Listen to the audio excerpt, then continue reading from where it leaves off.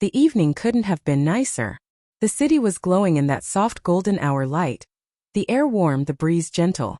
Amara walked along the sidewalk with an iced latte she absolutely shouldn't have bought, considering her bank balance was already in hospice care. Neon signs shimmered in puddles, couples laughed as they passed, and she thought, if life had background music, this would be the cozy slice of life track. Naturally, that's when the universe decided to kill her. The screech of tires ripped through the calm. She turned just in time to see headlights bearing down on her. "You've got to be kidding me." Bam! Darkness swallowed everything. When she opened her eyes, the world was gone. No city. No latte. Not even a body. Just a vast star-flecked void. Like someone spilled glitter over an endless sheet of black silk. And lounging in the middle of it was a man. Or some cosmic thing pretending to be one. He wore a smug grin. A bathrobe that looked dimensionally expensive, and held a mug labeled #OneGod. "Welcome, mortal," he drawled. "You died." Amara blinked. "I'm sorry." "You died," he repeated, like announcing tomorrow's weather. "Truck." Splat. "Textbook case." "You're welcome." She stared. "I was literally minding my own business. Do you know how rare it is for me to have a good day? And then a truck? The meme truck actually killed me." ROB smirked. "Don't flatter yourself. You weren't special enough for a meme. Just lousy luck." "Lousy?" "I got flattened." He took a slow sip. "People die. You're acting like it's personal." "It is personal. It happened to me." "Correct," he said, raising his mug like a toast. "Welcome to the void. Population. You and my radiant charm." "Oh my God, you're unbearable." "Technically omnipotent," he corrected. "But I appreciate the sentiment." She dragged her ghostly hands down her face. "Okay, fine. I'm dead. What now? Eternal nothingness? Or are you here to pitch some cliché deal?" ROB brightened. "You've been selected for our transmigration experience. Think of it as a second life with flavor." "By flavor, you mean my suffering is your entertainment." "Exactly," he chirped. A glowing roulette wheel appeared beside him, absurdly cosmic. Instead of numbers, it had labels. Naruto, Harry Potter, Doraemon, Twilight, One Piece, Attack on Titan, Barbie's Dream World, and dozens more. Amara stared. "You can't be serious." RB gestured like a game show host. "Spin the wheel of fate. Win a brand new life. This looks like a glittery slot machine." "Blasphemy. This is state-of-the-art cosmic engineering. It has stickers." He sighed. "Do you want a new life or not?" "Fine." She grabbed the lever. The wheel spun, flashing brightly until it clicked to a stop. "Twilight." She froze. No. No. Twilight. Sparkly vampires? Werewolf drama. A love triangle powered by zero logic. ROB clapped.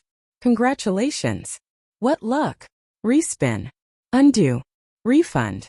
"No refunds." "Forks, Washington, here you come." She groaned. "Just kill me again." "Already did," he said cheerfully. Before she could protest, another wheel appeared. This one filled with symbols that shimmered like magic. "Since I'm merciful," he said, "you get 3 spins for powers." "Merciful," she grumbled. He snapped his fingers. "Spin." First spin, healing touch. "Okay. That's not terrible." ROB sniffed. "I was rooting for detect hidden loose change." "Shame." Second spin. "Luck blessing." "Yes. Maybe I won't die crossing roads again." ROB smirked. Truckcoin remains undefeated. Third spin, charm of the moon. She frowned. "What's that supposed to mean?" "People will like you. Trust you. Feel drawn to you. Very useful in a town full of moody teenagers and immortal predators." "So, you're making me the lead in a supernatural teen drama." "You're welcome." He snapped his fingers again. A manila folder appeared in her hands. "Your new identity, Amara Swan. Cousin to Isabella. Taken in by Charlie after your wealthy parents died in a tasteful tragedy. Seamless." Amara stared. "You're dropping me right into the plot?" "Front row seats," ROB said proudly. "Also, you're rich now. You'll never have to worry about bills or working retail. My generosity knows no bounds." "Why does this feel suspiciously kind?" "No catch," he said breezily. Just supernatural chaos, immortal politics, and teenagers with anger issues. But financially, you're golden. You're the worst. Flattering, but still omnipotent. With another snap, a mountain of paperwork materialized in her lap, stretching endlessly into the void. What is this? Standard transmigration forms, soul binding, world assimilation, liability disclaimers. Light reading. I should at least try to read. Sure, RB said. But that'll take you a few thousand years. Up to you. She glared, grabbed the pen and signed. I swear if this sells my soul. More of a lease. Without warning, he snapped his fingers. The floor vanished. Wait, give me a countdown at least. Time is money. RB called. And I made you rich. Be grateful. The void swallowed her whole. Her scream echoed until everything went black. RB stretched, swirling his cosmic coffee as the silence returned. Mortals, he sighed. Never read the fine print. Predictable. Emotional. Terrible negotiators. He smiled into his mug, but endlessly entertaining. The first thing Amara noticed was the bed. It was outrageously comfortable, the kind of plush cloud that belonged in a luxury catalog. White linens, soft pillows, fairy lights draped along the attic beams. An aesthetic so curated it almost felt staged. She rolled over, and the motion sent a protest throbbing through her skull. A headache bloomed behind her eyes, insistent and unfriendly. She pushed herself upright. On the bedside table sat an envelope with her name printed neatly across the front. Inside were a driver's license stamped Bella Swan, a stack of cards, cash, and neatly stamped paperwork. Her suitcase was half unpacked, and the walk-in closet looked like a stylist had taken over. Silk blouses, tailored trousers, leather boots arranged like museum displays. She snorted. Subtle ROB. Really subtle. Before she could dig deeper into her new life, another spike of pain ripped through her head. Sharper this time, fast, punishing. Her knees buckled and she collapsed onto the mattress, sinking into the absurd softness as the world tilted. Memories slammed into her. Hospital lights. Antiseptic. Voices saying her name. Tires screaming.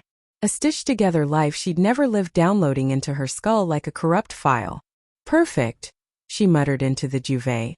Express delivery trauma. Thanks, ROB. A knock at the door made her flinch. Amara? You awake? Charlie's voice. Low, awkward, unsure. Yeah, come in, she managed. He stepped into the attic holding a steaming mug. He looked tired in a quiet way. Soft lines at the corners of his eyes, a hesitant smile he wasn't sure he was allowed to wear. Morning, he said.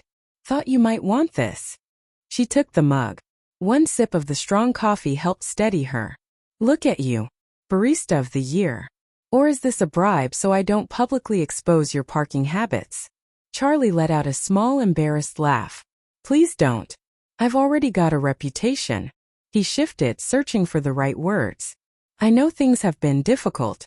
You don't have to rush anything. I took some time off to help settle things. Bella should be here in about a month. Thought you might want to start school with her, but you can wait longer if you need. Of course it lined up perfectly. ROB's scheduling was immaculate. Amara smiled, soft but practiced. Starting with Bella sounds good. Less awkward. Relief softened his shoulders. Glad to hear it. Breakfast is downstairs. I tried my best. I'll see you after work. Call me if you need anything. He lingered as if debating a dozen unsaid things, then backed out of the doorway. Once he was gone, Amara let out a small laugh. Kind. Awkward. And convinced I might crumble. Charming. She dragged herself into the closet and surveyed the hyper-organized wardrobe. More designer pieces, perfectly coordinated. ROB's handiwork, no doubt. She grabbed black jeans, a fitted top, and minimal gold jewelry, simple and sharp.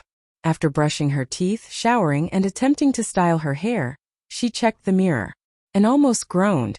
Same face as before. But polished. Enhanced.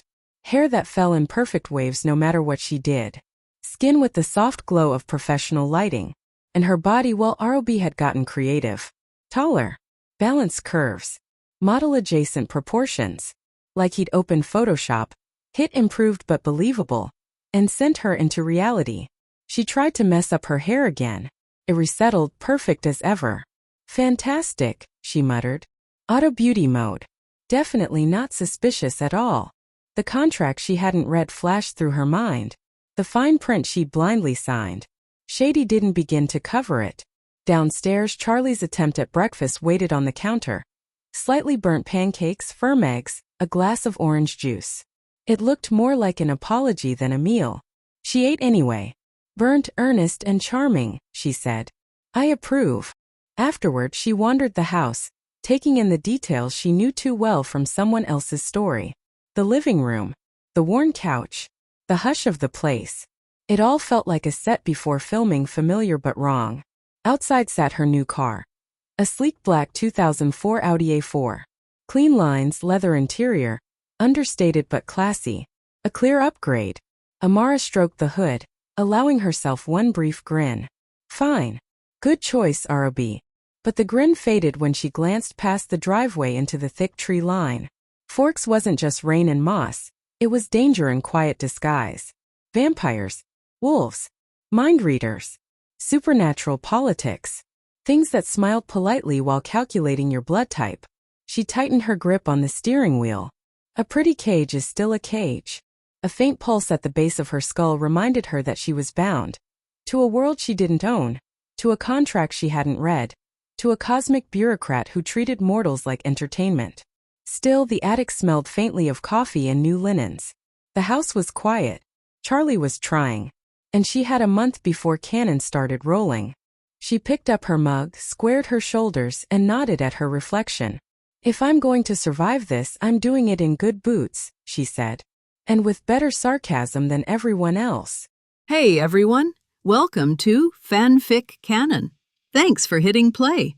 I'm thrilled to bring this fan-made story to life for you. If you enjoy the ride and want more narrated fanfics, smash, subscribe, and tap the bell so you never miss an episode. And if you want audiobook of a novel of your choice, join my Patreon. Request any title that's freely available online, and I'll produce a full narration just for you. Now, let's dive into today's adventure. Amara's stomach betrayed her before anything else did. Growling loud enough to echo in the quiet Swan house. She groaned, dragging herself into the kitchen like a prisoner heading to the gallows. One peek into the fridge and she froze. Eggs. A six-pack of beer. Half a bottle of ketchup. Something that might have been cheese. Once upon a time in another century. She leaned against the door deadpan. Well, looks like the food pyramid here is alcohol, cholesterol, and salmonella. Excellent. The pantry wasn't much better. Dusty cereal, canned soup, and jerky. It was survival food, technically, if she didn't mind losing her will to live after 3 meals. No wonder Charlie looks like he eats at the diner every other night, she muttered, cracking the last eggs into a pan. The result was a sad excuse for an omelet, which she shoveled down while promising herself she wouldn't die of scurvy before the Cullens showed up. Decision made. Grocery shopping it was. The Audi keys jingled in her hand, smug and shiny. As if Rob himself had chosen this car just to gloat. She slid into the leather seat, sighed at how smooth and comfortable it was and muttered, Okay, I'll admit it. This beats Bella's death trap truck. But still, Shady Rob strikes again. Problem. She had no clue where the grocery store was. She stared out at the endless trees, rain pattering against the windshield. Right. Given a car, no GPS, and not even a map. Perfect setup for me to end up in Oregon. Still she drove. And strangely enough, her hands seemed to turn the wheel at the right moments, guiding her past misty stretches of highway and dripping evergreens. Her luck blessing was clearly at work, and she couldn't even be mad about it. Forks was exactly as gloomy as she remembered from the movie Rain Heavy, cloud-smothered, and perpetually damp. She passed the little diner Charlie and Bella would one day eat at, and for a second she almost laughed. Well, that seals it. I'm officially living in a fanfiction of my afterlife. The grocery store parking lot was busier than expected. As she pulled in, heads actually turned. Of course they did. Stepping out of her sleek car in designer black jeans, a gold-accented top, and boots that belonged on a runway, Amara might as well have descended from another planet. Rain caught in her hair, making it glisten like she'd planned it, not like she'd just survived Fork's humidity. People openly gawked. A couple whispered, Great. I'm not even enrolled at Forks High yet, and I've already been upgraded to the town's new celebrity. Fabulous. Cart in hand, she made her way inside. Shopping turned into its own private comedy show. Vegetables went in first. Charlie's going to think I've joined a cult. Chicken and beef followed. Congratulations, Amara. You're now the Swan family's private chef. Milk, bread, cereal, coffee, and eggs. Actual food groups revolutionary. She hesitated, then tossed a few snack packs and hot chocolate into the cart. Fine. For future danger magnet I deserves cocoa, she can have it too. It might be the only comfort she gets after finding out her crush sparkles in the sunlight. At checkout, she glanced at the total and nearly choked. Wait. That's it? That's the price for all this? Are you kidding me? Future me was paying triple for half this cart. Inflation really is the final boss of humanity. For a moment, she considered buying out the entire store, becoming Forks food queen before the apocalypse of rising prices. But she restrained herself, settling for enough to feed herself and Charlie. Bella was a problem for next month. The drive home was just as miraculously smooth luck blessing again, making sure she didn't end up hopelessly lost in the woods. She parked, carried the bags inside, and started stocking the fridge and pantry. By the time she finished, the kitchen actually looked like humans lived there, not two bachelors competing to see who could survive longest on beer and toast. Amara wiped her hands on her jeans and gave the stocked shelves a smug once-over. Step 1 to surviving Forks: feed yourself before the monsters do. She leaned back against the counter, listening to the rain drumming against the roof, and smirked to herself. Take that, Shady Rob. I might be stuck in vampire territory, but at least I won't starve. Amara slumped into the kitchen chair, finally letting herself breathe. Her eyes drifted to the phone on the counter. Her new 2004 model. Ah, technology from the Stone Age, she muttered, picking it up. Tiny screen, no touch, barely even a camera that wasn't sad. No Spotify playlists, no Instagram scroll, no notifications to distract her from her human misery. Only one thing it could do: call. Her finger hovered over the contact list. Charlie. That was it. No friends, no old world group chats, no memes. Great. Fun times in Forks. If I want entertainment, I have to watch Bella and Sparkling Edward being gross. God help me. She scrolled through the menu one-handed, muttering sarcastically, whoever designed phones in 2004 clearly hated fun. At least I can call the one responsible adult around here without needing a secret decoder ring. A sigh escaped her lips as she set the phone down. Guess it's real-life survival now: grocery stocking, cooking, and dodging vampires. Who needs apps when you've got sparkle drama? She let her gaze wander around the kitchen, now fully stocked with groceries. For a moment, she felt a small thrill of accomplishment. She'd tamed the chaos, fed the house, and maybe kept Charlie from accidentally starving himself. That should have been enough to feel proud. And then it hit her. Edward Cullen. The sparkling, shiny, unervingly perfect vampire whose mind-reading ability could turn her sarcasm into an open book. Wait. Crap. Crap, crap, crap. Amara muttered, flopping her head into her hands. Did I just forget the main problem of that sparkle drama vampire is? Did I really just call him a glitter-coated menace in my own kitchen? She could practically feel it, the invisible eyes, the mental probes. If he were anywhere near, he'd know exactly what she was thinking. Every snide thought about him, every sarcastic little jab, all laid bare like a unicorn in a spotlight. Her fingers tightened around her empty coffee mug. Okay, stay calm, Amara. You've got this. Whenever you're near him, just think normal things. Like weather. Or broccoli. Or yeah, unicorns. Definitely unicorns. He'll probably think you're obsessed with mythical creatures. Haha. Take that, Sparkle.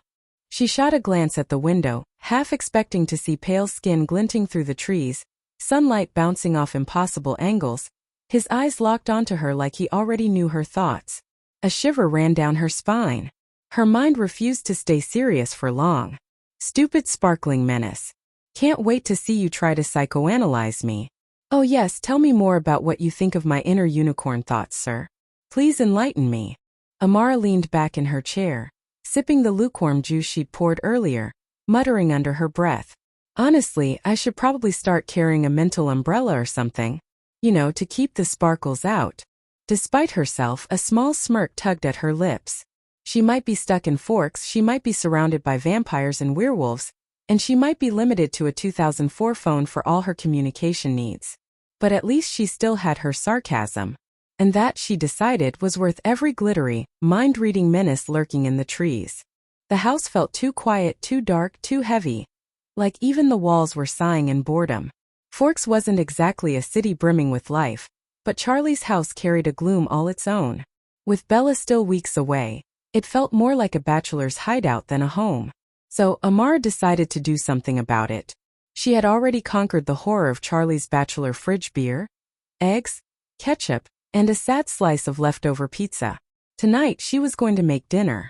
She wasn't a chef, but living alone in her past life had taught her survival cooking. Nothing fancy, nothing Pinterest-worthy, but decent. As she stood at the stove humming quietly to herself, the sizzle of food in the pan almost made the house feel alive. The front door creaked open. Boots thudded against the floor. Amara? Charlie's gruff voice carried down the hall. "Welcome back, Charlie," she called, stirring the pan like she belonged there. Charlie froze for a second, thrown off by the warmth in her voice. I thought maybe we'd go out for dinner, but you're cooking." Amara smirked, tossing a glance over her shoulder. "Surprise. Turns out I know how to work a stove. I bet that was a shocker, huh?" Charlie rubbed the back of his neck, mumbling, "Well, yeah, not used to, coming home to this." He shifted awkwardly, then added, "Need any help?" "Nope," she said with confidence. "Almost done. You can park yourself in front of the TV." Charlie nodded, retreating toward the living room. But there was a strange look on his face, like something tight inside him had loosened. For the first time in a long while, this old house felt less like a lonely cabin and more like a home. A few minutes later, Amara plated up something simple but actually edible: grilled chicken, roasted vegetables, and some salad that didn't look like it had been salvaged from a gas station. "Let me set the table," Charlie said quickly, almost eager, like he had to contribute something. Amara let him, watching as he shuffled plates and silverware into place with an awkward sort of care. When they sat down to eat, the silence wasn't suffocating, it was almost companionable. Between bites, Amara mentioned casually, "I was thinking of buying a few things for my room. And since Bella's coming, maybe I'll get her a couple things too. Make it welcoming." Charlie immediately straightened, almost stiff in his chair. That's real nice of you. But let me pay for both of you. You don't need to worry about things like that." Amara swirled her fork lazily through her food, keeping her tone light. "Don't worry about it, really. It's not a big deal." She glanced up at him with a teasing smile. "Besides, you wouldn't want me embarrassing you in front of Bella, would you? Imagine her finding out her dad can't even beat a goldfish." Charlie frowned, confused. "Goldfish?" She leaned forward slightly, elbows on the table, her grin widening. From your fishing stories.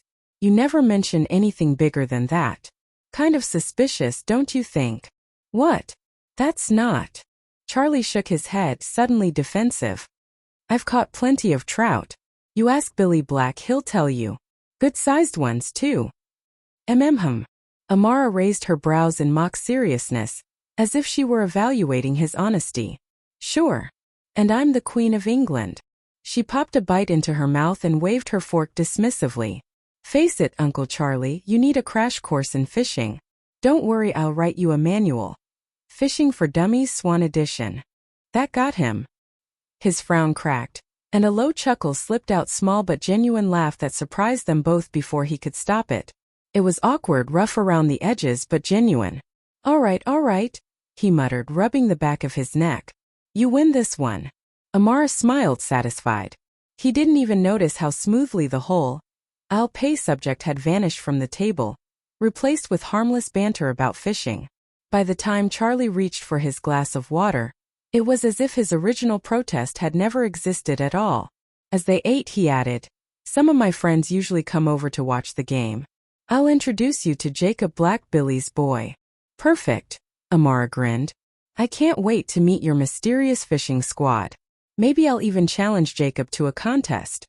Whoever catches the biggest fish gets bragging rights." Charlie laughed again, shaking his head. He hadn't realized how much he'd missed this feeling light, easy, normal. When dinner was done, he insisted. "I'll handle the dishes." "Be my guest," Amara said, leaning back with exaggerated relief. "I cooked you clean. Fair trade." She wandered into the living room while he worked, eyeing the space critically. Movie memory or not, this place screamed single dad cave. It needed warmth, life, a touch of comfort, or else she was going to spiral into depression just staring at it every day. After a while, fatigue hit her. She stretched, announced, "I'm beat. Heading to bed." "Good night," Charlie said, still rinsing plates. Then, almost as an afterthought, he called out, "Amara, how's your health? You sure you're okay? If you're not feeling right, we can go see Dr. Cullen. He's good." Her entire body stiffened. "No." The word shot out sharp and loud. Charlie blinked. She forced a nervous laugh, softening her tone quickly. "I mean, no, it's fine. Really. The medicine's working. I feel better than ever. Thanks, Shady Rob, and your overpowered healing perk." Charlie studied her, frowning, but finally nodded. "All right. But if you feel anything off, you tell me. Okay?" "I will," she promised. Then she hurried upstairs before he could press further. In her room, she swapped her day clothes for a pair of luxury pajamas that felt like clouds against her skin. She padded over to the window and peered out. The forest loomed dark and endless, an ocean of shadows swallowing the horizon. Moonlight spilled silver across the treetops, catching on wisps of mist that curled like fingers through the undergrowth.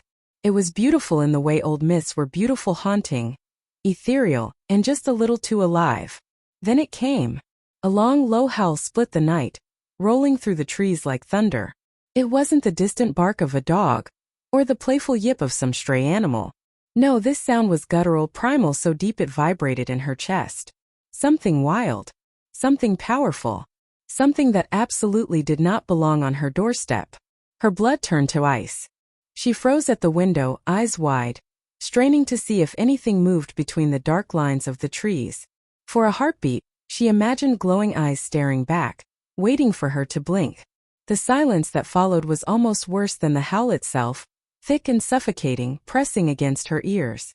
"Oh, right," she muttered finally, snapping the window shut with a sharp clack before yanking the curtains closed in one swift motion.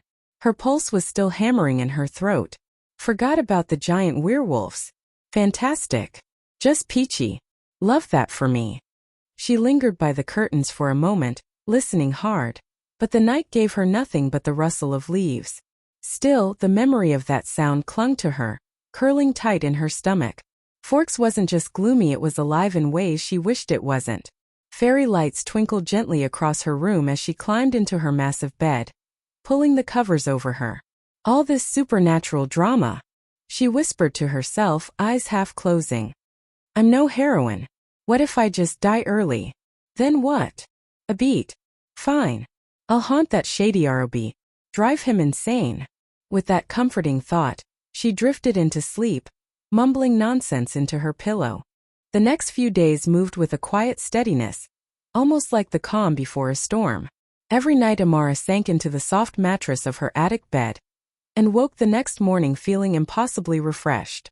Sleep wasn't just rest anymore, it was renewal. No matter how late she stayed up unpacking, cooking, or fussing over little things, she opened her eyes each morning with no trace of fatigue clinging to her body. Rob's so-called healing perk had to be responsible. She didn't like admitting it, but her body felt flawless. The kind of effortless vitality people in her old world would pay fortunes for. During those 2 days, she settled in little by little. She unpacked her remaining luggage, folding clothes and sliding shoes into the walk-in closet until it finally looked lived in. She double-checked her cards, IDs, and the sleek wallet that tethered her to the real world. And she cooked breakfasts with eggs and toast, lunches simple but satisfying, and warm dinners that filled the house with a sense of life it hadn't had in years. Charlie never said much, but she could read him better than he thought. His shoulders were less stiff when he came home to a house that smelled like dinner. The faint upward quirk of his lips was enough to tell her he was glad she was here, even if he'd never say it out loud. And lately there was something more. He was almost buoyant in his quiet, awkward way. "Belle'll be here soon," he mentioned one morning too casually while buttering his toast. The corners of his mouth tipped upward. His eyes softened, and Amara realized with a start that the usually stoic Charlie Swan was almost giddy. She hid her grin behind her coffee mug. If only he knew. Poor man thinks Bella's return is just father-daughter bonding time. He has no idea it comes with moody teenagers, sparkly vampires, and a supernatural soap opera. The thought made her chest tighten, so she quickly pushed it away, the same way she always did when the Twilight plotline tried to loom too large. Whenever she thought too hard about the supernatural ticking beneath this town, she'd distract herself organizing her closet, perfecting dinner, even humming songs under her breath while washing dishes. It was easier to act like Forks was just a normal sleepy town and not the stage for immortal angst and werewolf drama. By morning she rose with purpose. Today she was going shopping in the nearest city, the same one mentioned in the movie. Her plan: buy things to brighten her attic room, add warmth for Bella's future room, and breathe some life into this dreary house before it swallowed her whole. She moved through her morning routine with practiced ease, brushed her teeth, combed through her glossy hair, and slipped into something that would have looked right at home in a 2004 fashion magazine low-rise bootcut jeans, a slim white top that hugged just right, and a cropped denim jacket. She slid on a pair of pointed-toe heels, dabbed on lip gloss, and glanced at her reflection. No makeup needed. Her skin had that frustratingly perfect glow now. Charlie had already left early for work. Some new case at the station had pulled him in, so today she made herself a quick breakfast. Eggs, toast, and coffee. Simple, grounding. As she sat at the small kitchen table, she glanced around the gloomy house, its walls heavy with silence. "This place needs saving," she muttered as she rinsed her plate. Step 1: shopping spree. Grabbing her card and jacket, she locked the front door behind her and stepped out to where her black Audi A4 waited. A couple of neighbors who hadn't left for work yet paused to stare. Amara, with her glossy hair, tailored jeans, and sunglasses perched on her head, looked more like a model out of a catalog than a new girl in Forks. She smirked at the gawking and slid smoothly into the driver's seat. The engine purred, low and steady, and a ripple of excitement traveled through her. She checked her phone. Basic, clunky, a 2004 relic that made her miss Spotify, Instagram, and all the sleek conveniences of 2025. This was all she had now, a single contact saved: Charlie. It was depressing if she thought about it too long, so she snapped the phone shut and tossed it aside. Distraction, she whispered to herself, gripping the wheel. That's the key. With that, she backed out of the driveway and turned onto the road leading toward the Port Angeles. The forest stretched endlessly on either side, mist curling through the trees. Rain slicked the pavement, the kind that clung to the air in Forks like a permanent companion. The scenery was beautiful in its gloom. Almost cinematic. She could almost picture the very frames from the movie. People she passed on the road glanced twice, some outright staring at the girl in the sleek black car with the model-like aura. Amara only smirked, letting them wonder.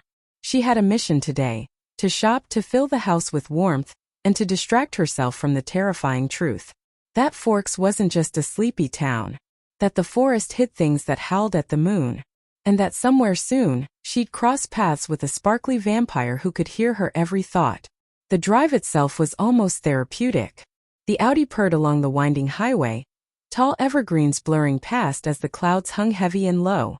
Every few miles she caught glimpses of the ocean glinting through the trees, a reminder that this corner of the world could be breathtaking when it wasn't suffocating. By the time the first signs for Port Angeles appeared, she almost convinced herself that this trip wasn't just a distraction, it was a small reclaiming of control. Port Angeles wasn't exactly New York, but compared to Forks, it felt like stepping into civilization. More lights, more cars, actual sidewalks with more than two people on them. For Amara, it was a breath of fresh air, or as fresh as the misty Pacific Northwest could offer. She parked her Audi A4 along a side street, stretched her arms over her head, and exhaled. Even that small movement had people's eyes flicking toward her. What is it with these people? Have they never seen a girl stretch before? Fishing her sleek little 2004 flip phone out of her bag, she glanced at it like it was some ancient relic. That was it. She sighed and slid it back into her pocket along with her bank cards. Okay, let's make this house look less like a horror movie set, she muttered, squaring her shoulders and heading into the first store. Once inside, she didn't even bother glancing at the price tags. Rob had shoved her into this world with wealth to spare. She wasn't about to pinch pennies. One by one, she piled her cart with things that would breathe life into Charlie's gloomy house. Lamps with warm light instead of sterile white, soft bed sheets with actual color, throw pillows in cozy textures, a few elegant picture frames. She snagged some bathroom sets, 2 towels, a decent shower curtain, organizers. Then came the fun part. Plants. Not huge ones that would take over the house, but small leafy greens for the windowsills, a couple of potted cuties to brighten the porch. At least if I'm going to be eaten by vampires, I'll die in a house that looks alive, she thought dryly. When she passed the teen decor aisle, her steps slowed. Her mind flicked to Bella, moody, clumsy sparkle drama Bella. Amara plucked a few pieces for her cousin's future room anyway. Chic bedding, a modern lamp, and some wall art that screamed I'm trying but not too hard. If nothing else, Bella wouldn't feel like she'd moved into a time capsule. For herself, she grabbed a few indulgent touches.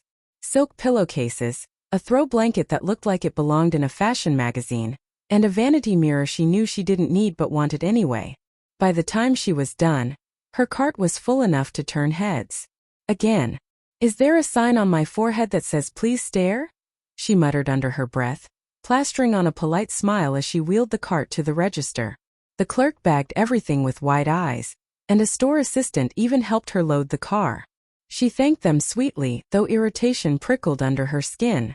Forks might be gloomy, but at least there she wasn't a walking zoo exhibit. Once everything was stacked neatly in her Audi's trunk, Amara ducked into a little cafe on the corner. It smelled of fresh coffee and pastries, and the warm buzz of chatter was a nice change from Fork's oppressive quiet. She ordered a cappuccino and a plate of something flaky and buttery, then slid into a booth by the window. Her gaze drifted outside while she stirred her coffee, the spoon clinking against the porcelain. She should have been relieved. She had money, clothes, a house, even a doting but awkward guardian. On paper, her new life looked perfect. But her chest tightened anyway, because this wasn't just any world. It was a world of bloodsuckers who could rip her throat out in seconds, and werewolves who could turn her into minced meat if they so much as lost their temper. And worse, her presence here might already be throwing things off. Twilight wasn't just a story anymore. It was real. What if Bella's path changes because I'm here? What if someone dies who wasn't supposed to? Amara clenched her jaw, staring down at her reflection in the dark coffee. I don't care if I die, she whispered under her breath. But if someone else dies because of me. She trailed off, pressing her lips together. That was the thought that scared her more than all the glittery vampires and giant werewolves combined. She shook it off with a sigh, forcing a smile as the waitress dropped off her pastry. Retail therapy first. Existential dread later. A new day in Forks, though yesterday still clung to me like leftover perfume. My legs ached faintly from hours of walking around Port Angeles, and my wallet was lighter, but the memory of glowing lamps, patterned pillows, and tiny potted plants still felt like victory. Yesterday had been about distraction, about filling up the silence in that house with warmth. Today was another story. This was all healing magic. No matter how bone-deep the exhaustion, every sunrise reset me, my body restored to its peak state, stronger and healthier than the night before. It was like having an invisible reset button other people didn't even know existed. What I didn't realize yet was that this gift wasn't limited to me. The same energy that healed me could be shared, flowing through my touch like a pulse of quiet magic. One day, I'd discover that I could pass it on to someone else. But for now, I remained blissfully unaware of the power humming under my skin. Yesterday had been about distraction, about filling up the silence in that gloomy house with warmth. Today was another story. I'd gotten back home just as the sun dipped behind the ever-present clouds. The driveway was already occupied, Charlie's cruiser sitting there, neat and precise, the only constant in a town that seemed to breathe secrets. He was leaning against the porch railing fawning when I pulled up, sipping from a can of soda. The moment he saw me juggling a takeout bag and keys, he straightened, the corners of his mouth twitching into what, for him, passed as a grin. Need a hand? He asked, already moving to help before I could reply. Yes, please. Unless you want me to collapse dramatically on the porch, I said, handing him one of the heavier shopping bags. Charlie didn't even flinch at the weight. He carried it inside like it was full of marshmallows instead of bathroom organizers, and a suspiciously heavy ceramic lamp. We set everything down in the hallway bags stacked like a miniature fortress before I unpacked the takeout. I'd picked up food from a decent little restaurant in Port Angeles, something beyond the standard Forks diner fare. Charlie raised an eyebrow when he saw the containers. "This isn't pizza," he noted, half curious, half suspicious. "Nope. Actual food groups. You should try it sometimes. Vegetables included," I teased. He gave me a look that probably scared suspects into confessing but only made me laugh. Still, he sat down with me at the table, mumbling who knows what under his breath. After sitting down, we both start to dug in. Dinner was quiet, but not uncomfortable. Charlie wasn't much of a talker, but the easy rhythm of sitting together felt comforting. He seemed genuinely happy to be at home, a rare lightness in his usually quiet demeanor. "So," I said between bites, "tomorrow I could use a hand decorating Bella's room. Think you can handle that?" Charlie's face lit up ever so slightly. "Of course. I hope she likes it." I smirked to myself. Even if that moody, sparkle-obsessed girl doesn't like it, who cares? We chatted while finishing our food, him sharing random little stories from around town, things I would have found boring in another life, but here they felt grounding. He mentioned his friend Billy was planning to drop by later in the week to watch a game with him. Yes, the baseball game they always watch in the movie, I thought with a small, amused smile. And apparently Jacob would be coming along too. "That's good," I said lightly, more to myself than to him, watching the small joy flicker across Charlie's face. He seemed genuinely pleased at the thought of company, of small, normal things. And for a moment, I let myself forget that vampires and werewolves lurked beyond the forest, that nothing here was truly ordinary. By the time we finished, exhaustion hit me like a freight train. My legs protested every step up the stairs, and I made the executive decision not to even peek into the shopping bags. Whatever future decorating spree awaited, it could wait another day. I stumbled into the bathroom, turned the shower as hot as I could stand, and stood there until steam fogged up the mirror. The water washed away the city grit, the faint worry clinging to my skin, and some of the weight pressing against my chest. By the time I slipped into bed, I was barely conscious. Bags untouched. Plans postponed. Body demanding rest. The last thought that flickered through my head before darkness claimed me was simple. At least here in this borrowed life, sleep came easy. And when I woke the next morning, it was as if I'd been rebooted. No soreness, no fatigue. Just that strange, quiet healing the system had gifted me. Another reminder that no matter how normal my routine seemed, nothing about my existence here was ordinary. The morning was gray and rainy, the kind of steady drizzle that made Forks feel even more. Forks, why? I shuffled to the bathroom, still half asleep, and went through my usual routine, brushing my teeth, washing my face, and taking a moment to stretch. Even in simple hoodie and trousers, my hair and no makeup face seemed flawless, courtesy of whatever Rob had done to me. I caught my reflection in the mirror and raised an eyebrow. Great, now even my lazy day look is runway ready. Perfect. Peering out the window, the rain streaked down like silver threads across the glass. It was calming in its own way, a quiet backdrop for what I had planned today. Downstairs, the comforting smell of coffee hit me as soon as I stepped into the kitchen. Charlie was already there, a mug in each hand, and for some reason he looked almost giddy. "Morning," he said, setting a cup in front of me. "I made coffee for both of us." I raised an eyebrow. "Look at you.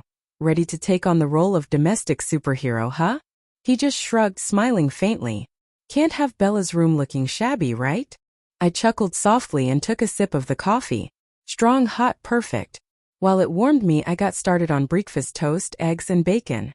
The kitchen filled with the smell of cooking, a small, simple ritual that made the house feel more like home. Charlie helped where he could, flipping the eggs with exaggerated care, mumbling something about how breakfast had been disastrous before, and I laughed at him. After we ate, he leaned back in his chair, eyebrows raised. "So what do you want to tackle first?"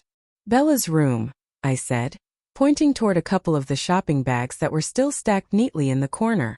From across the kitchen, I could feel his quiet excitement radiating, and it made me smile. Charlie nodded, setting his empty plate aside. "All right, let's do this." We carried the bags upstairs together, him holding most of them and me trailing behind with the smaller, delicate items. Once inside Bella's room, we spread everything out on the floor. My eyes swept over the space, already imagining what it could become. We started with the big pieces: the bed, the sheets, and the covers. I adjusted the bedspread so the patterns aligned perfectly, while Charlie positioned the throw pillows, each one chosen carefully for color and texture. Next came the lamps, placed on the nightstands, their soft light capable of cutting through even Fork's perpetual gloom. Curtains were hung, the fabric falling just right to match the bedspread. A rug went under the bed, soft and warm, while I arranged little decorative touches. A couple of plants for the windowsill, a small stack of neatly folded towels, and framed pictures that brought life to the walls. Even Charlie got involved with the last bit, holding up a cute picture frame as I decided the perfect spot. After what felt like a fun whirlwind of color, texture, and carefully curated coziness, the room finally came together. The curtains swayed gently in the morning breeze that sneaked through the slightly open window. The bed looked inviting, the sheets soft and stylish, the throw pillows and cover coordinating perfectly. A warm lamp glowed faintly, and even the small rug underfoot made the room feel alive. The little decorative touches, the plants, the pictures added personality, a promise of life waiting for Bella's return. We stepped back, both of us silently taking it in. Charlie's lips curved in a rare, satisfied smile, and I allowed myself a small sarcastic thought. Even the moody, sparkle-obsessed Bella can't complain about this. But if she does, well, she can deal with it. Charlie stepped back from Bella's newly decorated room, hands on his hips, and let out a small, satisfied sigh. "It looks nice. Really nice," he said, a proud smile tugging at his lips. "I think she's going to like it." I smirked. "Glad you approve. Think you're ready to tackle another room next?" He chuckled, shaking his head. "Let's do it." Back downstairs, we spread out the bags I had set aside for the main space. Throw pillows for the couch, soft rugs for the floor, small touches for the kitchen counter, everything meant to add color, texture, and warmth. I held up a vibrant cushion. "Charlie, if you don't like it, speak now." He glanced at it, then quickly shook his head. "It's perfect." We moved on to lights, adjusting a few to give the living room a softer, cozier glow. Even Charlie got a kick out of fluffing the couch cushions, trying to arrange them just right. I couldn't resist teasing him every now and then, nudging him to move a pillow an inch to the left, trust me. Once the living room was complete, we made our way upstairs to my attic bedroom. I had a few small decorations and touches I wanted to add: vanity mirror, framed pictures, little plants for the windowsill, and a soft rug underfoot. Charlie even helped me hang a decorative piece on the door, stepping back to admire his handiwork. Finally, we returned to the living room and paused at the doorway. Everything felt alive, warm, lived in. The colors balanced perfectly, textures inviting, lights glowing softly, and the little detail: the plants, cushions, rugs made the house feel less like a lifeless shell and more like a home. I glanced at Charlie, who looked quietly pleased, his hands tucked into his pockets as he surveyed our work. I smirked, teasing, "So do you like it? If not, we can totally change it back." He didn't even hesitate, mumbling quickly, almost defensively, "It's perfect." I laughed softly. "Good. That's what I like to hear." For a moment we just stood there, taking it all in: the warmth, the comfort, the subtle sense that maybe, just maybe, this house could finally feel like a home. Charlie leaned back on the couch, surveying the freshly decorated living room one last time. It finally looked like a space where humans actually lived, not a cabin straight out of a crime scene documentary. He cleared his throat, half smiling. "You know, after all this work, maybe we should eat out tonight." I arched an eyebrow. "Eat out? Look at you, Chief Swan, suggesting dinner dates." "Where to?" "The diner," he replied, like it was the only option in town. Which, to be fair, it basically was. They know me there. Of course they did.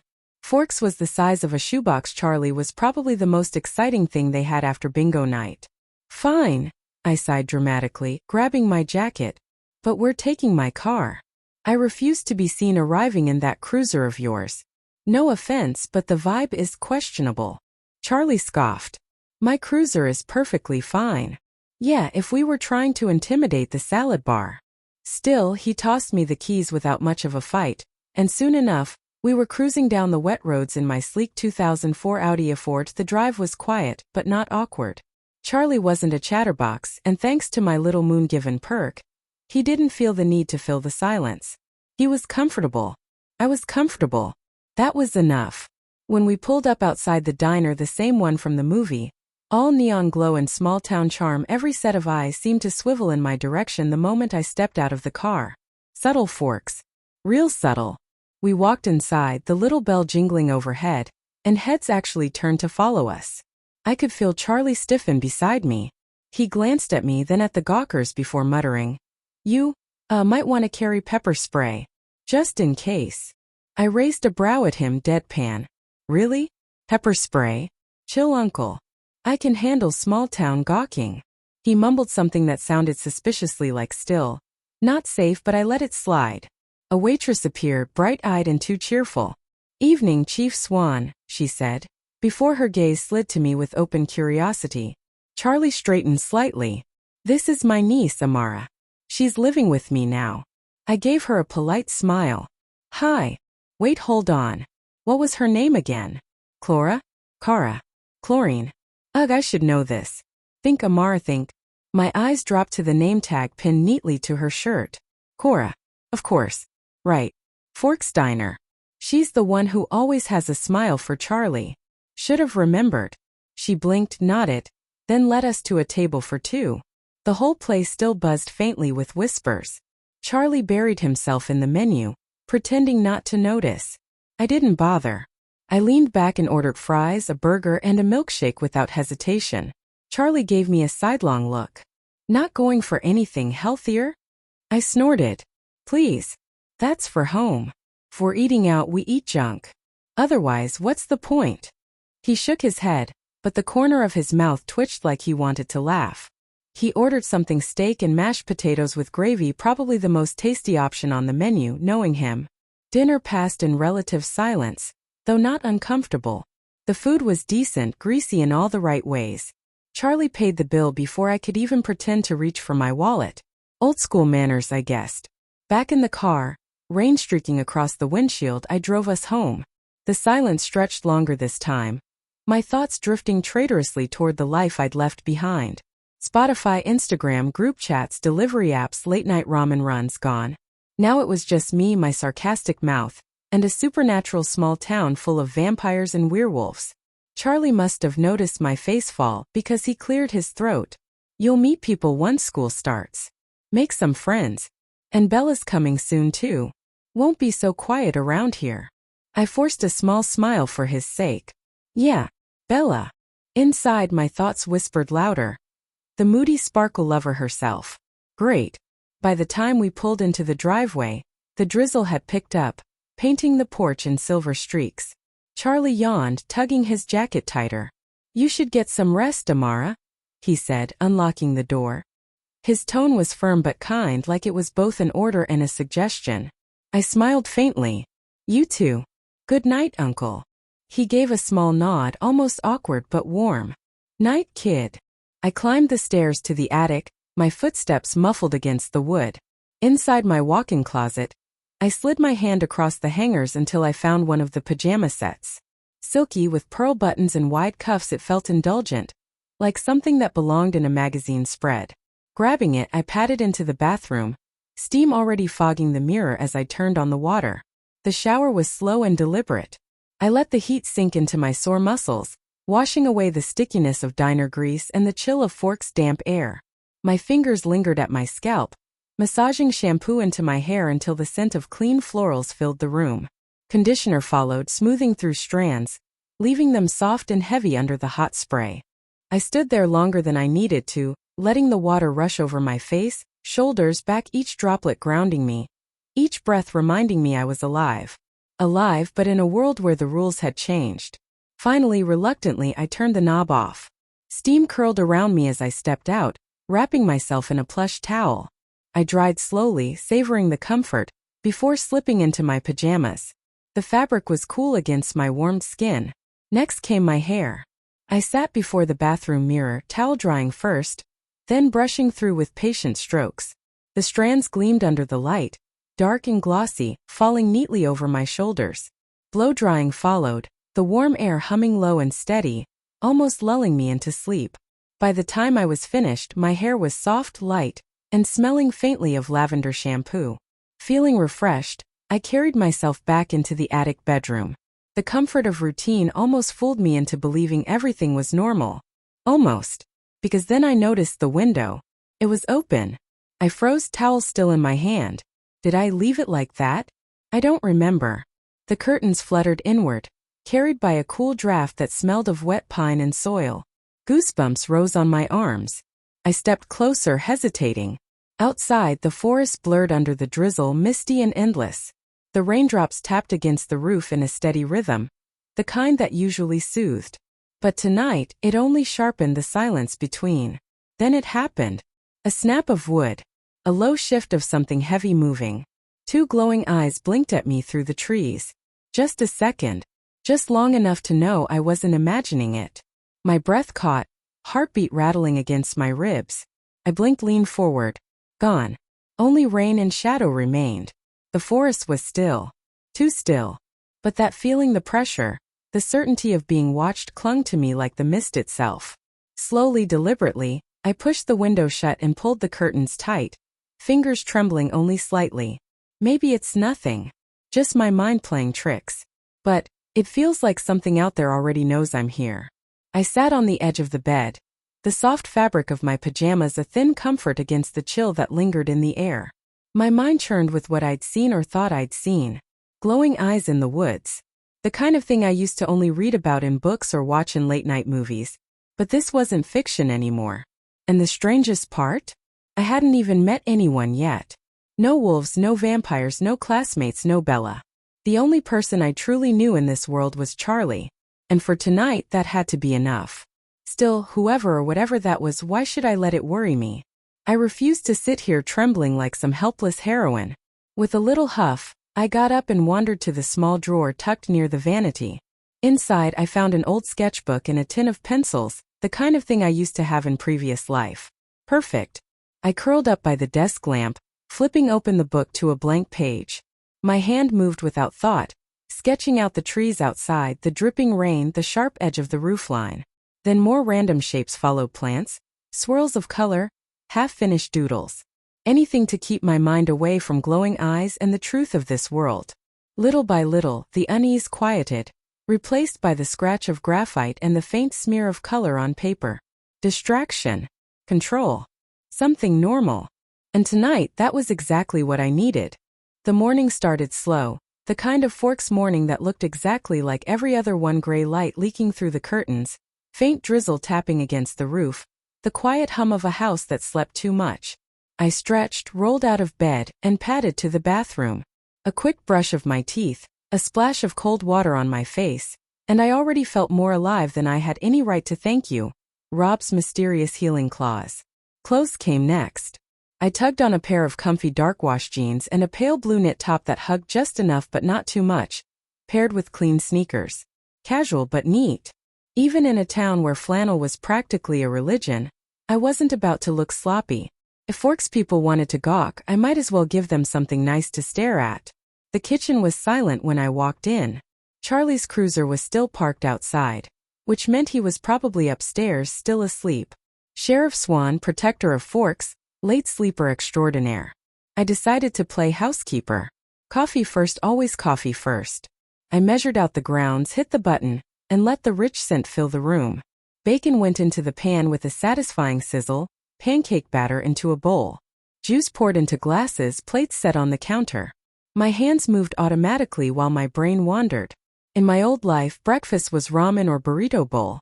Now here I am, flipping pancakes like I'm auditioning for some Perfect Niece of the Year award. At least I can do something for Charlie if making breakfast and coffee is all it takes. Then that's enough. Footsteps creaked on the stairs. Charlie appeared, hair slightly mussed, still blinking away sleep, pulling on his sheriff's jacket halfway like he couldn't decide if it was too early to commit to being law enforcement yet. "Smells good," he muttered, already reaching for the mug I'd set out like I was his personal coffee fairy. "Coffee and breakfast, Sheriff." "You're welcome," I said sweetly, sliding bacon onto a plate. He sat down, fork in hand, before I even put pancakes on the table. Thanks, he mumbled around the first bite. Stoic, gruff. And yet the way his shoulders relaxed said more than words. He liked this. Halfway through his pancakes, he cleared his throat. Just so you know, Billy's coming over today. Bringing Jacob. We're gonna watch the game. I raised a brow, stabbing my pancake. Noted. Do I need to provide commentary? Or just snacks? Charlie smirked faintly, sipping his coffee. Neither. Don't worry about food tonight. I'll pick something up, and Billy usually brings something anyway. I nodded casually, but my brain was already whirring. Jacob Black. Future alpha werewolf. Imprinting. Renesmee. Messy love triangle. Yikes. It was surreal thinking about him not as the brooding wolf from the books and movies, but as the awkward teenager he still was. After breakfast, I rinsed the plates and wandered toward the back door. The drizzle outside made the yard look like a painting, lush green grass, damp earth, and endless trees vanishing into mist. The air smelled clean, too clean. Like the world hadn't yet caught up to pollution levels I knew from 2025. I wrapped my arms around myself, staring at the forest edge. Beautiful, yes, but also a little too quiet, a little too eerie. Inside again, I barely had time to shake off the chill before the sound of tires crunching on wet gravel reached my ears. A car door slammed. Then another. Showtime. I opened the front door just as Charlie appeared from the hallway. His whole face lit up in a way I rarely saw, like a teenager who'd just been told there was free pizza. If I hadn't witnessed it myself, I'd never believe Chief Swan was capable of looking so eager. Amara, he said warmly, this is Billy Black. And his son, Jacob. Billy gave me a kind, measured look, his weathered face showing sympathy before he even spoke. I'm sorry for your loss. I heard about your parents. A dull ache pulsed in my chest. Not because I felt it, because it was supposed to hurt. If he hadn't reminded me, I probably would have forgotten. Thanks for that, Billy. Out loud, I managed a polite, thank you. That means a lot. Jacob shifted beside him, tall for his age but still lanky, dark hair brushing into his eyes. He shoved his hands into his pockets, suddenly shy. Hi. His voice cracked just enough to make it awkward. I softened my smile. Hi, Jacob. Nice to meet you. We all moved back inside. Charlie's energy was practically vibrating as he gestured at the living room, pointing out every change: the new rug, the throw pillows, the lamps. Watching him beam with pride, I thought, if I hadn't seen it with my own eyes, I'd never believe this was the same man who communicates mostly in grunts and shrugs. For once, the Swan house didn't feel like just a house. It felt like a home, and Charlie was proud to show it off. Billy and Charlie had settled comfortably in front of the TV, voices rising and falling with the game as though nothing in the world mattered beyond touchdowns and fouls. The room smelled faintly of coffee and the savory hint of the snacks Billy had brought along. Jacob and I, however, ended up at the dining table with a bowl of chips and salsa between us, a couple of cans of soda fizzing quietly at our elbows. First, Jacob just stared, like I'd dropped out of a movie scene and somehow landed in his dad's living room. His dark eyes widened, and he nearly forgot to breathe before flushing and tearing his gaze away.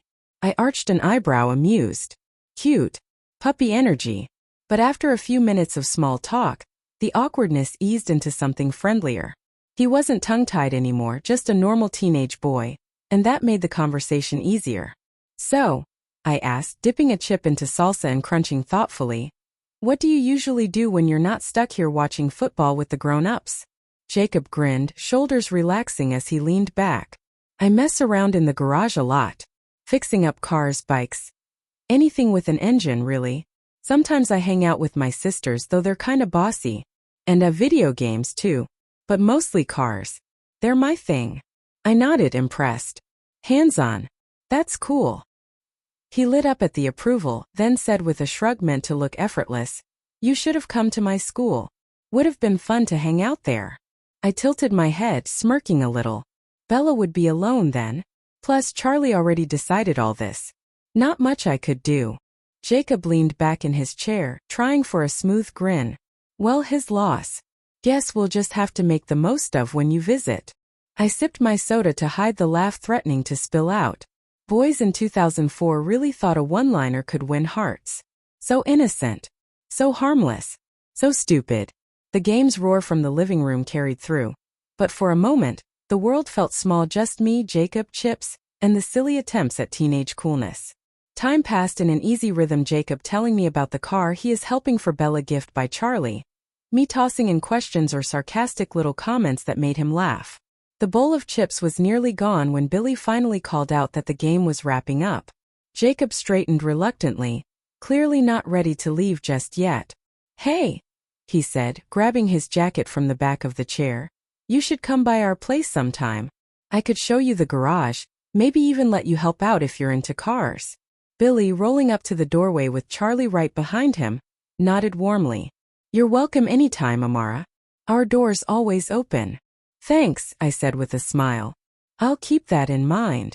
Jacob gave me a little wave before following his dad out. Charlie saw them off at the door, exchanging the kind of easy, long-time friend goodbyes that spoke of years of history between them.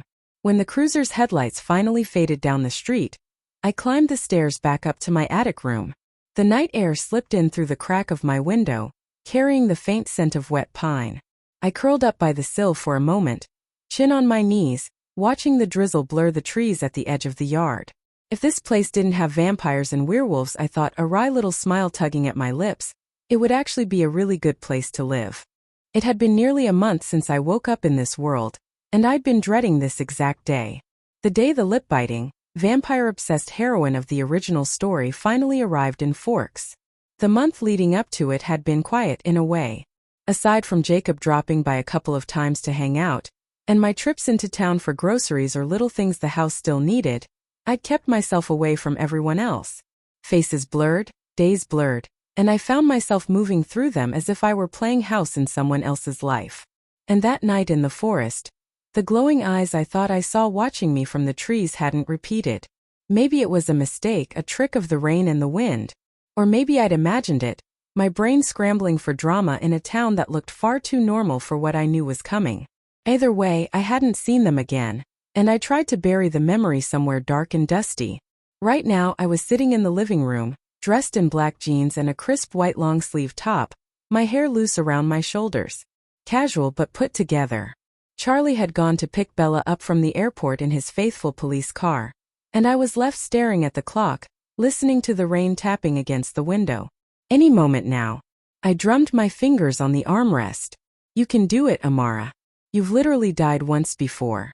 Meeting Bella Swan cannot possibly be worse than that." The crunch of tires on gravel and the groan of a car door reached my ears. My stomach dropped. Showtime. I pushed myself up and walked to the door. "Smile. Be normal. Don't scare her off by announcing you know her love life is doomed to glitter and wolves." The cruiser door slammed shut. I pulled open the front door just in time to see a pale, brown-haired girl climb out. She looked exactly as I remembered from the movie Slightly Lost, a little awkward and of course already biting her lip. "Bella, this is Amara, your cousin," Charlie said, proud as if he just introduced two prize horses. "Amara, this is Bella." "Hi," Bella said softly, eyes widening as she took me in. I gave her a polite smile. "Hey, welcome to Forks." Her gaze flicked over me again and then yep, there it was. Lip bite number 2. I had to stop myself from sighing. God, she's going to chew that poor lip raw. We headed inside, Bella trailing just behind Charlie. The moment she crossed the threshold, her eyes darted around the living room, lingering on the new curtains, the throw pillows, the warm glow of the lamp. "Wow," she said. "This looks really nice." Charlie, who had clearly been waiting for this exact reaction, grinned. "That's all Amara. She decorated everything. Even did your room." Bella froze, a little overwhelmed. "Oh, thanks." Her voice was so small I almost missed it. I waved it off, amused. "It's fine. I didn't know your exact taste, so I just guessed. Don't worry, no wolf posters."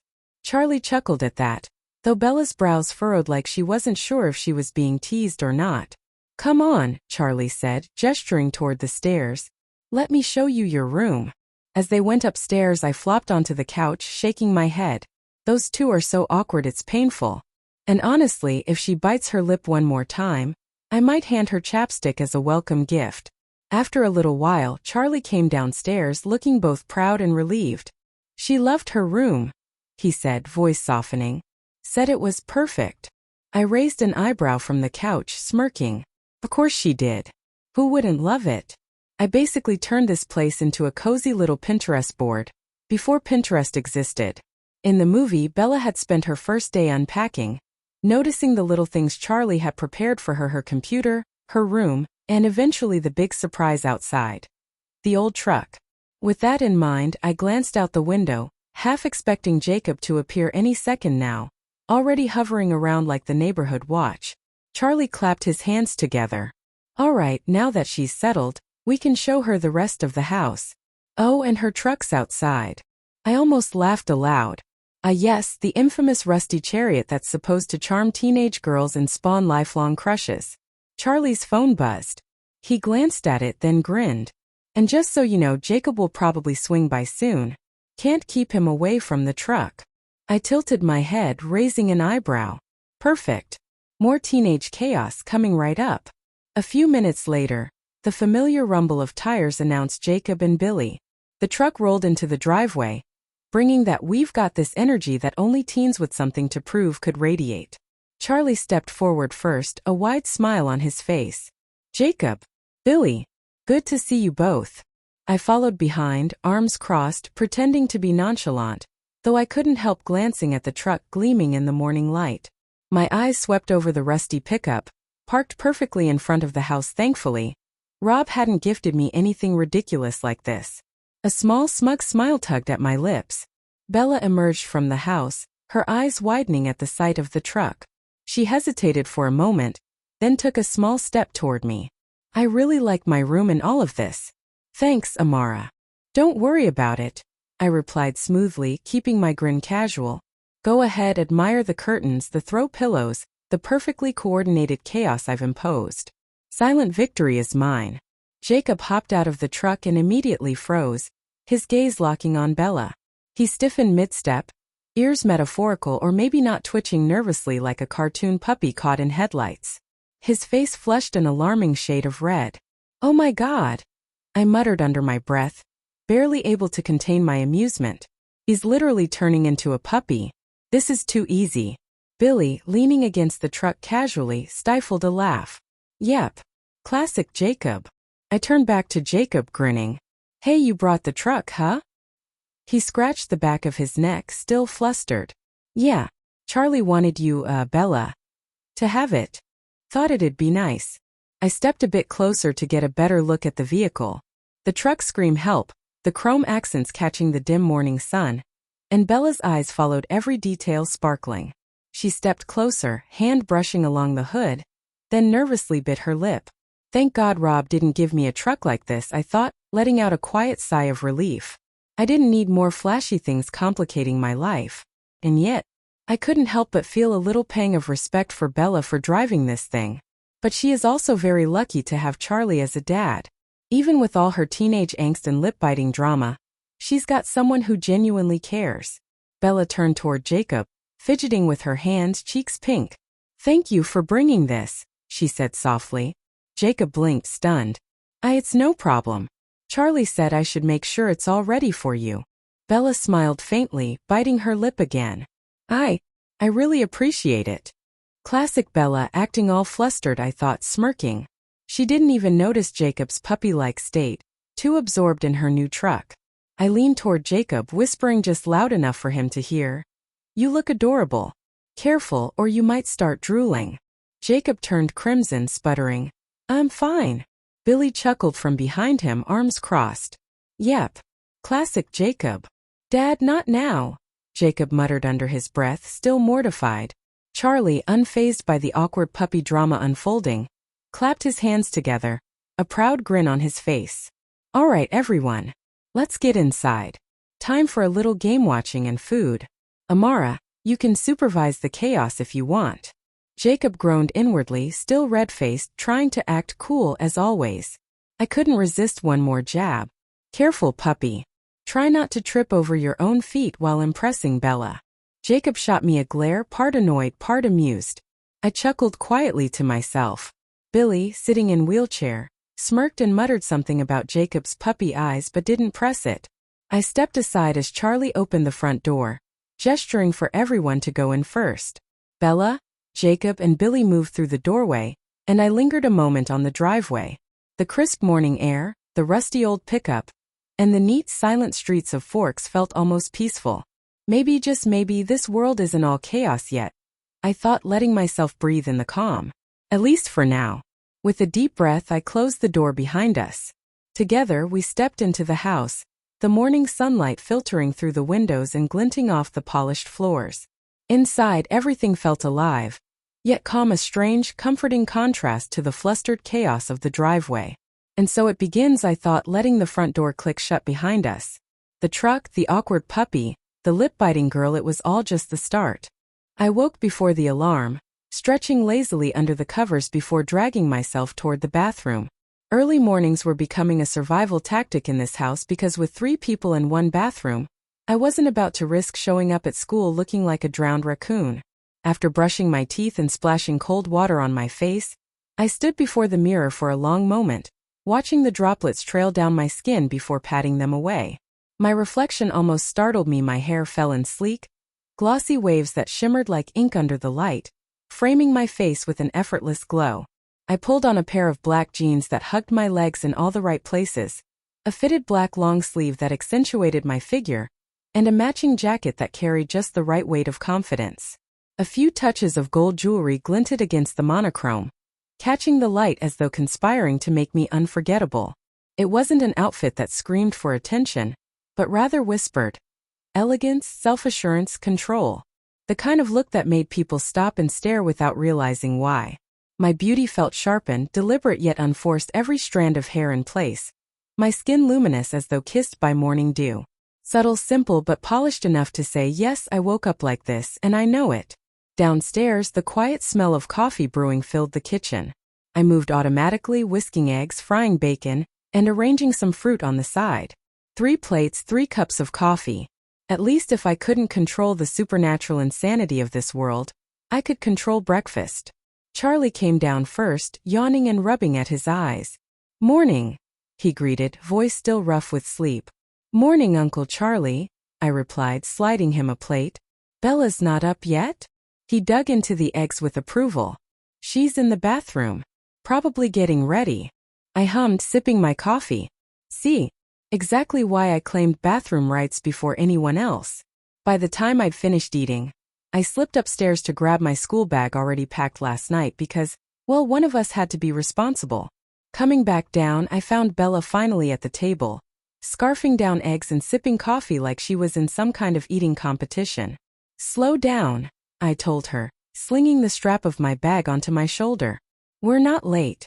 We've still got time." Her cheeks flushed faintly as she mumbled through a bite. "Thanks for breakfast.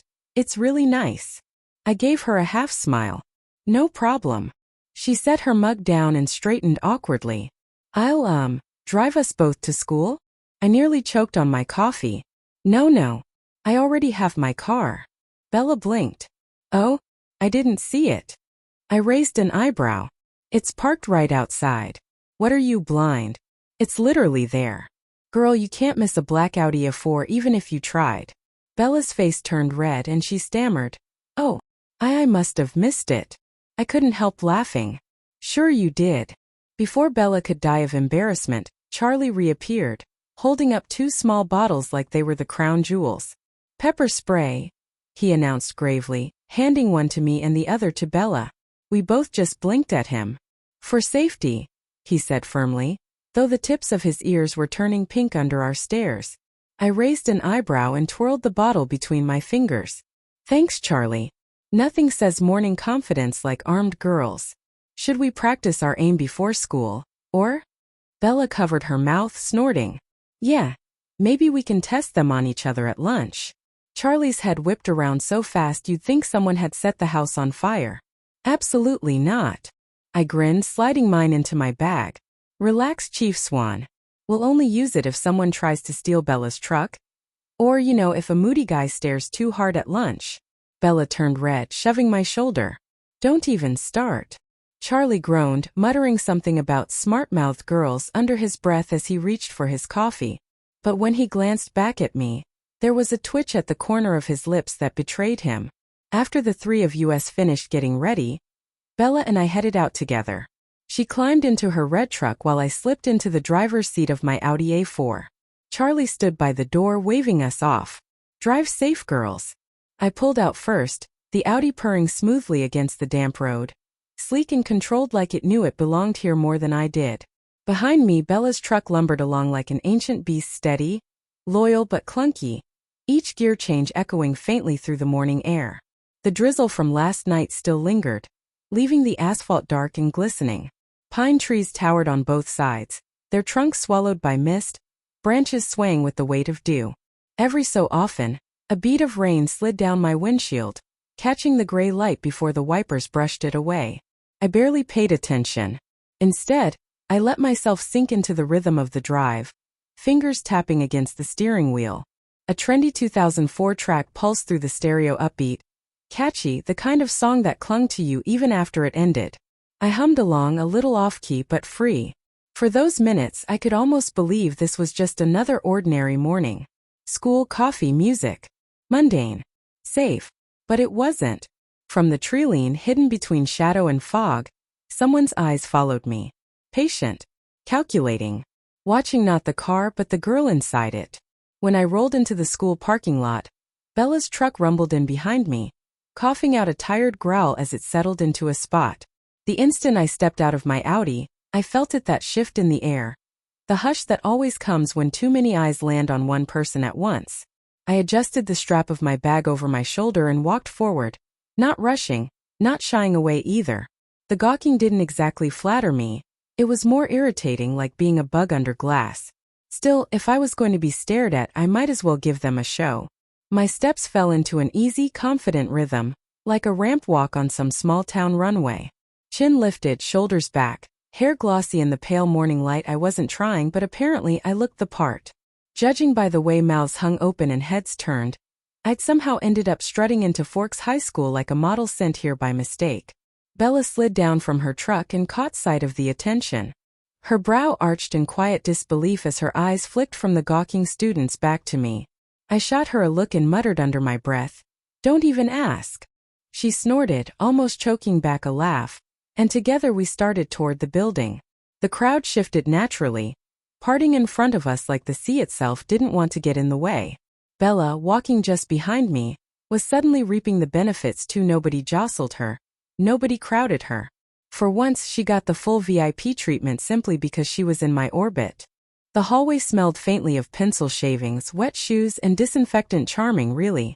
Bella and I had barely taken 10 steps inside when a wiry guy with spiky hair and a notebook tucked under his arm appeared in front of us like he'd been lying in wait. "Eric York or something?" I blinked. "Oh right. I forgot about this scene. You're Isabella and Amara Swan, the new girls," he announced dramatically, puffing his chest out like someone had cued a fanfare. He gave Bella a quick grin, then his eyes landed on me. His jaw actually slackened for a beat before he scrambled to recover.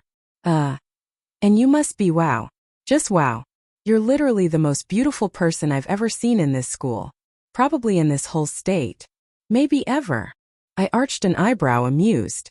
Smooth wasn't exactly his brand, but at least he was earnest.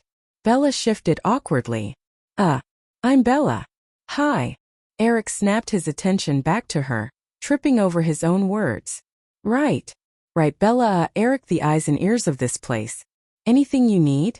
Tour guide? Lunch date? Shoulder to cry on." Bella blinked at him, mumbling, "I'm really kind of the more suffer in silence type."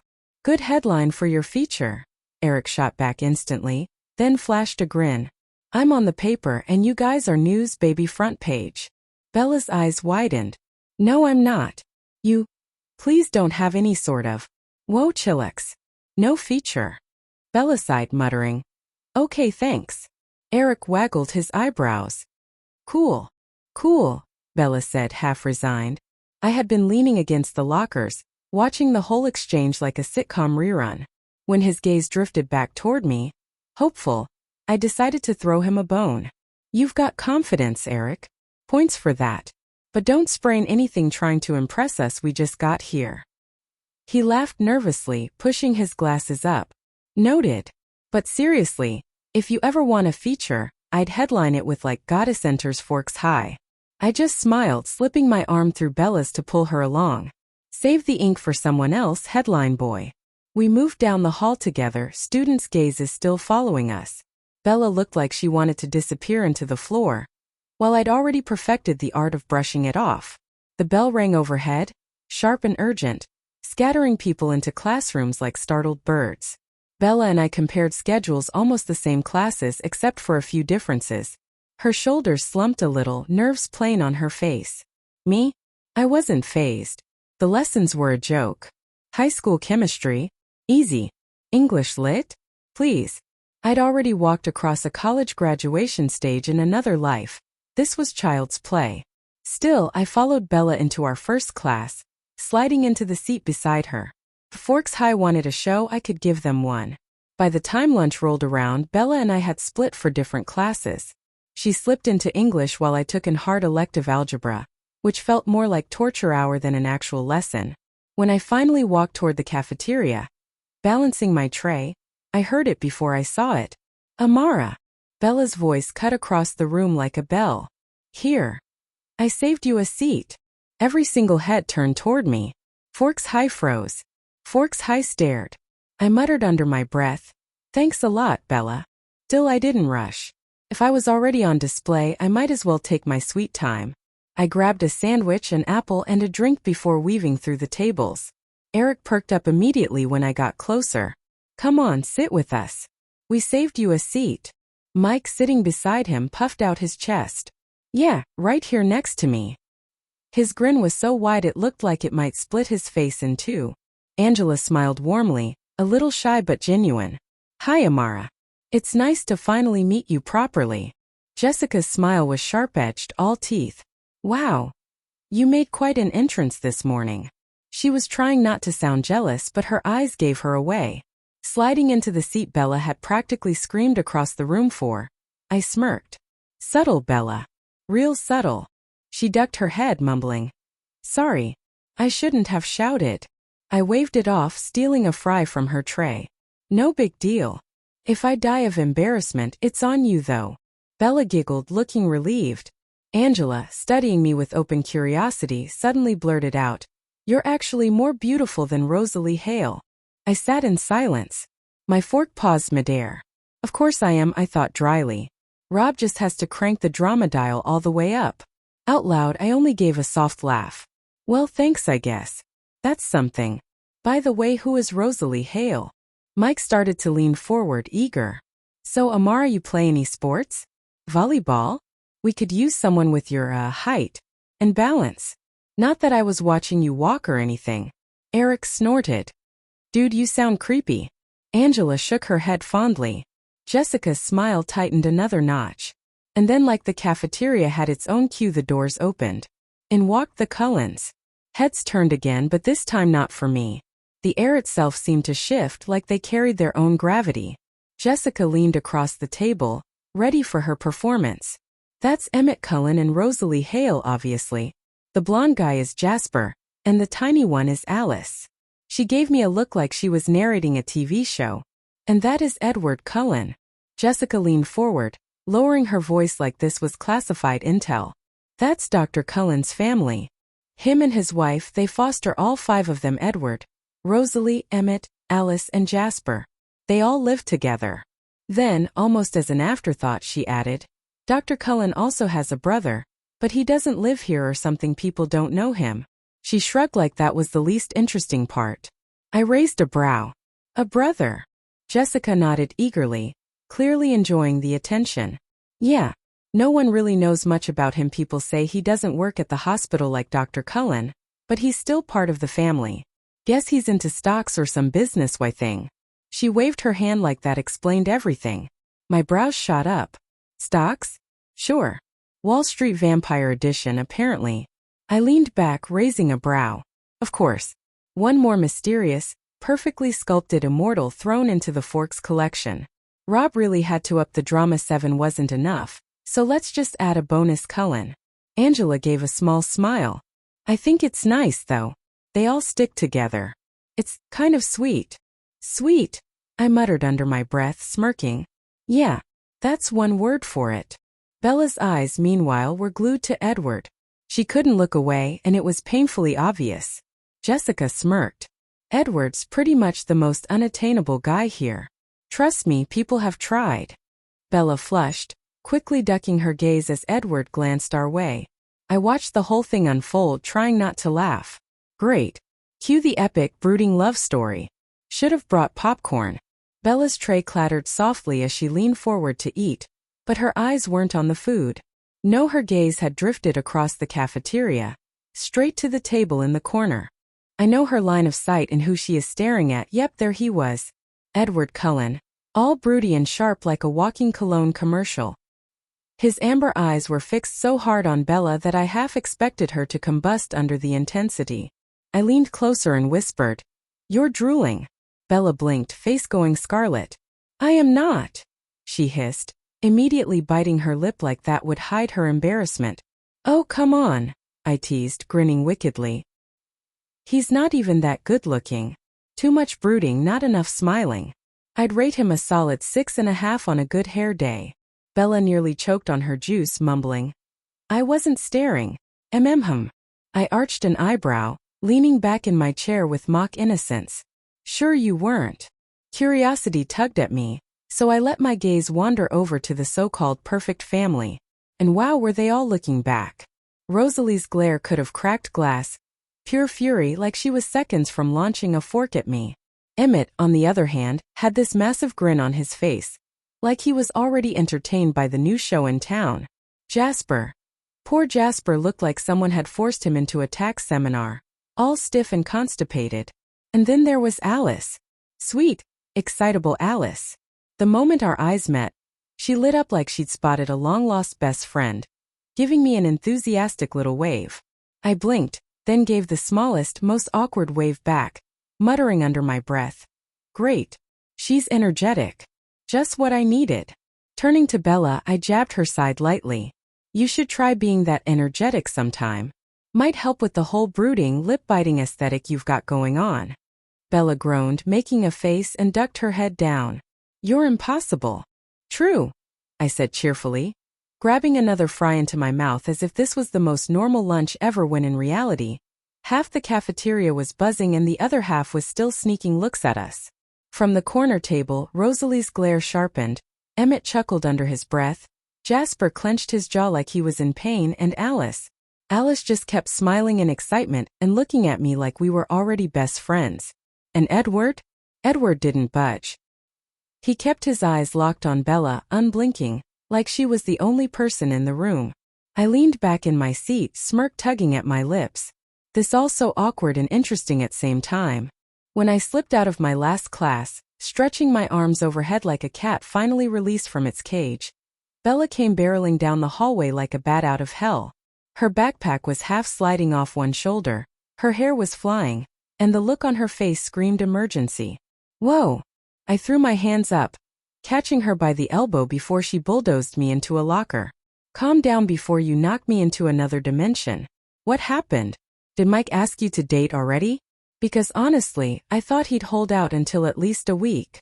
Bella's face was bright red, not the "I ran a marathon" kind of red, but the "I would rather dig a hole and live in it forever" kind. She glanced around like she was about to confess a state secret, then leaned in closer. "Do I smell bad?" she whispered, dead serious. I blinked at her. That's your emergency? Bella, you looked like you were running from a serial killer." "Answer the question," she hissed. Suppressing a grin, I leaned in dramatically and sniffed her shoulder like a detective on a scent case. I even tapped my chin thoughtfully, humming like I was analyzing clues in a mystery novel. Let's see. Nope, no roadkill. No toxic fumes. Definitely not swamp monster levels. You smell like shampoo, a hint of laundry detergent, and maybe the cafeteria pizza you sat near. Totally normal. 10 out of 10 would stand next to again." Bella groaned, covering her face. "Ugh, Amara. I'm serious. Edward Cullen, he looked like I was rotting or something. He literally covered his nose. And then he sat as far away as possible, like I had the plague." I tried not to laugh, but the image was too good. Maybe he was having stomach problems? Ate something funny at lunch? Or, maybe the Cullens get random mood swings. Like Vam. Girls, I coughed into my hand. I mean like dramatic models in a bad perfume commercial. She glared at me. Okay, I said, still grinning. Maybe he was having stomach problems. Too much mysterious Cullen salad at lunch? Or maybe he just remembered he left the stove on at home. Or, and hear me out, maybe Edward has a superpower where he randomly decides to brood harder than usual. Amara, she whined, dragging her hands down her face. Bella shot me her classic not amused look. Haha. Very funny. I clutched my chest in mock sympathy. Look, if it makes you feel better, I can go ask him directly. Walk up and say, "Excuse me, Edward. Did you glare at my cousin because she smells bad or because you're constipated?" Bella groaned louder. I hate you. I patted her shoulder cheerfully. Now you love me. Otherwise you'd have let me get crushed by your hallway stampede. She groaned again, muttered something about needing to go run somewhere, and stalked off. I shook my head, smiling to myself.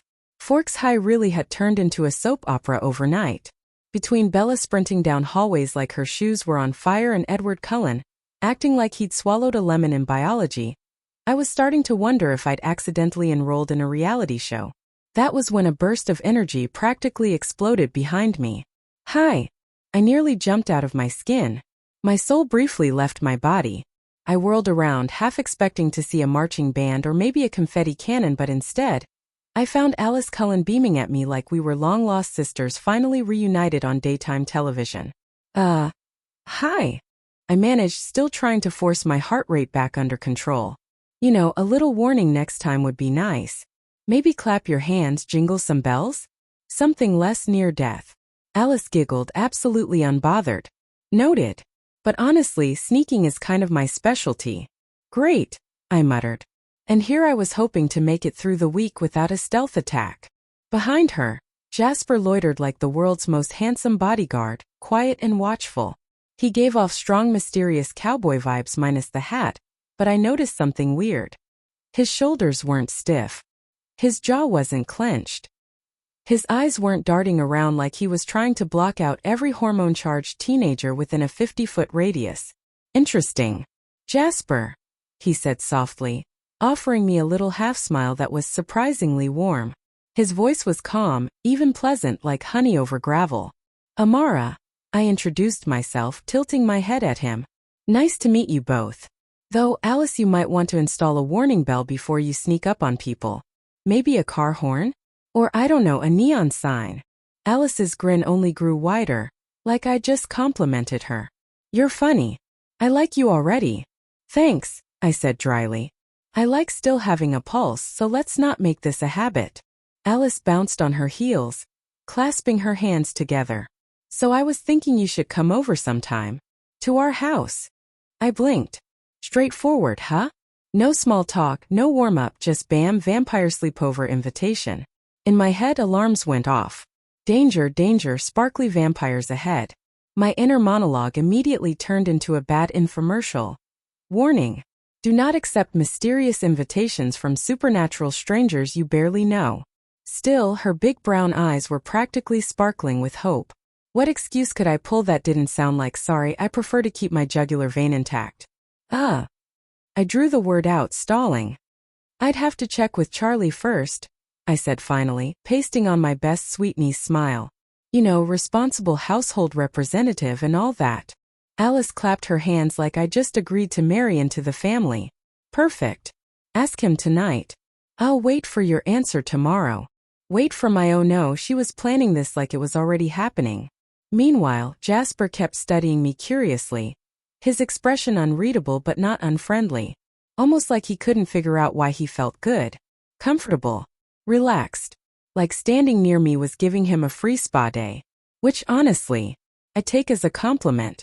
Before I could even process how serious she sounded, she leaned forward with that megawatt smile and added, "You're going to love it, we'll have so much fun." Fun, I echoed weakly, already picturing myself sitting in a living room surrounded by sparkly vampires pretending not to notice my pulse. Right. Can't wait.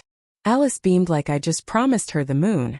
Jasper, quieter but polite, gave a little nod. See you around, Amara. And just like that, The dynamic duo turned and floated off down the hallway, Alice practically skipping, Jasper strolling like he was tethered to her orbit. I exhaled, running a hand through my glossy hair. Being that hyper and that beautiful at the same time? Exhausting. Just watching her made me want to take a nap. And if Alice Cullen was exhausting to observe, I couldn't imagine what it'd be like to actually live with her. Answer: terminal energy drain. The school day wound down, and soon enough I was sliding behind the wheel of my Audi. Bella's truck coughed to life behind me. The sound so loud it made half the parking lot flinch. Poor thing sounded like it was gargling nails and diesel. Pulling out, I couldn't help but replay Alice's bright-eyed invitation. Dinner at Casa Cullen. Fantastic. Nothing like a casual hangout with a family of vampires. Totally normal teenage life. But then my thoughts drifted to something Jessica had mentioned. Dr. Cullen also has a brother. A brother? That wasn't in the movies. No deleted scenes. No extended edition. Definitely not in my memory. My stomach twisted as I gripped the steering wheel tighter. Did that mean another vampire? My mind flashed back to that night in the forest, the eye I'd seen glinting through the shadows. A shiver crawled up my spine. What if that wasn't just my imagination? What if that was him? I shook my head quickly, scolding myself. Nope. Can't be. Maybe Rob just added some random character for the drama. Happens all the time. Writers can't help themselves. Bella's truck let out a wheezy roar behind me, as if protesting my inner monologue. I glanced at it in the mirror. Seriously, girl, calm down, I muttered at the truck. We're not racing NASCAR. The drive itself was beautiful, mist curling through the trees, damp earth glistening from the morning drizzle. Peaceful. Almost normal. Except, of course, for the occasional bang and wheeze of Bella's truck, which sounded like it was either trying to breathe fire or collapse in on itself. By the time we turned onto our street, I decided to shove the Cullen brother mystery into a mental box labeled, "Too weird, do later." Right now, surviving Bella's truck's next cough felt like enough of a challenge. The kitchen smelled like butter and garlic, my favorite kind of therapy. I was at the stove, stirring a pan of sizzling vegetables while chicken was crisping golden in the oven. The sound of it popping and hissing was almost comforting, a reminder that at least food would never betray me. Bella hovered beside me, shoulders hunched like I'd handed her a live grenade instead of a cutting board.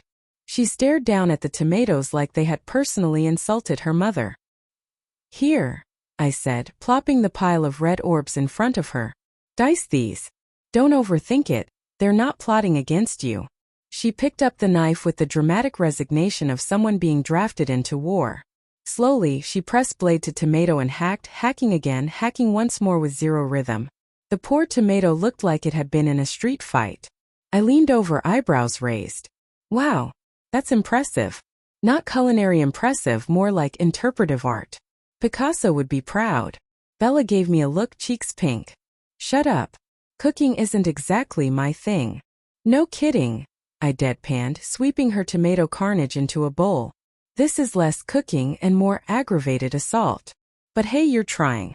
That's already more than Charlie ever does in the kitchen. From the living room came his voice, gruff but defensive. I heard that. I grinned wickedly. Good. You should. The man thinks seasoning is just salt. If it weren't for me, we'd be living on frozen dinners and a prayer. Bella laughed, shoulders relaxing, and added with a mock whisper. And ketchup. Don't forget the ketchup. I gasped. Oh my God, you're right.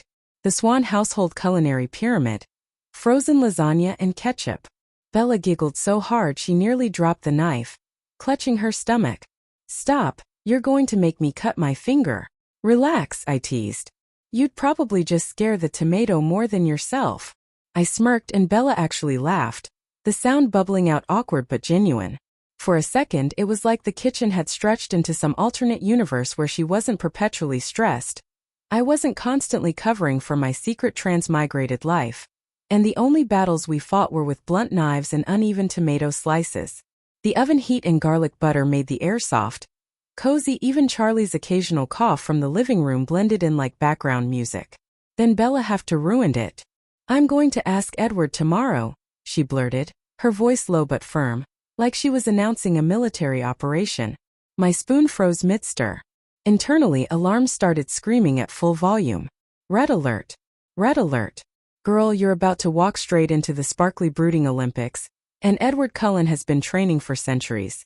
He was absolutely going to avoid Bella for a week minimum. To think about it, of course. Because if there's one thing Edward Cullen excelled at besides brooding, it was running away. I slowly turned toward her. Oh. She nodded, determination flickering in her eyes. Yeah, about what happened in biology today. He looked like he wanted to, I don't know, kill me? Throw up? Both.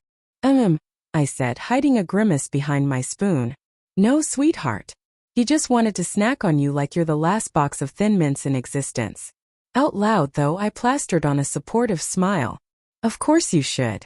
March right up to him and ask why he acted like someone shoved a cactus up his butt. Bella choked on a laugh so loud she nearly dropped the knife. Amara. What? I said innocently, hands raised. I'm just saying. That's exactly the face he made. Like, ow, pointy, but let me glare at Bella like it's her fault. She was shaking now, laughing harder. You're terrible. Terribly accurate. I corrected with a flourish of my spoon. Honestly, he glared at you like you'd eaten the last slice of pizza he specifically labeled in the fridge. Pure rage, Family Feud level stuff. Bella pressed her lips together, failing miserably to smother her grin. Still, I think I need to know what that was about. Go for it, I encouraged sweetly, patting her shoulder with mock solemnity. Be brave. Be bold. Ask the boy why he acted like you were dipped in poison. And don't worry, I'll be here with popcorn when he inevitably ignores you for, about a week. Maybe 2 if he's feeling extra broody. She rolled her eyes so hard I thought they might stay stuck. You're ridiculous. Ridiculously right, I countered, then leaned toward her cutting board. By the way, these tomatoes? They look like crime scene evidence. Just thought you should know. She laughed again, cheeks red as she swatted at me with the back of her hand. You're impossible. And yet, I said, sweeping her massacred tomatoes into the sizzling pan with exaggerated elegance, this impossible person is the only thing standing between you and food poisoning tonight. Bella sighed, smiling despite herself, and went back to mauling the poor vegetables with renewed energy. And me? I just stirred the pan, my grin hiding the uneasy thoughts swirling in my head. Oh, Bella. You sweet, oblivious human. You have no idea what you're in for. The table creaked as Charlie sat down, fork in hand like it was a weapon against the roasted chicken. Bella settled across from him, and I slid into my seat with my usual grace. Trying not to knock over the water pitcher and start dinner with a flood. Dinner began the way it always did. Awkward silence thick enough to spread on toast. The only soundtrack was the clink of forks, the faint hum of the fridge, and Bella's ongoing battle with her chicken breast. She sawed at it like she was trying to cut down a tree.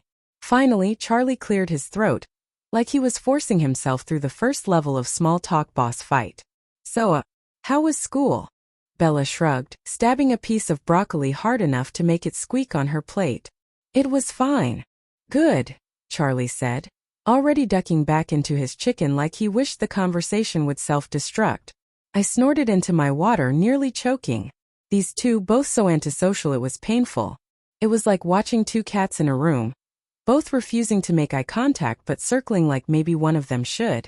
It was good, I piped in, swooping in like the social savior this family desperately needed.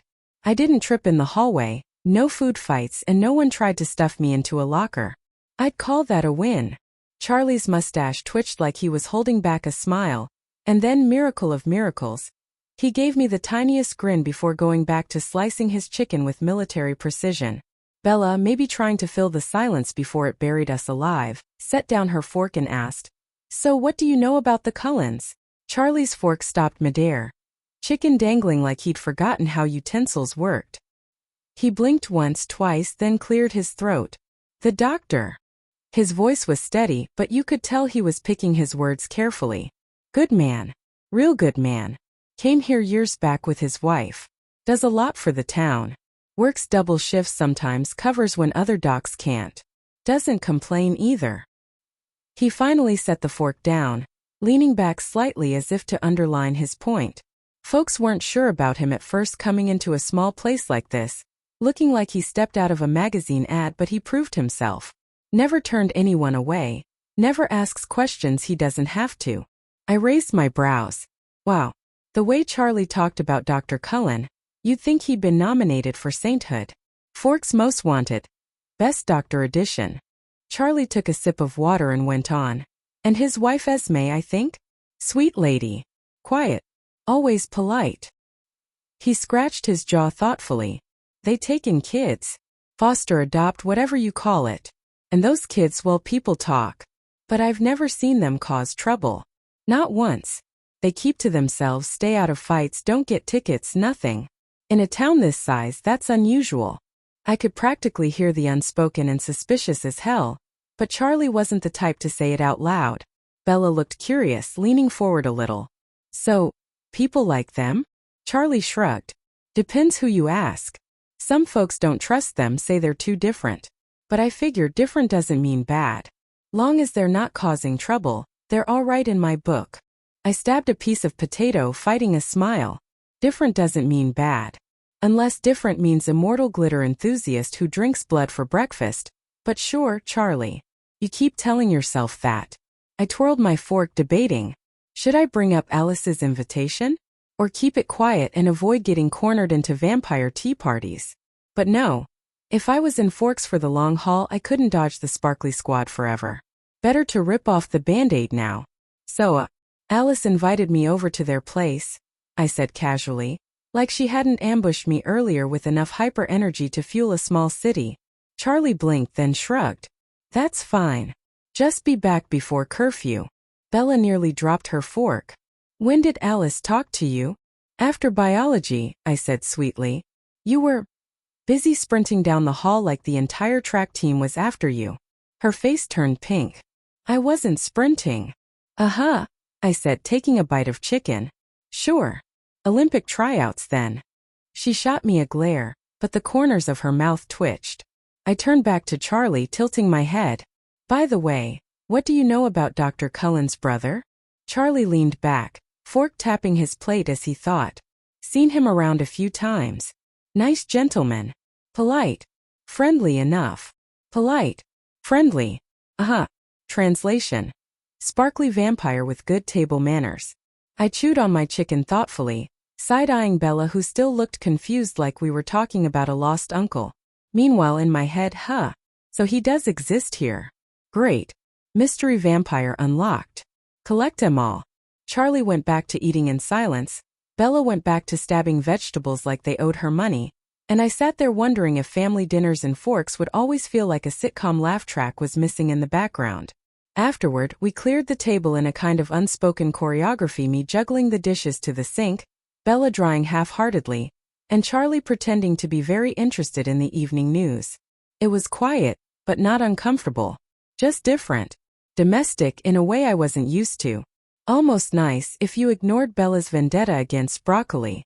By the time the kitchen was clean and Charlie had retreated to his recliner kingdom, I escaped upstairs. Steam still clung faintly to my skin from the hot shower. The kind that melted away the chill of Forks and left me feeling almost human again. My hair was brushed out, glossy and soft, tumbling over the silk collar of my pajamas. Luxury ones courtesy of Rob's Perks. The fabric was smooth against my skin, the kind of indulgence that made me feel out of place in this small-town house. But hey, if I was going to transmigrate into a vampire soap opera, I was at least going to do it in style. I padded over to the window, tugging the frame open just enough to feel the cool night air slip across my face. Outside, the world looked deceptively peaceful. Trees whispered in the dark, their shadows stretching long and still. The quiet was thick, almost too thick, like Forks itself was holding its breath. And then, I saw it. A flicker of movement. Low in the tree-line. Too quick, too deliberate to be the wind. My curiosity reared up immediately. A fox? Deer? Bigfoot on vacation? My eyes narrowed, trying to catch it again. But the woods had already gone still, like nothing had happened at all. My heart gave a jump, but I scoffed at myself. Nope. Absolutely not. I've seen this movie. I'm not the idiot who stares out of the window until something jumps at me. With that, I slammed the window shut, pulled the curtains across in one swift motion, and marched straight for my bed like the brave, sensible coward I was. Curling under the covers, I muttered into my pillow, "It's nothing. Just animals."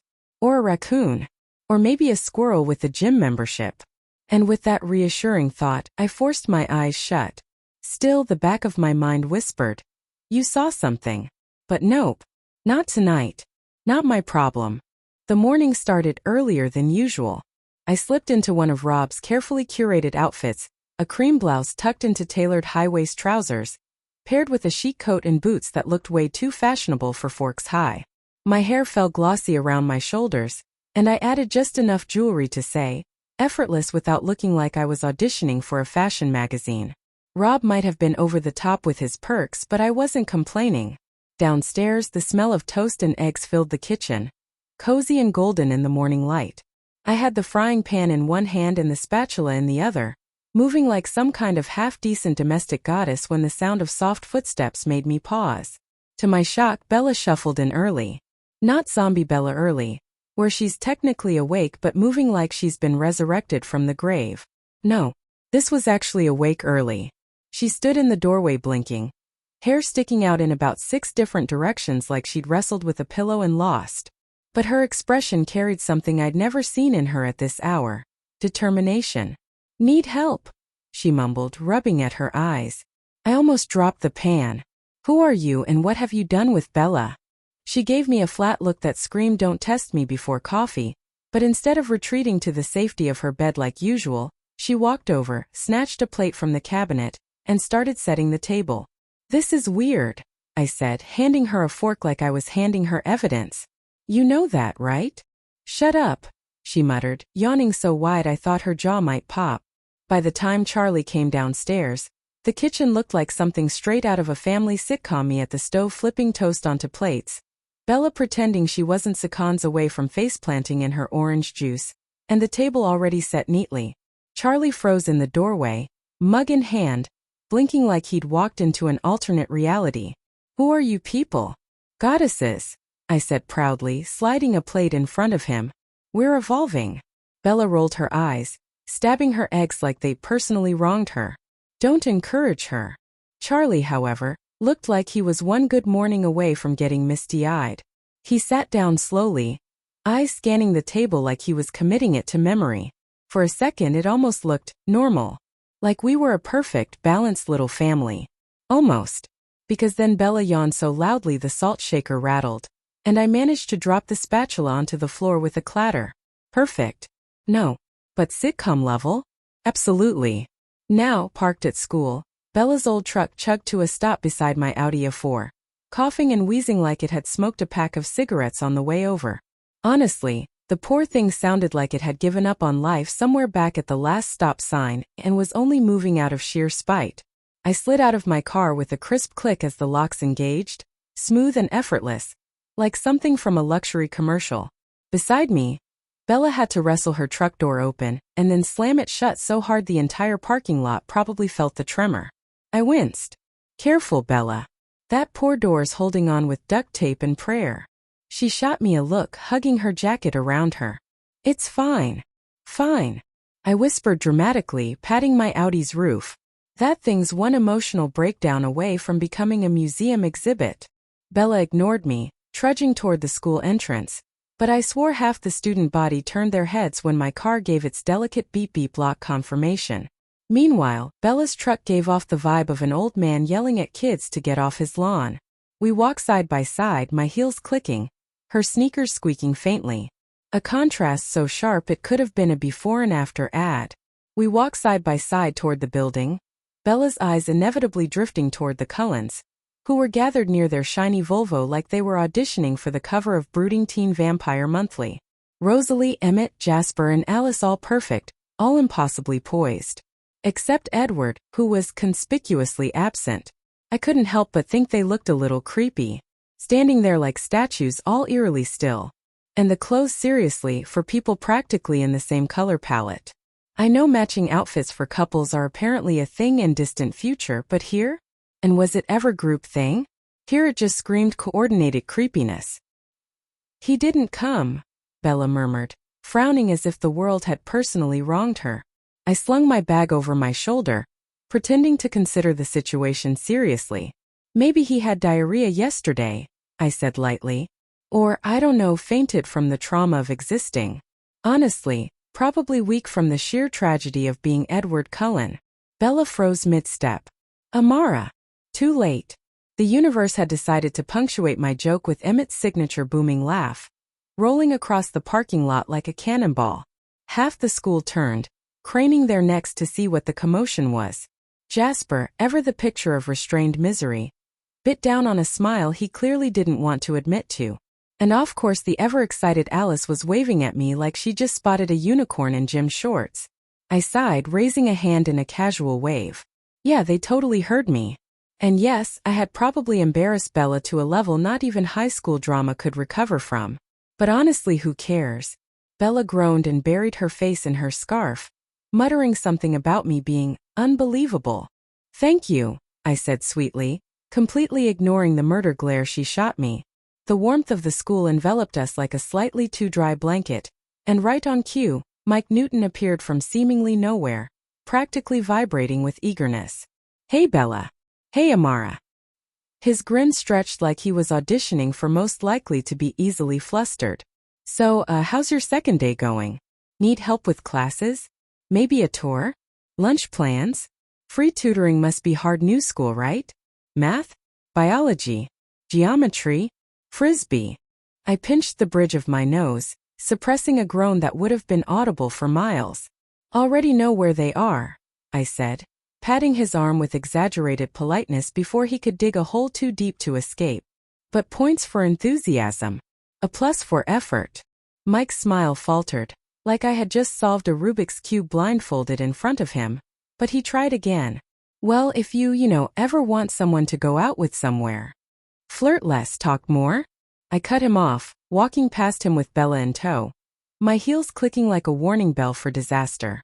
Bella's look was priceless, equal parts horrified, amused, and embarrassed, and I could feel the heat rising in her cheeks. I stifled a laugh all the way to our classroom, imagining the stories Mike would tell his friends later about the snarky girl who just demolished his confidence like a pro wrestler with a vendetta. And yes, I would probably tease Bella about this later. Maybe all week.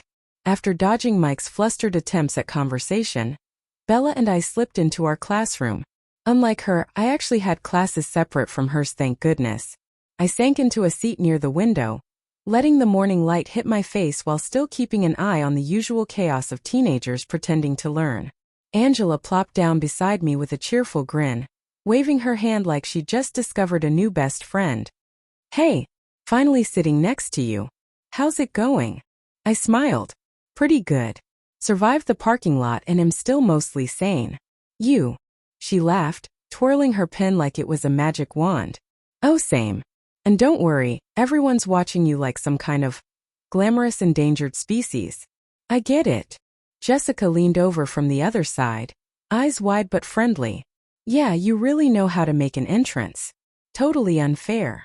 I smirked, leaning back in my chair. Well, thanks for the support. I'd say high school is way too dramatic, but I guess that's the point.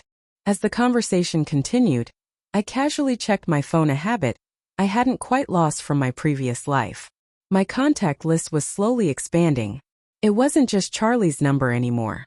Now it included Bella, Angela, Jessica, even Jacob. That was a little unexpected. But hey, growth happens. The bell rang and I tucked my phone away, ready to focus on the lesson ahead. Not that high school classes posed much of a challenge anymore. I'd already finished high school and even some college coursework. So yes, this was easy, but the gossip, the drama, and the vampire-tinged awkwardness? That was going to keep things interesting. The day slipped by without much effort, the classes laughably easy. Honestly, high school felt like being asked to rewatch a cartoon you'd already memorized frame by frame. Except someone had hit the slow motion button. Every math equation was a rerun, every history fact a déjà vu moment, and the only real challenge was pretending to care enough to scribble notes. By the time lunch rolled around, I was already in autopilot survival mode. Bella and I took our usual seats with Jessica and Angela. Across the cafeteria, the Cullens were gathered at their pristine little island, the perfect coven of unnaturally beautiful people with their perfect untouched lunches. They whispered among themselves like they were plotting world domination or maybe just arguing over who had to hunt next, but either way, I could feel their eyes flicking toward me more often than I liked. I speared a piece of limp lettuce with unnecessary violence, chewing it like it had personally offended me. My brain drifted into dangerous territory. Could I just say no to Alice? Like, is that allowed? What if I politely ghosted her? Moved seats? Pretended to be allergic to pixie-sized vampires? Because, let's face it, in the movie, Bella didn't step foot into Casa Sparkle until she was already halfway to Edward's My Whole World, Oxygen and Gravitational Center. The vampire reveal came first, then the dramatic meet the family scene. Meanwhile I had the spoilers package. I already knew their big shiny secret. They didn't know I knew. And honestly, if they wanted to keep it that way, if they wanted to stay tucked in their pretty little masquerade, I was more than happy to play dumb forever. Forever sounded nice. Forever meant no vampire dinner parties. I sighed, poking the salad again. Do I look like the type who walks voluntarily into a coven's house? That's literally a horror movie intro. No, not me. I like my blood right where it is, thank you very much. Amara. Bella's voice cut through my spiraling thoughts like a foghorn in the mist. I blinked and turned my head, finding her staring at me with those big, concerned doe eyes as if I'd suddenly sprouted a second head and started reciting Shakespeare. I blinked innocently, twirling my fork like I'd totally been present this whole time. You spaced out. Her brows pulled together, voice soft but serious. Everything okay? I smirked, leaning back in my chair with all the mock gravitas of someone about to deliver life-changing news. Just thinking about your future love life. Bella froze. Her soda can slipped in her hand with a faint crack, like it had taken the bullet for her dignity. My. What? She hissed, her cheeks going redder than the cafeteria's suspicious-looking ketchup. Your future love life, I repeated, savoring every syllable. You know, soulmates. Brooding bad boys. Eternal tragic romance. That sort of thing. I raised my brows dramatically, like I was narrating the trailer of her life. Coming soon, Bella Swan and the sparkly immortal heartthrob. Bella groaned, covering her face with both hands like she could physically block me out of existence. Amara. Yes, darling. I leaned forward sweetly, grinning ear to ear. You're impossible. Her voice was muffled behind her palms. She peeked out just long enough to glare at me, then promptly ducked back down. Thank you, I said, prim as a queen accepting her crown. I even gave a little nod of acknowledgement, as if I were on stage receiving applause. Angela snorted into her juice box, failing to hide her amusement. Jessica was already leaning forward, wide-eyed, practically vibrating with the urge to pry. What about her love life? Jessica whispered, eyes sparkling with gossip-hungry delight. Bella groaned louder, sinking lower in her seat. No, not happening. I refused to have this conversation. Oh, we're absolutely having this conversation, I said with mock solemnity. It's written in the stars, Bella. Don't fight destiny. She shot me a look that could curdle milk, but the blush on her cheeks wasn't fading anytime soon. Meanwhile, Jessica was in full prom prep mode, animatedly describing dresses she hadn't even bought yet. She gestured with her fork like it was a wand, nearly flicking lettuce onto Angela's tray. I'm thinking something pink, maybe sequins. Not like too much sparkle, but just enough to make sure the spotlight finds me. You know? Angela, bless her endlessly patient soul, nodded politely before smoothly changing the subject. She leaned toward Bella, voice soft. So, what are your favorite books? I was going to ask the library to order a few more. Bella perked up immediately, eyes lighting in a way I rarely saw outside of food and sarcasm. She launched into a list of her favorite novels, her voice warming as she talked about classics. Angela smiled the whole time like she genuinely enjoyed listening. Honestly, it was almost too wholesome. I half expected them to hold hands and start a book club right there in the cafeteria. As for me, I sat back, sipping my water like royalty, observing her court. Maybe it was moon charm, maybe it was just me being effortlessly dazzling, but things felt easy with them. Jessica's little flare of jealousy still flickered every time the boys glanced my way, sure, but she managed to paste on a smile when she talked to me. Progress. Angela, meanwhile, was just nice. Real nice. Almost suspiciously nice. Like she was either a saint or secretly planning to sell cookies door to door with guilt as her main marketing tactic. Enter Eric, sliding into the conversation with all the subtlety of a cat crashing into a window. He adjusted his glasses and cleared his throat like he was about to announce breaking news. Breaking story. Cafeteria pizza has been confirmed as a biohazard. Details at 11. Jessica snorted into her soda. Angela hid a smile. Even Bella cracked a grin. Seriously, Eric continued deadpan. If I don't make it to gym class, tell my family I fought bravely and went out doing what I loved, eating lunch. Dramatic much? I asked, raising an eyebrow. Hey, every hero needs a story, he shot back, waving his carrot stick like it was a sword. Before anyone could reply, Mike swooped in, tray loaded, plopping into the seat like he was making a grand entrance. Or we could all just admit that cafeteria pizza rules. You guys are weak. I ate 3 slices yesterday, still alive. Strongest stomach and forks high. He flexed his arm as if that proved something. Jessica rolled her eyes. Wow, congratulations. Do you want a medal? Yeah. Mike grinned. Preferably one that says Pizza Champion 2004. I'd wear it every day. Angela giggled. Even Bella looked vaguely amused, which for Bella was basically fireworks. I leaned back, sipping my water. Eric with his mock headlines, Mike with his pizza bragging. It was like watching puppies chase their tails, adorable, chaotic, and ultimately harmless. Cute but hopeless. Still, I had to admit, for cafeteria entertainment it wasn't bad. The conversation kept rolling, with Eric making dramatic proclamations about cafeteria food and Mike still campaigning for his imaginary Pizza Champion 2004 medal. By the time the bell rang, we were all laughing more than eating, which probably said a lot about how thrilling Fork's high cuisine was. As we packed up our trays, I leaned closer to Bella. By the way, after school I'm hitting the grocery store. Need to restock a few things. She adjusted her bag, thoughtful. I can tag along. In my head, I pictured her truck chugging into the grocery market parking lot, coughing up smoke like it was auditioning for hospice. Yeah, no. I'd like to live long enough to unload the groceries. I smiled instead. That's sweet, but nah. I'll be quick. In and out. Bella shrugged, clearly relieved she didn't have to make her truck suffer for soup and bread. After lunch, I started toward my next class, swinging my bag lazily over one shoulder and mentally debating whether math or slow torture was the greater evil. Spoiler, I was leaning toward math. Hi. I nearly launched myself into orbit. Heart doing jazzercise, I spun around to find. Yep. Hyperactive fairy at 12 o'clock.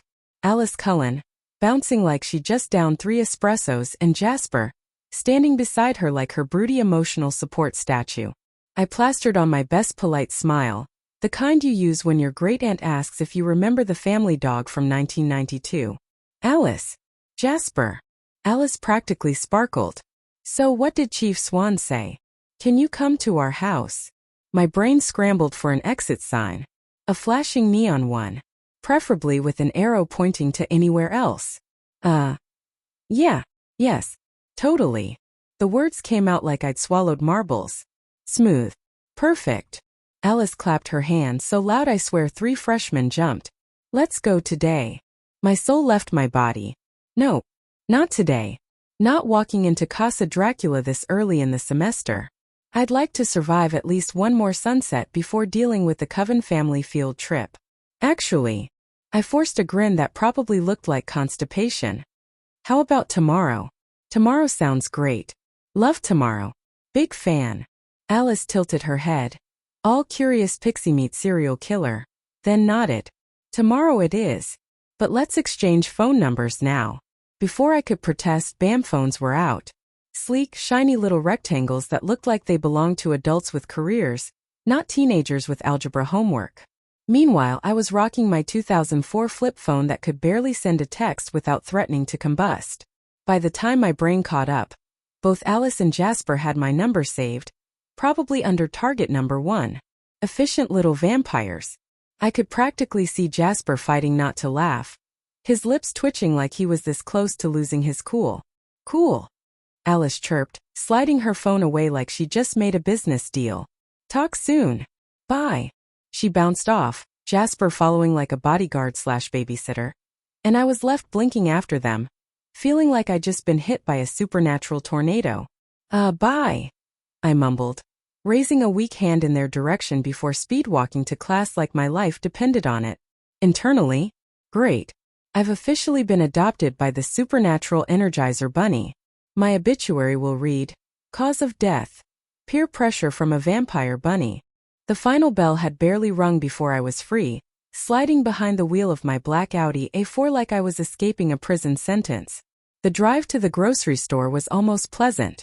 Forks' endless trees stretched out on either side, their tips painted gold and orange by the sinking sun.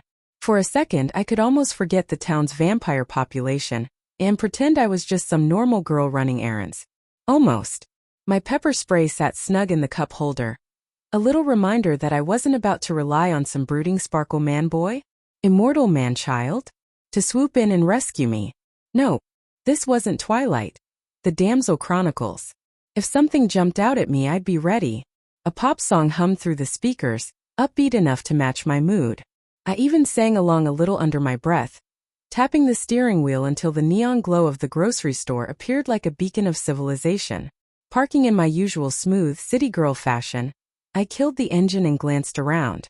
That's when I noticed it. A car. Not just any car, luxury. Shiny, sleek, and far too expensive looking for Forks. I squinted, eyebrows raising, but shrugged it off. Probably someone flexing. Besides, snacks were waiting. Inside the store smelled faintly of coffee and disinfectant. I grabbed the boring essentials first: vegetables, fruit, chicken, bacon, eggs, juice, the whole survival kit. Tossed in some bathroom necessities too, because apparently I was the designated household manager now. Finally, I rewarded myself with the holy grail. The snack aisle. My mood lifted instantly as I grabbed a bag of chips, humming happily. It was all very wholesome until I took a step back and collided with something solid. Or someone. My back hit broad shoulders, and when I spun around, my brain short-circuited. Holy hell. If Edward was a 6 on the sparkly vampire scale, this guy was a solid 8.5. Sharp jawline, blonde hair styled perfectly, suit tailored like it belonged in a magazine spread. His presence screamed smooth operator, the kind of man who made entire rooms go silent when he walked in. Funnily enough, not even close to Rob level of gorgeousness, but still dangerously impressive. And he was looking at me. Not just looking, his eyes lingered, sharp and hungry, like he couldn't decide whether to eat me, kill me, or ask for my number. My throat went dry. Then I cleared it, forcing a polite smile. Sorry. I didn't see you there. A faint smile touched his lips, smooth as polished glass. The fault is mine, miss. His voice rolled like velvet, low and calm. Amara. I supplied quickly, straightening the chip bag like it was the most important thing in the world. Internally, oh, I know. I'm just pretending to be polite so you don't vaporize me with those cheekbones. Amara, he repeated slowly, tasting the syllables as though they were fine wine. Charming name. I am Lucian. His amber eyes glinted at that. Amber. The penny dropped. Cullen-level amber eyes. Vegetarian vampires. Fantastic. Lucian, yeah, of course his name would sound like something out of a 15th century romance novel. You're Chief Swan's niece, aren't you? He asked politely, his smile lingering. I blinked. Word travels fast in Forks, huh? Word always travels, Lucian said smoothly, a glint in his eyes. He reached for a basket of apples because apparently vampires grocery shop now, and I caught sight of his items. Cereal, milk, some toothpaste. I nearly snorted. Yeah, like he needed those.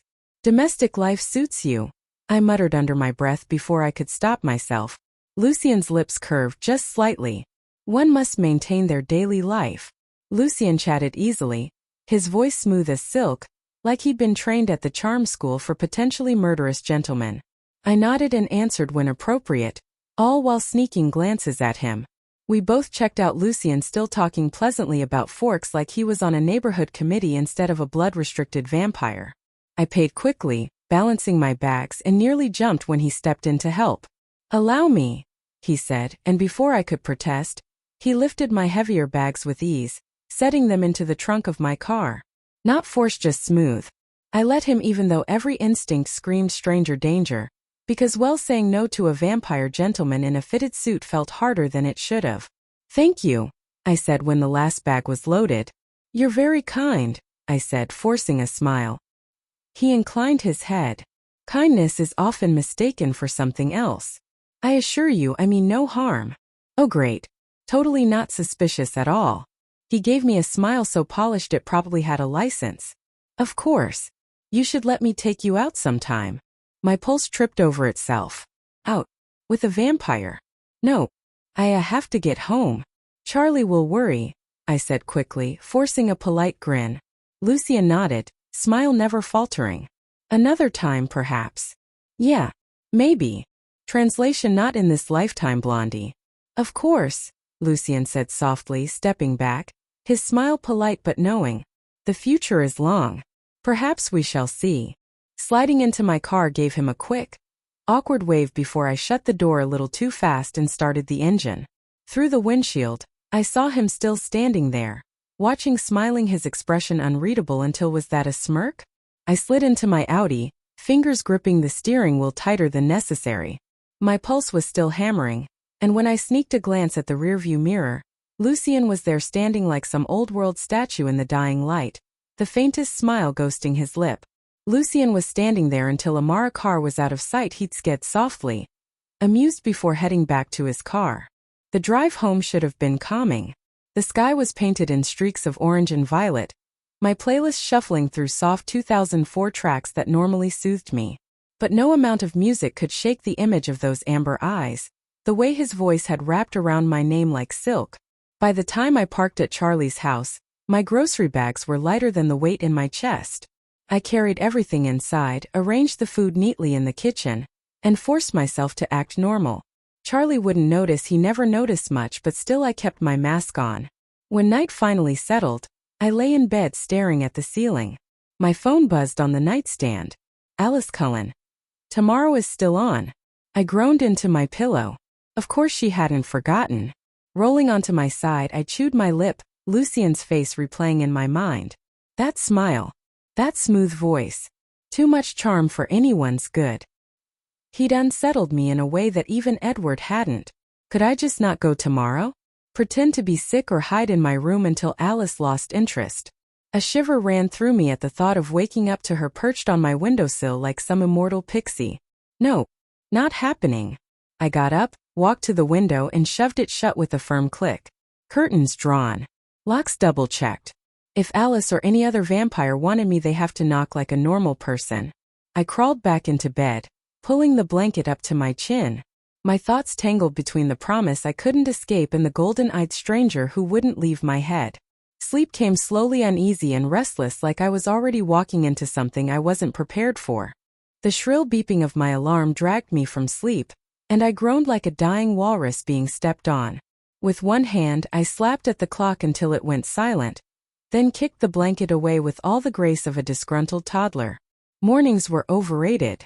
Whoever invented them clearly hated joy. Still, zombie mode carried me into the bathroom. I squinted at the mirror, toothbrush dangling from my mouth, hair sticking up at odd angles. Or at least that's how it should have been.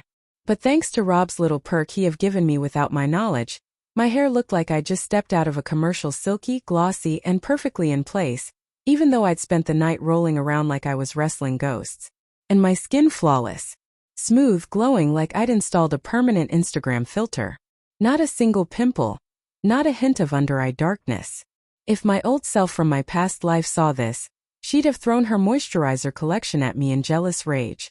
I made a face at my reflection, leaning closer. Unfair, I muttered, poking my cheek.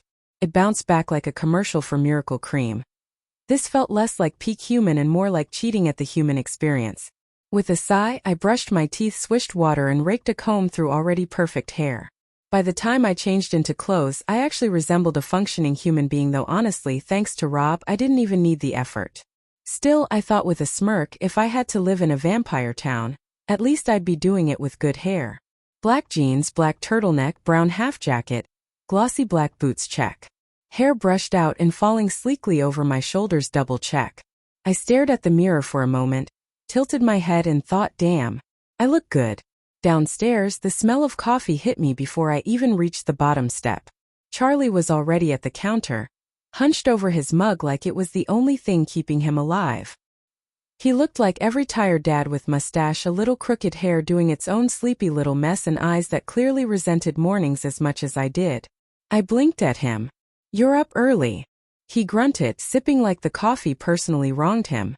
New case. Some animal attacks out by the woods. I froze mid-step. Oh sure. Animal attacks.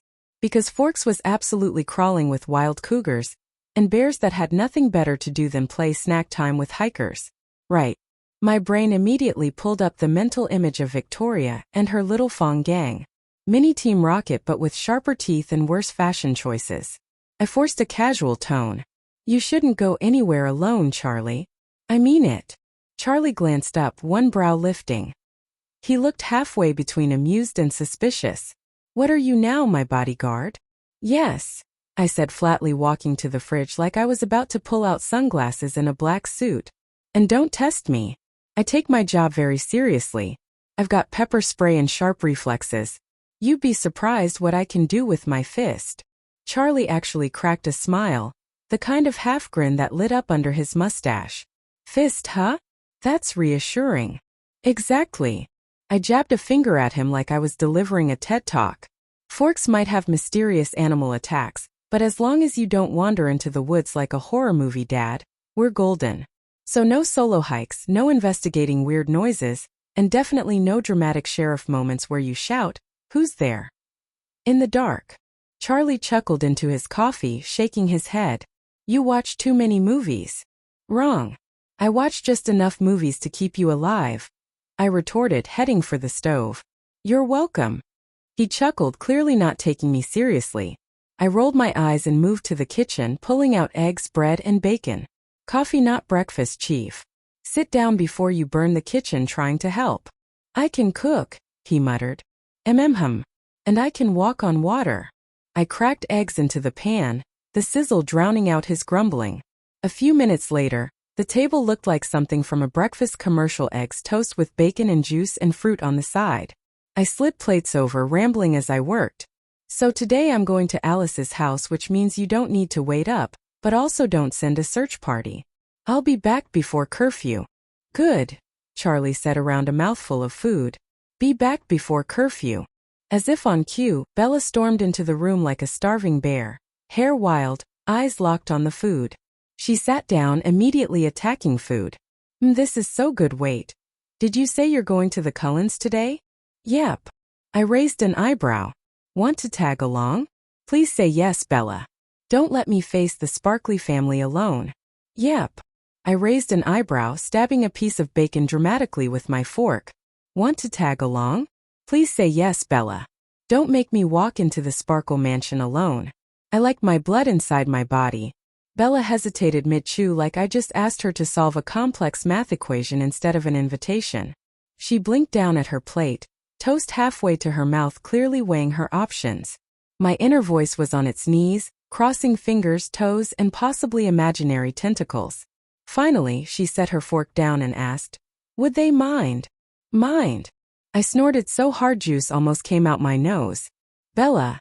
Alice is basically a human welcome committee trapped in a bunny's body. She thrives on new friends. Jasper's quiet but nice, like if stoicism were a hobby he'd win gold medals. And Emmett, I leaned back in my chair, walking comedy show.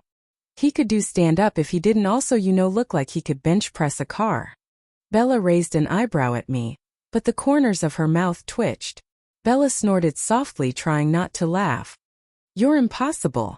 Thank you, I said sweetly, very carefully not mentioning two names, one moody brooder, and one ice queen that might spook her out of saying yes.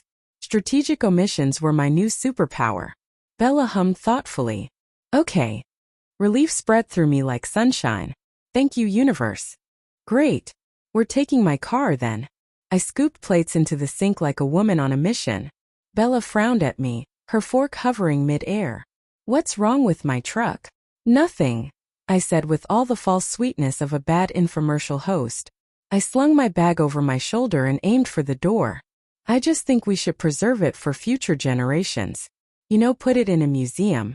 Right between the dinosaurs and the first Nokia phone. Her jaw dropped.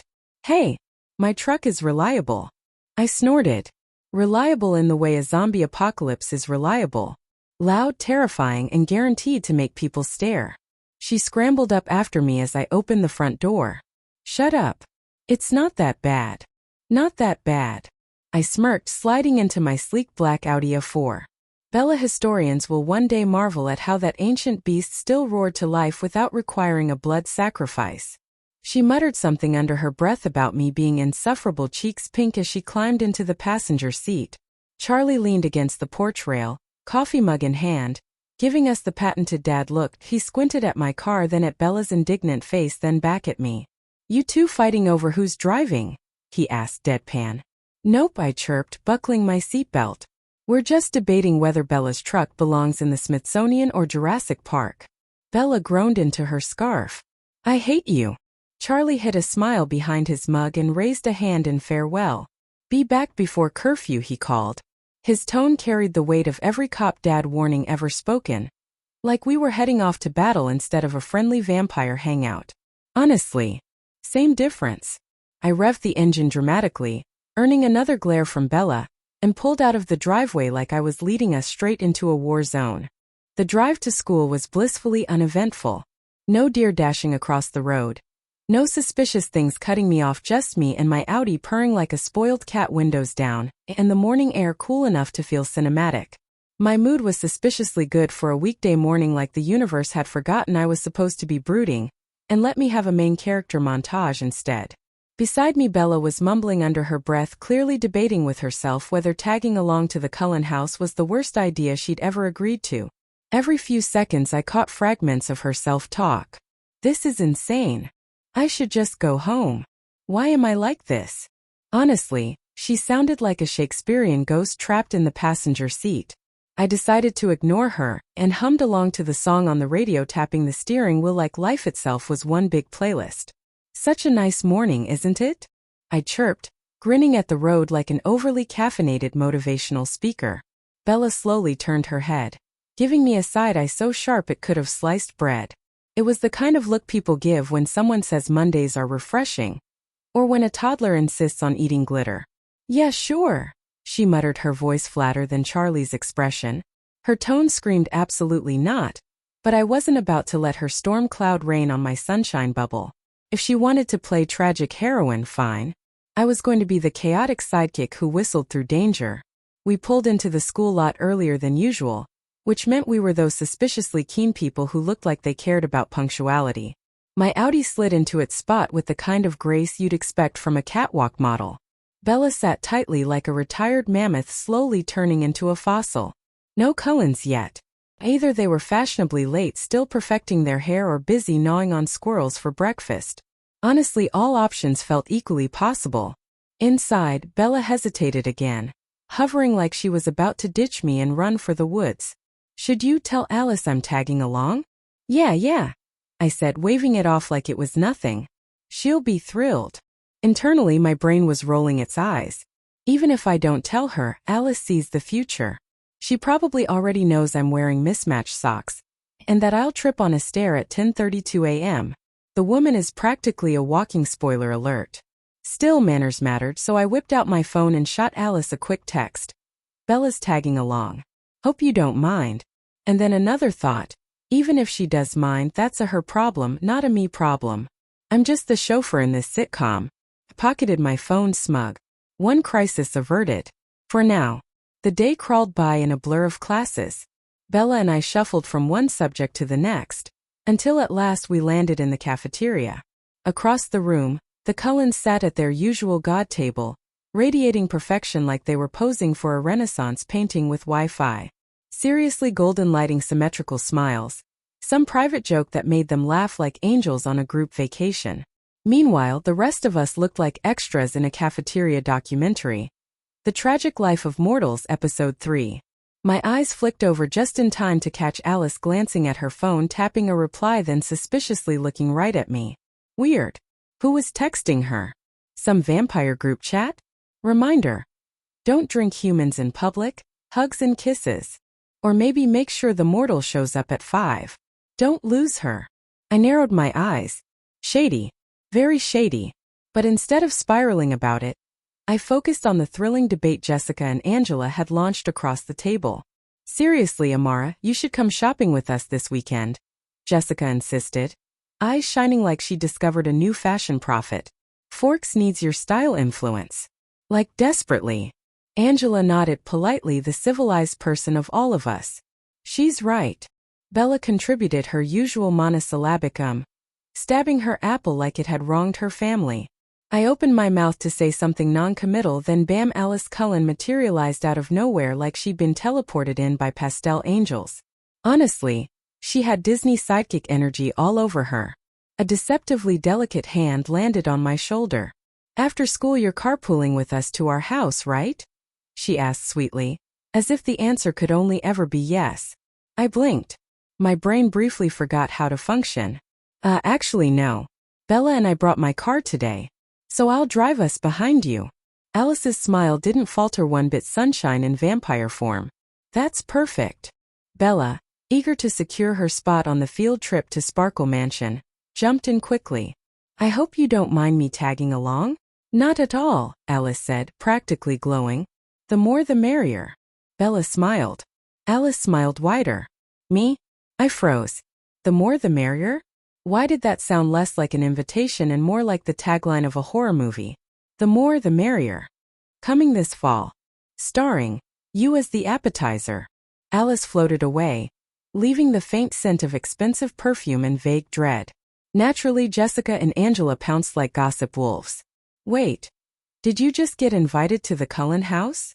Jessica squealed, practically vibrating with second-hand excitement. Bella's eyes went wide because betrayal is fun. Oh, it's not me. Amara's the one invited. I'm just tagging along. Jessica smacked the table like she'd won a game show. Still. That's huge. I forced a smile so tight it could have cracked glass. Not really. Totally normal. Happens all the time. Angela tilted her head thoughtfully, voice calm but curious. But the Cullens usually keep to themselves. Jessica nodded so hard I thought her ponytail might achieve orbit. Exactly. This is like history making. Right, I said dryly. First person they've ever invited home, huh? Lucky me. Internally. Yes. Let's all celebrate my slow march into vampire territory. Someone please buy me a medal. Or at least a garlic necklace. Jessica leaned in, eyes sparkling. Exactly. This is like history making. You have to tell us what their house is like. Are the floors marble? Do they have secret underground wine cellars? Oh my God, maybe a library with ladders that slide. Wow. I cut in loudly, grabbing a fry off my tray. Speaking of libraries, what is this mystery meat supposed to be? Because I swear it just blinked at me. Angela blinked. What? I pointed at my tray with all the seriousness of a detective on a case. That. Right there. Is it chicken? Is it beef? Or is it the sad remains of a science experiment? Jessica wrinkled her nose, instantly distracted. EW. Don't. I'm literally eating. Bella, bless her, deadpanned. It's meatloaf. Meatloaf. I gasped theatrically. That word implies the existence of an actual loaf of meat somewhere in the world. I demand proof. Angela laughed quietly, shoulders shaking. You're ridiculous. Ridiculous, I corrected, waving my fork. But alive. Unlike whoever first tried this meatloaf. And just like that, the Cullen house was forgotten, and Jessica launched into a rant about how cafeteria food was cruel and unusual punishment. Mission. Successfully derail the Cullens. The conversation drifted back to shopping plans, boy gossip, and Angela quietly advocating for practical footwear. But my brain wasn't entirely in the room anymore. I had this sinking suspicion that Alice's more the merrier smile wasn't harmless enthusiasm. No. Sounded like foreshadowing. And soon I was about to find out exactly what it meant to be the guest of honor at a vampire slumber party. Spoiler. Probably not marshmallows and makeovers. I drove in silence, trailing behind the shiny Cullen's car like I'd accidentally signed up for the world's weirdest field trip. Bella sat beside me, chewing her bottom lip like it was some kind of stress snack. She stared out the passenger window, quiet as the grave, and honestly it felt like we were both driving straight toward one. Why? I muttered under my breath, gripping the steering wheel like it might explain something. Of all people, would the local royalty invite me? I'm not exactly Miss Congeniality last I checked. There has to be something fishy going on. Bella didn't respond. Of course she didn't. She was too busy counting tree trunks like they held the answers to the universe. Trees. And more trees. And shockingly more trees. I swear I'd seen entire Lord of the Rings movies with less forest footage. If civilization had a line, we'd crossed it about 10 minutes ago. There wasn't a single mailbox, no gas station, not even one rogue for sale sign. Just woods. The kind of woods where news anchors said things like, "Authorities are still searching for the missing hiker." Perfect place to hide a dead body. 10 out of 10 on the murder mystery scale. Totally safe. Nothing suspicious about this at all. Who wouldn't want to drive into the abyss with a family I barely knew? Bella sighed, pressing her forehead against the glass like maybe she could teleport herself out of this nightmare. I glanced at her but didn't bother breaking the silence. Neither of us had the energy for small talk. The whole car ride had the exact same vibe as waiting for a dentist appointment minus the magazines. Every bump in the road made my brain supply fun new scenarios. Ambush, cult initiation, surprise organ harvesting. And yet here I was, voluntarily driving straight into the set of Dateline. Forks Edition. The Cullen car ahead gleamed through the trees like a beacon, smooth and smug, while I pulled in right behind, my little black Audi looking like it was trying way too hard to fit in. Oh sure. Follow the immortal, perfect people deeper into the woods. What could possibly go wrong? The Cullens spilled gracefully out of their car like they were stepping off a runway in Milan, flawless, poised, and so in sync they could have been choreographed. Their hair gleamed in the gray fork's light, clothes untouched by dust or wrinkles. Honestly, if a fashion magazine ever ran a Family of the Year spread, it'd look exactly like this. Meanwhile, Bella and I clambered out of my car like escaped a hostage situation. Bella nearly tripped over her bag strap, and I untangled myself from my seatbelt with the dignity of someone losing a wrestling match to polyester. The only thing saving me from looking like a total disaster? My quirk. No matter how messy the reality, my hair always slid back into place like it had a personal stylist living in each strand. Smooth, shiny, not a flyaway in sight. And my skin? Still glowing like I'd been photoshopped in real life. I probably looked like I'd had 8 hours of sleep and 2 liters of water, when in reality, I'd had 3 hours and a questionable amount of caffeine. Bella naturally noticed. She brushed at her own frizz with a frown, muttering something about humidity. I pretended not to hear, straightening my jacket as if nothing had just tried to strangle me in the car. I cleared my throat, gesturing at the neatly paved driveway. Is it okay if I park here? Or is there like a designated guest spot? Don't want to break your secret parking code. Alice turned her dazzling smile on me. It's perfect. Perfect. Sure, but Rosalie was already drilling holes into me with her eyes. She looked me up and down like she was expecting to find something out of place and was mad she couldn't. My smile froze, but inside. Girl, relax. I didn't even want to come here. Go glare at a tree or something.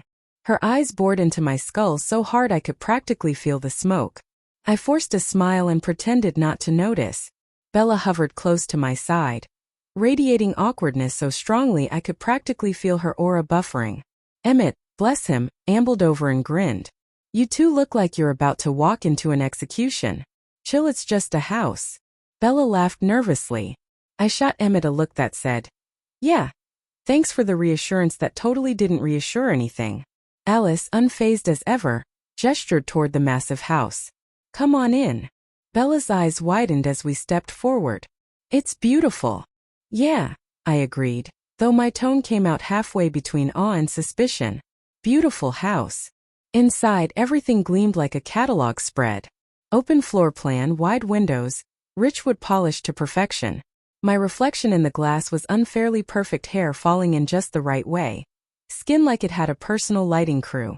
I caught Bella sneaking another look at me and quickly pretended to be distracted by the architecture.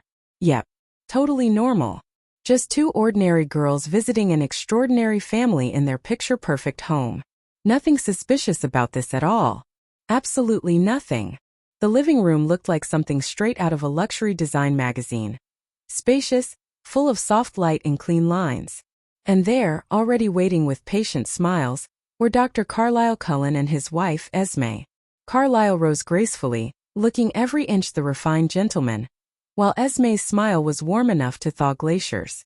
Amara, Bella, Carlisle greeted, his voice smooth as polished marble. We're glad you could come.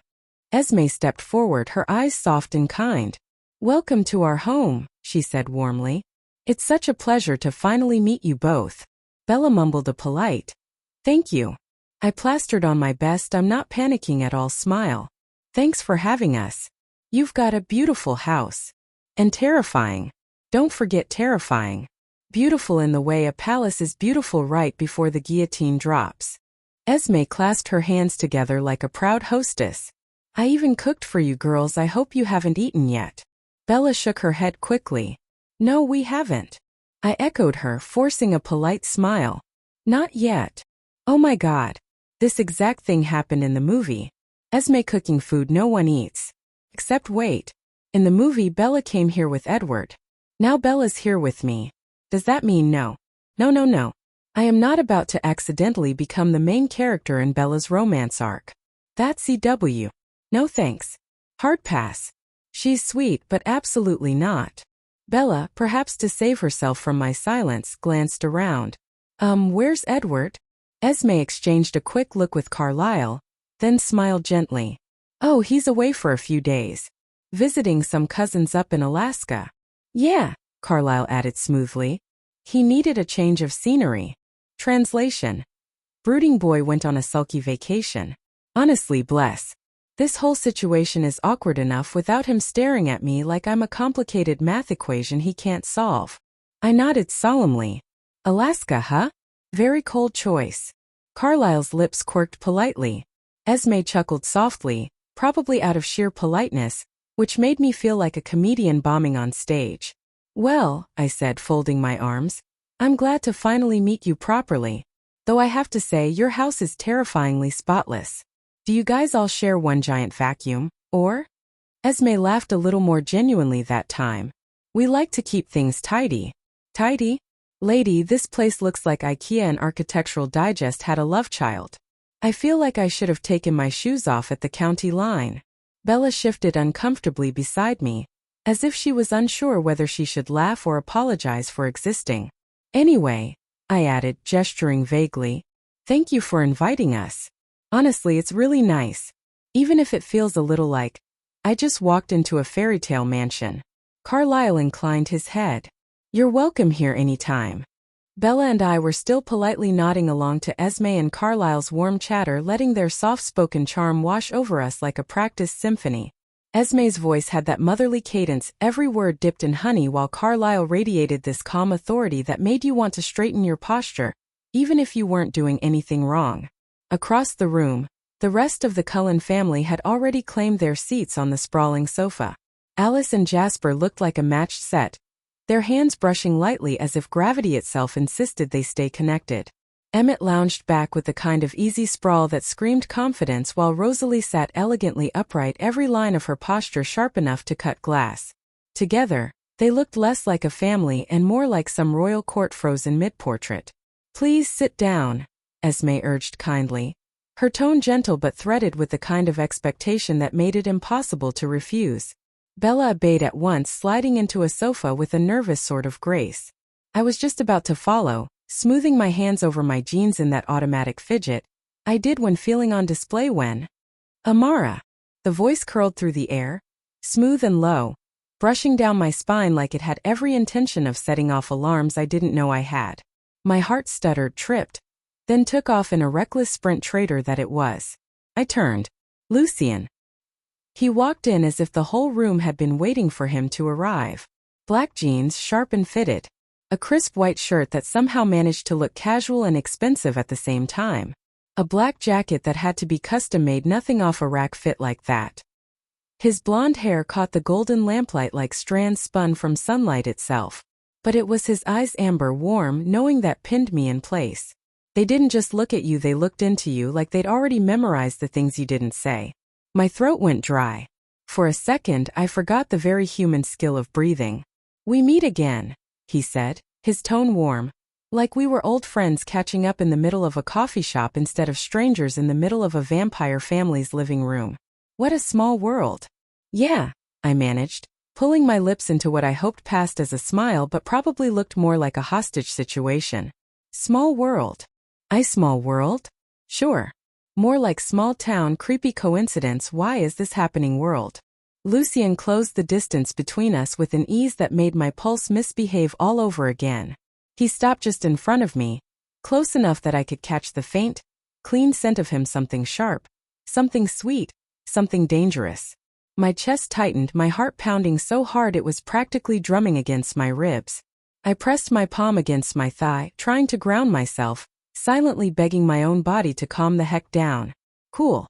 Collected. Totally not rattled by Blondie McDanger smile over here. And still, when his smile deepened, like he could hear every frantic thought running through my head, it felt like the floor tilted just slightly beneath me. From the sofa, Bella tilted her head. Wait, you know him? I glanced her way, then back at Lucien's too knowing smirk. Yeah, we bumped into each other at the grocery store. Bella blinked. Grocery store? She repeated under her breath, like she couldn't picture a man like him pushing a cart of milk and bread. Lucien's lips curved like he'd heard every sarcastic thought bouncing through my skull. His gaze flicked quick, sharp toward Alice, a look so subtle I almost missed it. Almost. In the next heartbeat, Alice popped up from the sofa like a spring-loaded doll and latched onto Bella's arm with way too much enthusiasm. Come on, Bella, she chirped, bouncing on her toes. You have to see this. I opened my mouth, hands half-raising in protest. Wait. Bella barely had time to blink, let alone argue, before Alice was already steering her toward the hallway. Her wide-eyed look over her shoulder said it all. I'm being kidnapped. Send help. Bella. I tried again, panic bubbling in my throat. My hand twitched forward, ready to snag her sleeve. But Lucien's voice slid in, smooth as melted chocolate, drowning out my protest. So, he said, just one word, but it froze me in place like a spotlight had landed on me. Have you gotten used to forks yet? I snapped my head toward him, torn between glaring and fainting. His eyes held mine, steady, patient, as though Bella's sudden abduction wasn't even worth noticing. Yeah, I muttered, swallowing hard. It's damp. Very damp. The understatement of the year. Forks was basically a rainforest cosplaying as a small town. Lucien chuckled, low and warm, the sound curling around me like velvet ropes I definitely hadn't agreed to. It slipped into my chest, coiling in my ribs before I could shove it away. Lucien's gaze lingered on me, head tilted just so, like he was reading more than my expression. His voice dropped, softer now, carrying none of the playful edge it had moments ago. I heard, he said carefully, that you lost your parents in an accident. The words landed heavy, thickening the air between us. I froze, breath catching for a beat before forcing myself to nod. My voice came out steady though my chest felt anything but. Yeah, that's right. Something twisted in my stomach. Not guilt. Exactly, more like the awkward weight of pretending grief I didn't fully own. But the way he said it, quiet and sincere, made it hard to shrug off. He wasn't handing me pity. It was more like recognition. As if he carried the same scar even if he didn't show it. His amber eyes softened just a fraction, though the curve of his mouth didn't vanish. If anything, his smile gentled.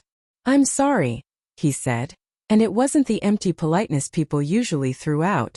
It sounded lived in, like he carried the weight of knowing what loss felt like. No one should have to go through that so young. Something in my stomach twisted. It wasn't pity he was giving me, thank God. It was something else. Understanding. Like he had miles of grief folded neatly inside him, and even if he didn't unpack it, he still recognized the shape of mine. Thanks, I said quickly. I curved my lips into something resembling a smile. But I manage. Coffee, sarcasm, and school are surprisingly effective coping mechanisms, you know? That earned me a low chuckle, warm and rich. It rolled through the space between us and Trader that Iwasumi pulse tripped over itself again. For a moment there was this strange magnetic pull, like gravity had shifted and decided the two of us were supposed to orbit closer. It wasn't romance, not the kind you read about in dog-eared paperbacks. No, this was sharper, more electric, the kind of charge you feel in the air before a storm breaks. Lucien studied me quietly, tilting his head like I was a puzzle piece he already knew where to place. His voice brushed soft against me. You seem tense. Don't be.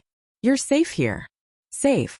The word caught me off guard, nudging something in my chest that had been wound tight since dying and coming to this world, waking up in this unfamiliar life. No one had really said it like that before, as if they actually meant it, as if it was more than a line. Safe, huh? In a mansion in the middle of nowhere, with a man who looks like he could bench press a car and smile while doing it. Sure. Totally safe. My therapist would be thrilled. And then so casually it felt almost old-fashioned, he extended his hand to me. Would you like a tour of the house? I glanced around, suddenly aware of how quiet the living room had become. No Alice's chatter, no Bella's nervous fidgeting, no Esme or Carlisle with their warm, practiced hospitality. Just me and him. The timing felt too perfect. Still, there he was standing tall, impossibly self-assured, his smile steady but not demanding. Charming, yes. But not pushy. Just waiting. And my hand, the traitorous thing, twitched like it wanted to close the gap between us. Lucien led me through the Cullen house like it was a museum, and I was the only guest on the private tour. He didn't need to touch me to make his presence known. He hovered close enough that the air between us felt charged, like static before a storm. Sometimes he was a step ahead, guiding me with an easy turn of his head, other times a half step behind, his gaze a quiet weight at the back of my neck. Either way, I was acutely aware of him every second. This way, he murmured, voice a low velvety thread that tugged me forward before my feet even moved. His amber eyes flicked to mine briefly, as if checking if I was still with him. Spoiler, I was. Barely. We passed a hallway, his hand lifting casually, an elegant, silent wave that seemed to say not for mortal eyes. Bedrooms, I guessed. Private spaces. Secrets. The thought made my curiosity itch, but before I could ask, he was already leading me somewhere else. He stopped in front of double doors and pushed them open, revealing a wide, airy room filled with light. At the center stood a grand piano, polished so thoroughly it looked like it could swallow sunlight. Edwards, Lucien said, his voice carrying a soft note of pride, like he was describing a family heirloom. His fingers brushed over the lid with reverence. He plays beautifully. The whole house listens when he does. I nodded, swallowing against the sudden lump in my throat. Of course Edward would have a dramatic piano room. If there was ever a contest for brooding aesthetic, he'd win without trying. What's next? A violin closet? Lucien chuckled, low and amused, and the sound made heat bloom in my chest. My thought hadn't been spoken out loud. At least I didn't think it had. Then he tilted his head, his smile lazy and knowing. And mine, he said simply, turning toward another door. He opened it and my breath caught. His room was not what I expected. Instead of sleek modernism or cold minimalism, it was warm. Earthy browns, natural textures, sunlight pouring in through large windows that seemed to welcome the forest inside. It smelled faintly of cedar, like the woods after rain. But what immediately caught my eye wasn't the cozy palette or the generous space, it was the bed. A large plush-looking bed, the kind you could lose hours in. Thank God. Relief sighed through me. At least he has a bed. For a second, I thought he'd go full Edward and show me a couch. Crisis averted. You look relieved, Lucien teased, his tone laced with quiet amusement as he stepped inside. He leaned casually against the bedpost like he belonged there, like the whole room was built around him. Did you expect a dungeon? I raised a brow, lips twitching. Honestly, I thought you'd pull the whole no-furniture minimalist act. Maybe a coffin in the corner. Just to stay on brand. That earned me a laugh, smooth, rich, warm in a way that shouldn't have made my knees feel weak, but did. His laughter wasn't mocking. It wrapped around me, intimate, like he'd let me in on some secret. A coffin, he repeated, shaking his head slowly. His eyes glinted, sharp and golden, but softened when they met mine. I'll keep the coffin in storage then. Wouldn't want to scare you off too soon. There it was again. That subtle edge to his words, half playful, half serious. Always a little flirty but never careless. He spoke like he had all the time in the world, like he could wait for me to catch up, but he wasn't hiding that he wanted me to. And standing there, in his room filled with light and warmth and a bed that was far too inviting, I realized something unsettling. Lucien wasn't just showing me the house. He was showing me his world. By the time Lucien and I circled back downstairs, the dining table was already set, a warm spread laid out like something from a glossy magazine. Bella sat stiffly in her chair, posture awkward, like someone had pressed her into the seat and told her not to move. Esme's smile was immediate, radiant and maternal as she spotted us. There you are, she said, her tone kind enough to melt some of my tension. I was just about to send Alice to fetch you. Please sit. I hope you're hungry. Hungry didn't even begin to cover it. My stomach gave an embarrassingly loud growl, as if it had been waiting for permission. Bella glanced at me, her lips twitching like she wanted to laugh, and we both slid into our seats. I couldn't help but notice how pristine everyone else's plates were, untouched, perfectly staged. Too perfect. I raised a brow, my fork hovering. You're not eating? Carlyle offered a practiced, polite smile, the kind only doctors and saints seem to manage. We already had something earlier. Internally, my brain chimed in helpfully. Yeah, sure. Something with a pulse. I cleared my throat and stabbed at the roast like I was in a food commercial. Well, more for me then, I said brightly, digging in before my brain could remind me how awkward this was. Bella followed my lead, picking delicately at her food, and within minutes I found myself gushing like some overeager restaurant critic. This is amazing, I said around a mouthful, probably breaking 10 etiquette rules in one sentence. Seriously, Esme, you could open a restaurant. Like a Michelin star one. Do they even have those in Forks? Esme's eyes softened with pleasure, her smile brightening as if I'd just handed her the world. Thank you, dear. I'm so glad you like it. Her warmth filled the room, making me feel strangely at home, despite the whole vampire family watching me chew thing. Alice joined in with her usual sparkle, chattering away about little things colors she thought would suit me. Random snippets of school gossip. Jasper's voice was quieter, his southern lilt soothing, like background music designed to ease nerves. Every so often, Lucien slipped in a comment, low and steady, and each time it sent a little ripple down my spine if I wasn't careful. Emmett and Rosalie were conspicuously absent, and honestly, probably for the best. I didn't think I had the energy to endure Rosalie's glare a second time tonight. The meal lingered pleasantly until Bella, looking more anxious by the second, finally set her fork down and cleared her throat. We should probably get going. Charlie'll be waiting.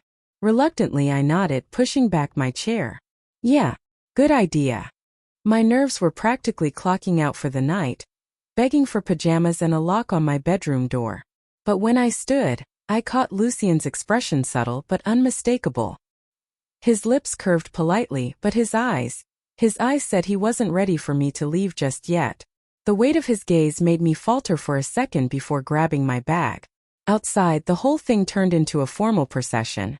Carlyle, Esme, Alice, Jasper, and Lucien escorted us like we were royalty being seen off, their figures framed in the porch light. The night air was cool, brushing over my skin, and the woods surrounding the house seemed even darker now, quiet and endless. Bella slipped quickly into the passenger seat, relief flickering across her face. I was halfway into my own seat when Lucien's voice cut through the night. Wait. The single word froze me in place. I turned slowly, heart skipping that inconvenient, traitorous beat.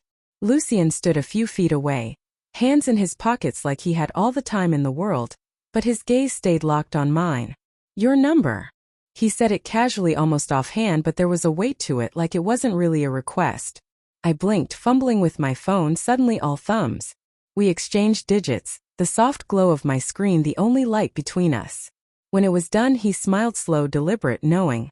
Good night, Amara, he said, his voice wrapping around my name like it belonged to him already. Yeah, I breathed, sliding into my seat before I could combust. Good night. Bella and I both gave a quick wave as I started the car. The Cullens stood there, lined up like a glossy farewell committee, their elegant silhouettes framed in the golden porch light. The drive back was quieter, the night pressing in with a kind of weight the radio couldn't quite push back. The trees loomed on either side, shadows pooling like ink, and for a moment I could swear the woods were watching us. Finally, Bella broke the silence, her voice hesitant. Alice showed me some clothes. She still sounded baffled, like she wasn't sure if she'd dreamed it. Clothes. Of course. Totally normal. Nothing to see here. Funny, I thought, my eyes on the winding road. I didn't see those graduation caps from the movies anywhere. Probably shoved into storage the second they realized humans were coming. Sneaky. Clothes, huh? I said lightly, turning the radio up just enough to drown the silence. Better than being locked in a dungeon. Bella shot me a sidelong look but didn't argue. We let the radio fill the car. a steady hum of voices and music carrying us the rest of the way home. When Bella and I finally pulled into the driveway, the porch light glowed faintly against the damp night air, casting long shadows across the wet gravel. The house looked the same as always, quiet, steady, like it was holding its breath until we stepped inside. We pushed through the front door, and sure enough, there was Charlie in his natural environment, slouched comfortably in his worn armchair, a half-empty beer balanced on the armrest, eyes glued to the TV. The low hum of a fishing show filled the living room, complete with some commentator droning about bait selection like it was the most thrilling thing in the world. The glow from the screen flickered over his face, catching the little lines of weariness etched into it. He looked up the second the door shut behind us, his thick brows lifting a fraction. "Hey, you too," he said, voice carrying that steady, no-frills dad tone. His gaze flicked from Bella to me, as if silently checking, were we okay? Did anything explode? Were there suspicious-looking men lurking in the driveway? I smiled faintly, brushing damp hair out of my face. The smell of beer and the faint tang of diner food drifted from him, familiar and strangely grounding after the strangeness of the Cullen house. "Have fun." Charlie's tone was casual, but his eyes lingered a beat too long, like he had dad mode on. "Yeah," I said, slipping out of my shoes and lining them neatly by the door. Well, as neatly as sneakers damp from forest air could get. "Did you eat?" He took a long sip of beer before answering, eyes drifting back toward the TV. "Grabbed something at the diner earlier." Translation: Charlie Swan had a romantic rendezvous with a bacon cheeseburger and coffee strong enough to melt silverware. Classic. Bella was already halfway up the stairs, moving like a ghost that was running on battery saver mode. "I'm going to bed," she mumbled. "Got some stuff to finish first." "Night, Dad." "Night, Amara." "Good night," I called after her, watching her vanish into the shadows of the hallway. She had that aura like the house itself was pulling her upstairs, draining the energy out of her step by step. I stretched a little, rolling the stiffness out of my shoulders. "I think I'll call it too," I said to Charlie. "Long day. I'm wiped." He glanced over, gave a small nod, then flicked his gaze back to the TV where some fisherman was triumphantly holding up a trout like it was the Holy Grail. "Night, girls." The simple weight of his words, steady, grounding, settled over me. It was so normal, so ordinary, it almost erased the surreal edges of the day. Almost. Because let's be honest, there was nothing normal about house tours with modelesque immortals and one blonde stranger who wouldn't stop smiling like he had my soul's cheat codes. With that, I offered Charlie a little wave and padded toward the stairs, my body buzzing with exhaustion that wasn't entirely physical. I climbed the steps up to my little attic room, each creak of the wood under my feet sounding louder in the late-night hush. The air up there always felt different, cooler, quieter, like the world outside couldn't quite reach me. My safe pocket of space. Dumping my bag by the desk, I flopped back onto the bed with a sigh so deep it felt like it rattled through my bones. For a second, I just lay there staring at the slanted ceiling beams, letting the silence press in. Then, out of habit, I reached for my phone, ready to look through messages. Well, nothing important. And then, ping. The screen lit up. "Lucien. Hope you got home safe." My stomach did an Olympic-level somersault. Great. Fantastic. Exactly what I needed right before bed, my brain turning cartwheels. I rolled my eyes at myself, even as a smile threatened to tug at my lips. "Calm down, Amara. It's just a text. A very normal human text. From someone who just happened to look at you all night like he could peel you apart layer by layer with his gaze. Totally fine. Totally casual." Before my pulse could climb any higher, I typed back quickly, thumbs flying like I was running a race. "Yeah, I reached. Good night." And then I froze. No typing bubble. No instant reply. Nothing but my reflection in the black screen staring back at me like, "Really? That's all you've got? Good," I muttered aloud, tossing the phone onto the nightstand like it had burned me. That's normal. Normal people don't wait around for texts that may or may not come. Normal people go do their homework. So I dragged out my books, spreading them across the blanket. Equations, essay prompts, dates to memorize. I forced my brain into study mode, scribbling answers as if sheer focus could erase the echo of Lucien's voice from my head. But of course he kept slipping in anyway between the margins, in the curve of every number. in the silent pause before I turned a page. After what felt like hours but was probably 45 minutes, I let the pencil clatter onto the notebook. My eyes were gritty, my shoulders aching. Enough. Bathroom time. The moment the hot water hit my skin, steam billowing around me, I sighed. Heat slid down my spine, unwinding every knot of the day, every flicker of tension. I tipped my head back, letting the shower roar in my ears until the world outside blurred away. By the time I stepped out, hair damp and clinging to my neck, skin flushed pink, I felt almost human again. Skincare routine in dab, pat smooth. Teeth brushed, mouth mint cool. Pajamas pulled on, soft cotton hugging me in all the right ways. The rituals were small, maybe silly, but they made me feel steady, grounded, like I belonged here, in this life I hadn't chosen but now had to live. I slid beneath the covers, pulling the blanket tight to my chin. The attic was quiet, save for the faint hum of the house settling. My eyelids grew heavy, my body sinking into the mattress. But of course the moment I closed my eyes he was there. Lucien. That steady amber gaze. The too sure smile that didn't belong to a high school boy. The way he'd looked at me like he already knew me, like I was an answer to a question I hadn't even asked. I groaned, flipping onto my side with a huff. Nope, I muttered to the shadows. Not thinking about that. Not tonight. Yet as the dark pressed closer, something prickled at the edge of my awareness. A weight in the air. The kind of silence that felt watched. For one breathless second, I could have sworn I felt him, Lucien, close. Not in memory, not in imagination, but here. The ghost of his presence brushing the room like a whisper across my skin. I sat perfectly still, heart knocking against my ribs, eyes darting to the corners where shadows pooled. Nothing. Just the old attic, the soft hum of the house. Get a grip, I whispered, dragging the blanket tighter. I shoved the thought aside with sheer stubbornness, building walls in my mind brick by brick. And maybe it was exhaustion. Maybe it was nothing, but the sensation lingered, warm and unsettling, until finally sleep swept over me, thick, heavy, and far from dreamless. Eventually, even Lucien's ghost of a smile dissolved into the dark. Sleep swept over me at last, thick, heavy, and mercifully dreamless. Lucien POV. The woods whispered as I slipped through them, the night clinging to my skin like a second shadow. Every step was silent, calculated, yet my mind was anything but still. The air smelled of rain and earth, damp leaves crushed beneath my boots, but threaded through it all was her scent, warm, fragile, unmistakably hers. It pulled me forward with the inevitability of gravity. I didn't stop until her house came into view, its outline crouched against the dark. The porch light had been left on, a fragile beacon in the night, as though the house itself was keeping vigil. My gaze lifted instinctively to the window at the top floor. Hers.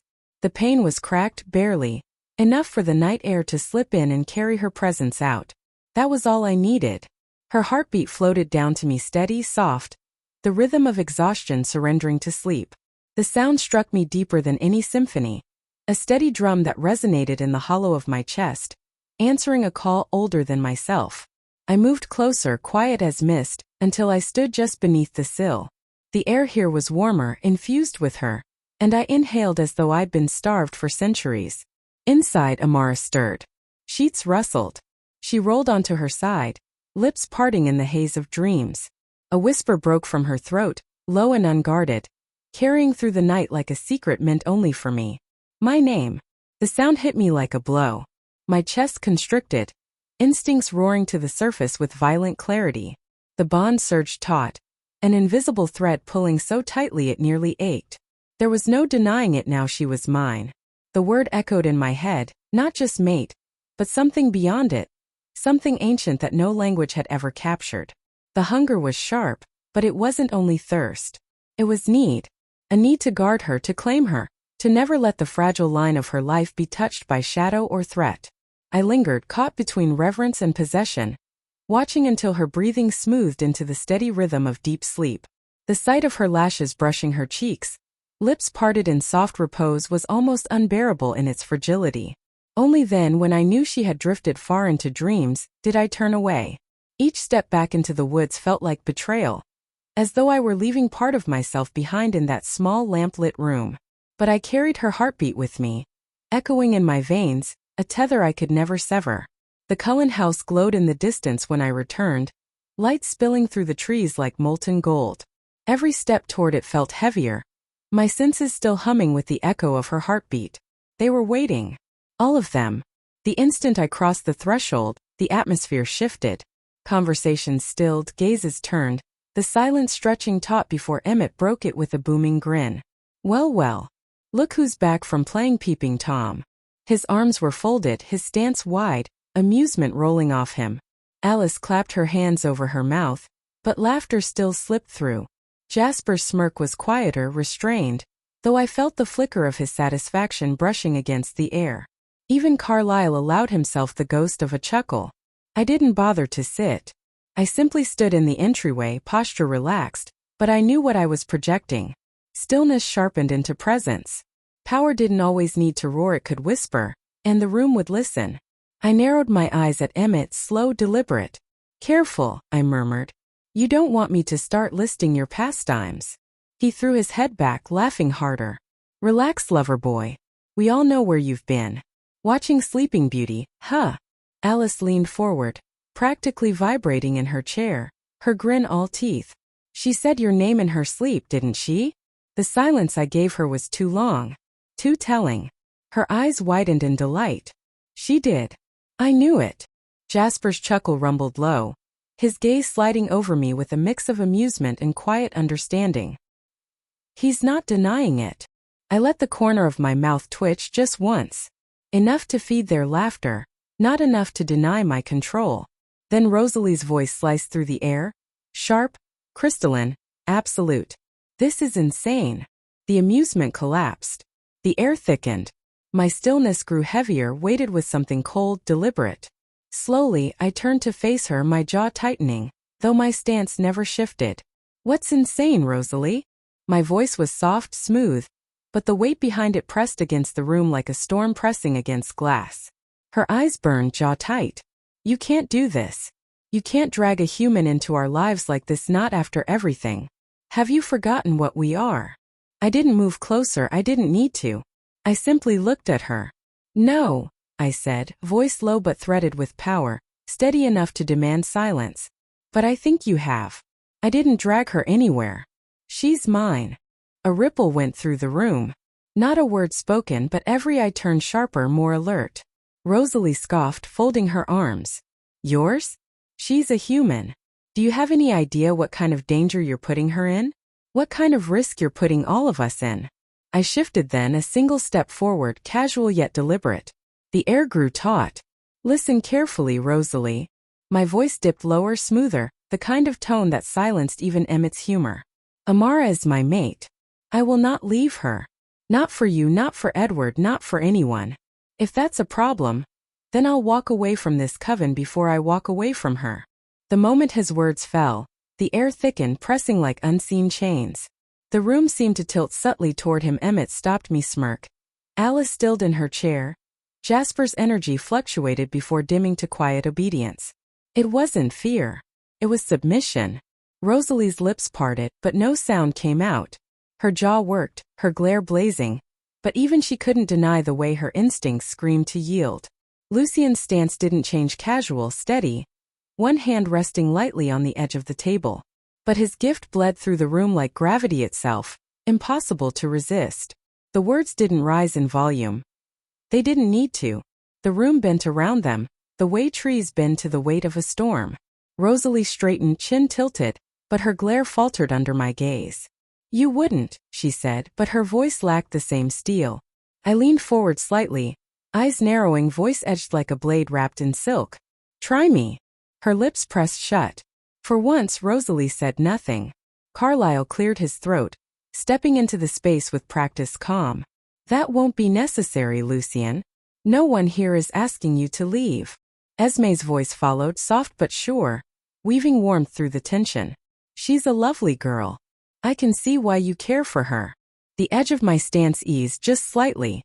A faint smile ghosted across my lips. She is. Jasper shifted then, surprising everyone. When I'm near her, the noise quiets. The emotions don't crush me the same way. She's like... He faltered, searching, his usually measured words raw. Like an anchor. Alice beamed, practically bouncing. See? I told you she was special. Rosalie's glare sharpened again, but her words came clipped, defensive. Special or not, you're blind if you don't see the danger. Her cousin is Edward's blood singer. That alone is enough to make her a liability. Do you honestly think Edward can control himself forever? My temper snapped cold, not loud but lethal. Edward will either learn control or leave Forks. That is his choice. And if you're so concerned, Rosalie, you're welcome to join him. My gaze locked on hers, unflinching, heavy enough to force her still. But understand this. Because of him or anyone else, I will not leave Amara. Not now. Not ever. Finality resonated in the room. Not shouted but pressed into the marrow of every word. No one argued. Carlyle studied me with the measured patience of a doctor examining something rare and dangerous, then finally inclined his head. Then it's decided. Esme reached out, her hand brushing my arm with maternal gentleness. We'll stand by you. Alice nearly vibrated in her seat, joy spilling bright as sunlight. Jasper offered a quiet nod, something like respect flickering in his eyes. Only Rosalie stayed silent, but her glare had dulled, no longer sharp enough to cut. I let the silence linger, owning it before finally turning. My steps were calm, deliberate, but the weight of my presence didn't lift until I disappeared upstairs. And even then my mind wasn't here. It lingered back in that attic room, where a single heartbeat called to me through the night. My mate. My Amara. And I would burn the world before I let her go. Morning found me annoyingly well rested. It wasn't just sleep, it was the kind of sleep that reset your soul, like the universe had quietly hit a refresh button while I wasn't looking. Every day since arriving in Forks, I'd been waking like this. Clear-headed. Light. Energy humming under my skin like I'd swallowed sunshine in my dreams. No groggy haze, no pillow lines branded across my cheek. Just me, sitting up in bed with a sigh that felt smug and suspiciously undeserved. I stretched, toes curling into the carpet, then hummed some ridiculous catchy Taylor Swift song that refused to die in my mind. The bathroom mirror confirmed what I already felt, hair falling sleek and glossy without even trying, skin behaving like I lived inside a permanent filter. My reflection looked like the cover of a magazine, and I wasn't even doing anything. Unfair. Downright rude. Jeans. Simple top. Done. Honestly, I could have worn a sack and still looked effortlessly chic. Forks didn't deserve this level of unbothered glow-up, but here we were. Downstairs, the kitchen welcomed me with the faint ghost of last night's roast and the sharper promise of coffee. If anything could make this strange new life feel normal, it was the steady drip-drip of caffeine magic. I got the pot going, still humming, then pulled out bacon, eggs, and bread. Cooking had become its own kind of therapy. Warm pan, sizzling bacon, toast popping up like little victories. Charlie thought he was subtle about his bacon obsession, but the way his eyes lit up whenever it hit the table? Busted. As I moved around the kitchen, my thoughts flickered back to yesterday. Lucien. His shadow clinging to me like a second heartbeat. His words that tangled in my mind long after they'd ended. It had been a lot. The kind of a lot that drained people for days. And yet here I was, humming over scrambled eggs, refreshed, steady, like nothing had happened. Like I was designed to recover faster than I should. I decided not to question it. Not yet.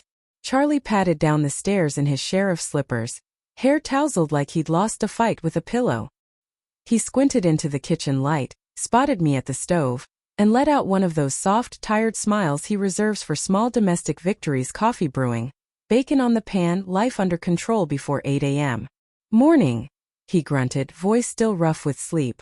I handed him a steaming mug like it was a peace offering to the household god of Forks. Morning. Thanks, he said, already half possessed by the caffeine. One sip later, his whole body loosened like he'd just been blessed. If I ever needed proof coffee counted as magic, there it was, Charlie Swan looking like someone kissed him on the mouth and whispered, "You've got this." Before I could laugh, the door rattled and Bella swept in. Not so much entered as arrived in a small hurricane. Backpack slung one-handed, hoodie thrown on, hair trying to stage a rebellion against gravity. She made a beeline for the coffee pot, mumbling, Sorry, I'm in a hurry. Got stuff to finish." "No problem." I flipped an egg with the unnecessary flair of a Food Network contestant, then gestured with the spatula. Breakfast is almost done. Have a coffee before you combust. She poured herself half a mug, practically inhaling it, and muttered, "Thanks." Finally, she glanced up at me, took in my neat ponytail, skin still smugly behaving like Photoshop lived under it, and squinted. "Seriously? How do you always look like you stepped out of a magazine?" I shrugged like it was nothing. Guess the fork's tap water has hidden properties. Or maybe my pillow has a magic setting. Either way, no trade secrets. Bella rolled her eyes, the universal swan response to my existence. But her mouth twitched like she was fighting a laugh. Charlie cleared his throat, coffee in hand, and defaulted into dad mode. "Plans today?" I slid a plate of eggs onto the table with a flourish. "Homebuddy agenda. Laundry, maybe catch up on reading, possibly reorganize Bella's disaster zone of a room if she'll let me." Bella poked me with her fork. "You touch my room and I'll make you regret it." I batted my lashes. "See? Gratitude in this house flows like maple syrup." She stuffed eggs in her mouth and mumbled through them, "Same here. Homework. Maybe shopping later." Her chewing speed suggested she thought the faster she ate, the sooner she could flee. Charlie looked between us, suspicion giving way to something warmer. "That's surprisingly responsible. Proud of you too." He raised his mug in a mock toast. "Don't stay out late, okay?" "We won't," Bella promised, looking serious for a second. I noticed the faint tension in her jaw. Forks nights weren't exactly relaxing, but she buried it under coffee. Breakfast wound down in the easy rhythm of forks, toast, and small talk. Domestic normalcy at its finest. Afterward, Bella and I split toward our respective cars. I slid into my Audi A4, the leather cool and smug under my palms. Meanwhile, Bella scrambled into her truck with all the joy of someone strapping themselves into a carnival ride that shouldn't have passed inspection. She grinned at me as she buckled herself in, like the thing was a badge of honor. I shook my head, staring at the dented beast. "You actually like that truck?" I muttered, starting my engine. Bella didn't answer, just smirked and revved the thing like it was some prize stallion. I rolled my eyes, but the truth nudged me anyway. Of course she likes it. Charlie gave it to her. That truck could be held together by duct tape and stubbornness, and she'd still worship it. Sentimental value trumps horsepower every time. We pulled out of the driveway together, me gliding like a civilized adult in my Audi, Bella rattling along behind me like she was taming a prehistoric machine. If Forks had been watching, they probably thought we looked like a mismatched car commercial. Luxury for her, nostalgia for her cousin. The road stretched out slick and quiet, the trees leaning in like sentinels. For once I didn't reach for music. No chatter, no distraction. Just the hush of rain against the windshield and the lumbering reflection of Bella's truck in my rearview mirror. I needed the quiet. After everything lately, the vampires, the intensity, the secrets, I craved silence to remind myself what was still real. Asphalt under tires. Breath fogging faintly against the glass. The steady rhythm of a morning drive in a sleepy little town. My thoughts drifted, of course. Transmigration is an odd thing to unpack with the radio off. In my other life, mornings had been different. I'd wake up far too late, scrolling through feeds on my phone until my eyes burned. Ramen at odd hours, Spotify playlists that felt like soundtracks to moods I couldn't explain. The anonymity of being just another face in the crowd. I missed the conveniences. Netflix algorithms that weirdly understood my soul. The lazy familiarity of group chats. The ritual of ordering greasy pizza from the place that always got my name wrong but remembered my toppings. I even missed my old apartment's leaky faucet and the squeaky radiator that never worked right. That life had been messy, chaotic, mine. And it had been blissfully free of vampires and wolves. But here was different. This small town that smelled like rain and pine had handed me something I hadn't expected. People who cared. Charlie, steady as bedrock, sentimental when he thought no one noticed. Bella, awkward and intense but so earnest it made my chest ache. Even Jessica and Angela, with their gossip and laughter, had slipped past my guard until friendship didn't feel like something I had to work for, it was just there. The truth settled into me like a soft inevitability. You lose things, you gain others. It didn't make the loss hurt less, but it did give me a kind of map. One life traded for another. Messy in its own ways but filled with new threads worth holding on to. The school parking lot came into view, ordinary and unassuming, with its tangle of cars and chatter. Students drifted between doors, the air buzzing with the small dramas of teenage life. Inside, it was more of the same. Corridors alive with the slam of lockers, Angela's gentle voice mixing with Jessica's sharp-edged chatter about clothes and some upcoming movie. People noticed me, they always did, but I let it wash over. A few smiles, a wave here, a nod there. I stepped into the rhythm of it all, letting the ordinary moments anchor me. Forks might not have had Netflix or late-night ramen shops, but it had something else. A place that, against all odds, was starting to feel like mine. And as I slipped into the steady current of small-town life, one thought stuck. Maybe I hadn't lost everything after all. Maybe I just shifted. School had been unremarkable in the best way, the kind of day where nothing dramatic happened, and I could actually enjoy the monotony. Classes blurred together, the usual chatter filled the halls, and at lunch Jessica was in rare form, practically vibrating with energy as she went on about some movie releasing next weekend. Angela, as always, listened with saint-like patience, smiling softly in all the right places. Bella and I chimed in just enough to pass as engaged, though I was already mentally halfway to my bed. "What are you doing this weekend?" Jessica asked suddenly, her eyes flicking between Bella and me like we were about to confess something scandalous. "Sleeping," I said without hesitation. "Like turn off my alarm, crawl into a blanket cocoon, go into hibernation, don't wake me until Monday kind of sleeping." Bella smirked. "Same. Waking up early is torture. Pure torture. I don't trust people who enjoy mornings." Angela giggled, shaking her head. "You two sound like you're 80. "Correction," I said, wagging a finger for dramatic effect. 80-year-olds like waking up early. They're up at 5 a.m. making oatmeal and reading newspapers. We're more like rebellious college kids who survive on caffeine, spite, and poor decisions." Jessica laughed. "So basically, you two are going to sleep the weekend away while I'm out watching the greatest rom-com of the decade?" "What's it called again?" Bella asked. Jessica straightened, proud. "Love Actually 2. I blinked at her. "Jessica, that's not real." She frowned. "Okay, fine, but it should be." "Honestly," I said, sipping from my water bottle like it was a mic drop, "if you want peak cinema, just watch me and Bella not set alarms. It's art. It's rebellion. It's survival." Bella nodded solemnly. 10 out of 10 would recommend. No spoilers, though. Angela pressed her lips together to stifle a laugh. "You two are ridiculous." "Ridiculously well rested," I shot back. Bella deadpanned. "Speak for yourself. My alarm clock hates me. It's plotting against me." I grinned. "Mine too. I swear it grows louder every morning, like it's training for a screaming competition." Jessica groaned and leaned her head against Angela's shoulder. "You guys are hopeless. Fine. Sleep through the weekend, but don't come crying to me when I'm the only one caught up on culture." Bella raised her brows. "What culture?" "The culture of people who don't nap like cats," Jessica said dramatically. I leaned back in my chair, smug. Cats are elegant, independent creatures who nap whenever they want. Honestly, I'm taking it as a compliment. Bella snorted. "Same." Angela sighed, smiling at us both. "You know, one day you two are going to regret all this sleep." "Angela," I said seriously, "I regret many things in life, but naps? Never." By the time the final bell rang, I was already plotting my pillow romance for Saturday. Step 1, pajamas. Step 2, blanket burrito. Step 3, ignore civilization until noon. Of course, that was when Alice and Jasper intercepted us in the hallway like two impossibly photogenic traffic cones.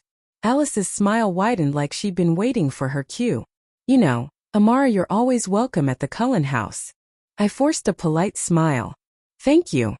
No, please, anywhere but there. I've had enough immortal house tours for a decade. Unless you're offering eternal Wi-Fi and a bottomless snack bar, I'm out." Jasper gave a small nod, all stoic and mysterious. "We means it." "Class is boring?" Alice asked, tilting her head with a knowing grin. "As always," I said, shifting my books in my arms. At this point, I think the chalkboard has more personality than my math teacher. "Of course," I said, slinging my bag over my shoulder. "I think some of my teachers actually sleep through their own lectures." Alice laughed. "Well, you survived, didn't you? That's what counts." "Oh, did you see the new store that opened up downtown?" Supposed to have the cutest clothes. I've been dying to check it out. Bella perked up. Cute clothes? Like dresses and jackets? Alice nodded eagerly. Exactly. Vintage stuff too. Really fun patterns and colors. I want to see everything, try it all on. It's dangerous for your wallet though. I raised an eyebrow. Dangerous how? Like, run away before your bank account cries dangerous. Bella snorted. Or everything looks amazing, but none of it fits dangerous. Alice giggled. Both. But that's half the fun. You'd love it. Jasper leaned in amused. Sounds like quite the adventure. You two would make excellent shopping partners. I chuckled. As long as we don't have to try on something crazy. I draw the line at neon green. Bella laughed. Yeah, I'll allow one ridiculous hat or scarf but nothing else insane. Alice clapped her hands together. Perfect. I'll drag you both there soon. You can help me decide what actually works and what belongs in a trash pile. After school, Bella and I both drove to the diner, me gliding like a civilized adult in my Audi, her clunking along behind in what could only generously be called a truck. I tried to convince her to ride with me. Come on, Bella. Just one time. Don't make me watch your truck whiz up hills like it's gasping for air at a senior home, I said, smirking over my shoulder. She shot me a glare through the windshield. Eyes narrowed like she was about to fuse the dashboard with her mind. Not happening, she said, chin lifted. This truck has personality. You wouldn't understand. Stubborn Bella equals 1. Logical me equals 0. By the time I parked, the sky had already dived past sunset, leaving the diner bathed in neon. The lot was surprisingly packed. Heads turning as soon as I stepped out of my car. Yes. The perks of being annoyingly photogenic. Thanks, Rob, really.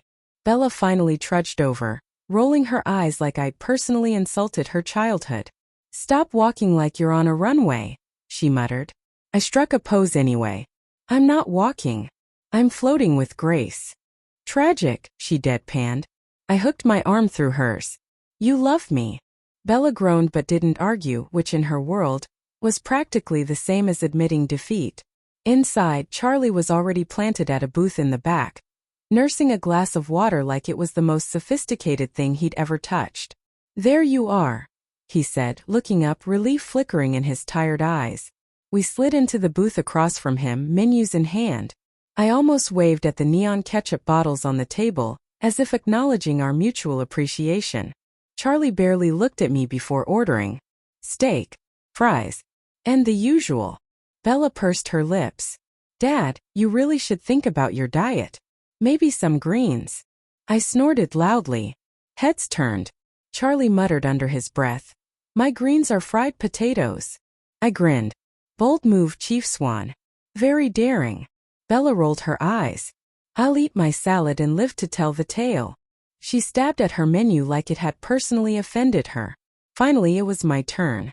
I closed the menu with an overly dramatic flourish. Burger, fries, vanilla milkshake. Let's keep it simple. Bella stared at me like I just declared war on nutrition. Amara, you should order something healthy. I smirked, leaning back in my seat. It's healthy. Let's break it down. Burger protein check. Lettuce and tomato vegetables check. Fries potatoes also technically vegetables. Milkshake milk calcium bonus. Nutritional masterpiece. Science supports me. You may try a bite if you dare. Charlie laughed so hard he nearly dropped his fork. She's got you there, Bells. Bella made a face, pinching her salad like it had personally attacked her. While we waited for our food, the conversation drifted like smoke from the grill. Charlie mentioned the recent spate of strange animal attacks around town. Bella's brows knitted. Dad, seriously. Don't play hero, okay? Just be careful. I nodded solemnly. Yes. No wandering off into the woods chasing mysterious tracks. Leave that to people who actually care about their limbs. Charlie raised a brow. Animal control? And forks. That's us. Bella groaned dramatically. Exactly. That's why we worry. I jabbed a straw at him. Promise us, Chief. No heroics. He sighed, raising a hand in mock surrender. Fine, fine. I'll behave. Mostly. Our meals arrived, Charlie's steak looking like something from a carnivore's heaven, Bella's sad salad staring up at her accusingly, and my glorious burger mountain with fries stacked like a small edible monument. Charlie eyed me between bites. Didn't think you'd be friends with the Cullens. I shrugged, mouthful of burger. We're not really. Alice just adopted me for a day. She has a way of making you feel like you had a choice. Spoiler, you didn't. Charlie chuckled. Kids nowadays.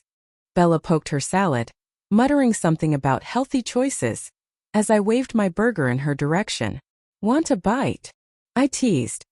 It has all the nutrients your salad lacks, plus 100% more fun. She wrinkled her nose. Gross. Delicious. I corrected, popping a fry into my mouth with dramatic flair.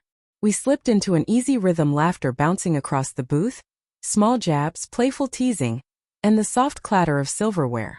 I teased, Bella rolled her eyes, Charlie grunted and laughed in all the right places. It was simple, normal, warm. The kind of night that made you forget there were vampires, wolves, and the strange twists of fate lurking just beyond Fork's rainy horizon. Exactly the kind of night I wanted. I woke up refreshed as always while Bella was still cocooned under 3 layers of blanket like a reluctant caterpillar refusing to evolve. Normally, the first thing a person does after waking up is stretch, yawn, maybe check the time. Me? The first thing I did was decide to be a good, caring cousin. Truly selfless. Noble even. Which meant, of course, waking up my beloved Bella. I tiptoed to her bedside like a saint on a mission, clasped my hands together and whispered sweetly, "Good morning, sunshine. Rise and shine. The world is waiting for you." No movement.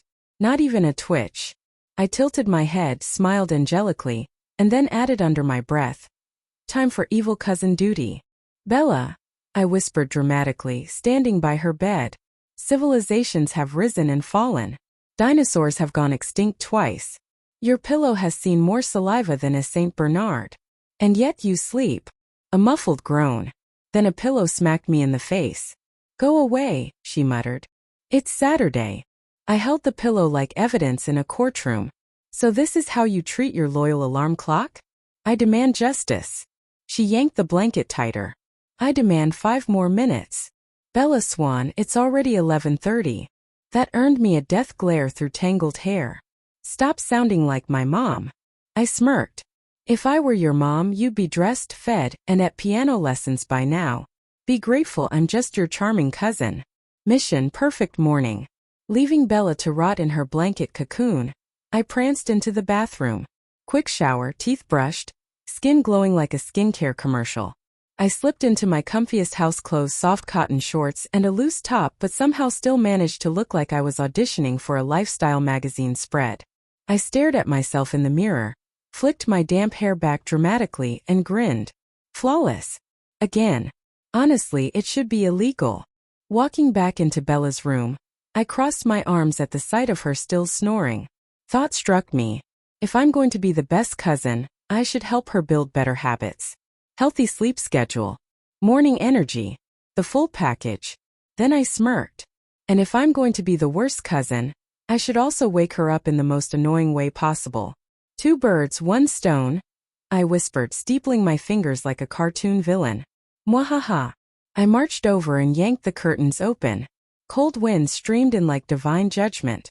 Bella groaned and buried her head under the blanket. "Why do you hate me?" "Correction. I love you. That's why I'm saving you from your sloth tendencies." She mumbled something that sounded suspiciously like, "I hate you more than Mondays."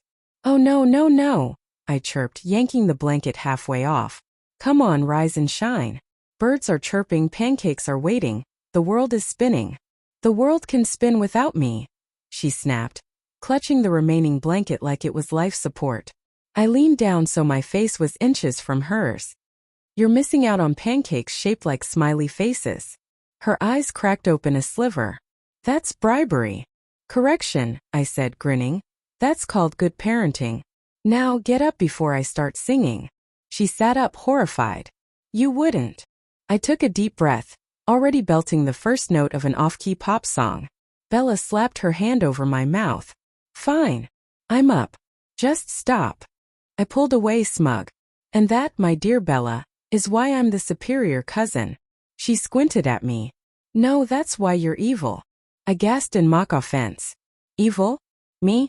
Please. I prefer efficiently persuasive. By the time Bella shuffled downstairs, looking like a zombie who'd lost its last shred of dignity, I was already in the kitchen. The smell of butter and syrup filled the air like a victory banner. On the table sat a tower of glorious golden pancakes, some round, some vaguely shaped like countries I couldn't identify. I slid a plate across the table, topped with syrup in the shape of a lopsided smiley face. Behold my masterpiece. Bella blinked blearily at it. That's disturbing. It's called art, Bella. Picasso would cry if he saw this. She poked the pancake with her fork. Picasso would sue. I clutched my chest.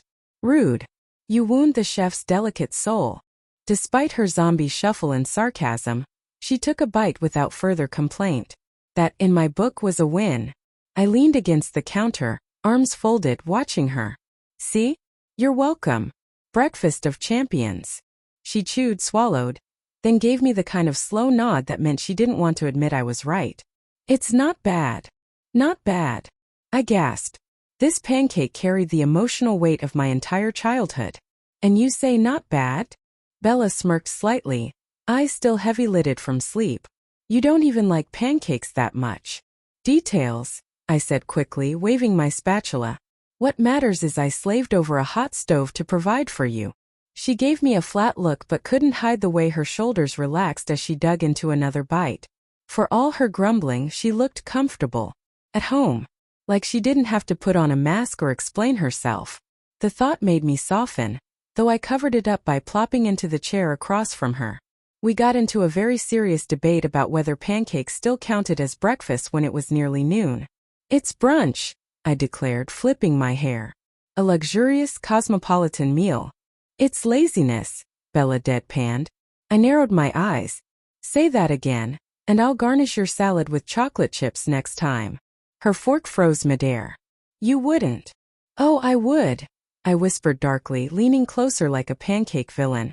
Bella burst out laughing, actual laughing, not just a polite huff, and it filled the kitchen in a way that made my chest ache in the best way.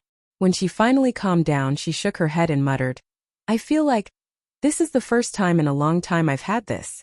Like a normal morning. Just being home. I reached over and stole a piece of her pancake.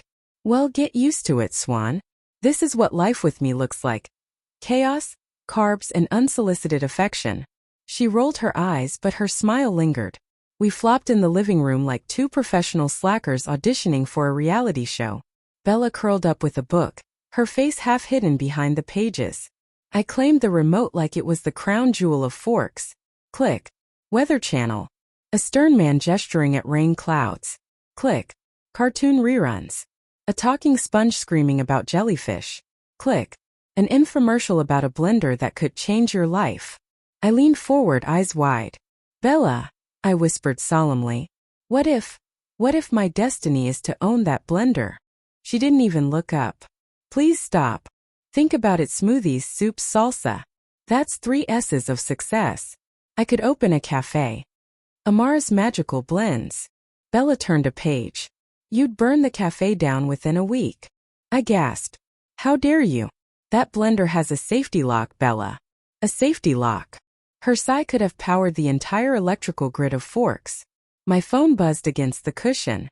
I picked it up without thinking, then groaned the second I saw the name. Lucian. Hey Amara. Free today? Want to hang out? I stared at the screen, expression flat as a pancake.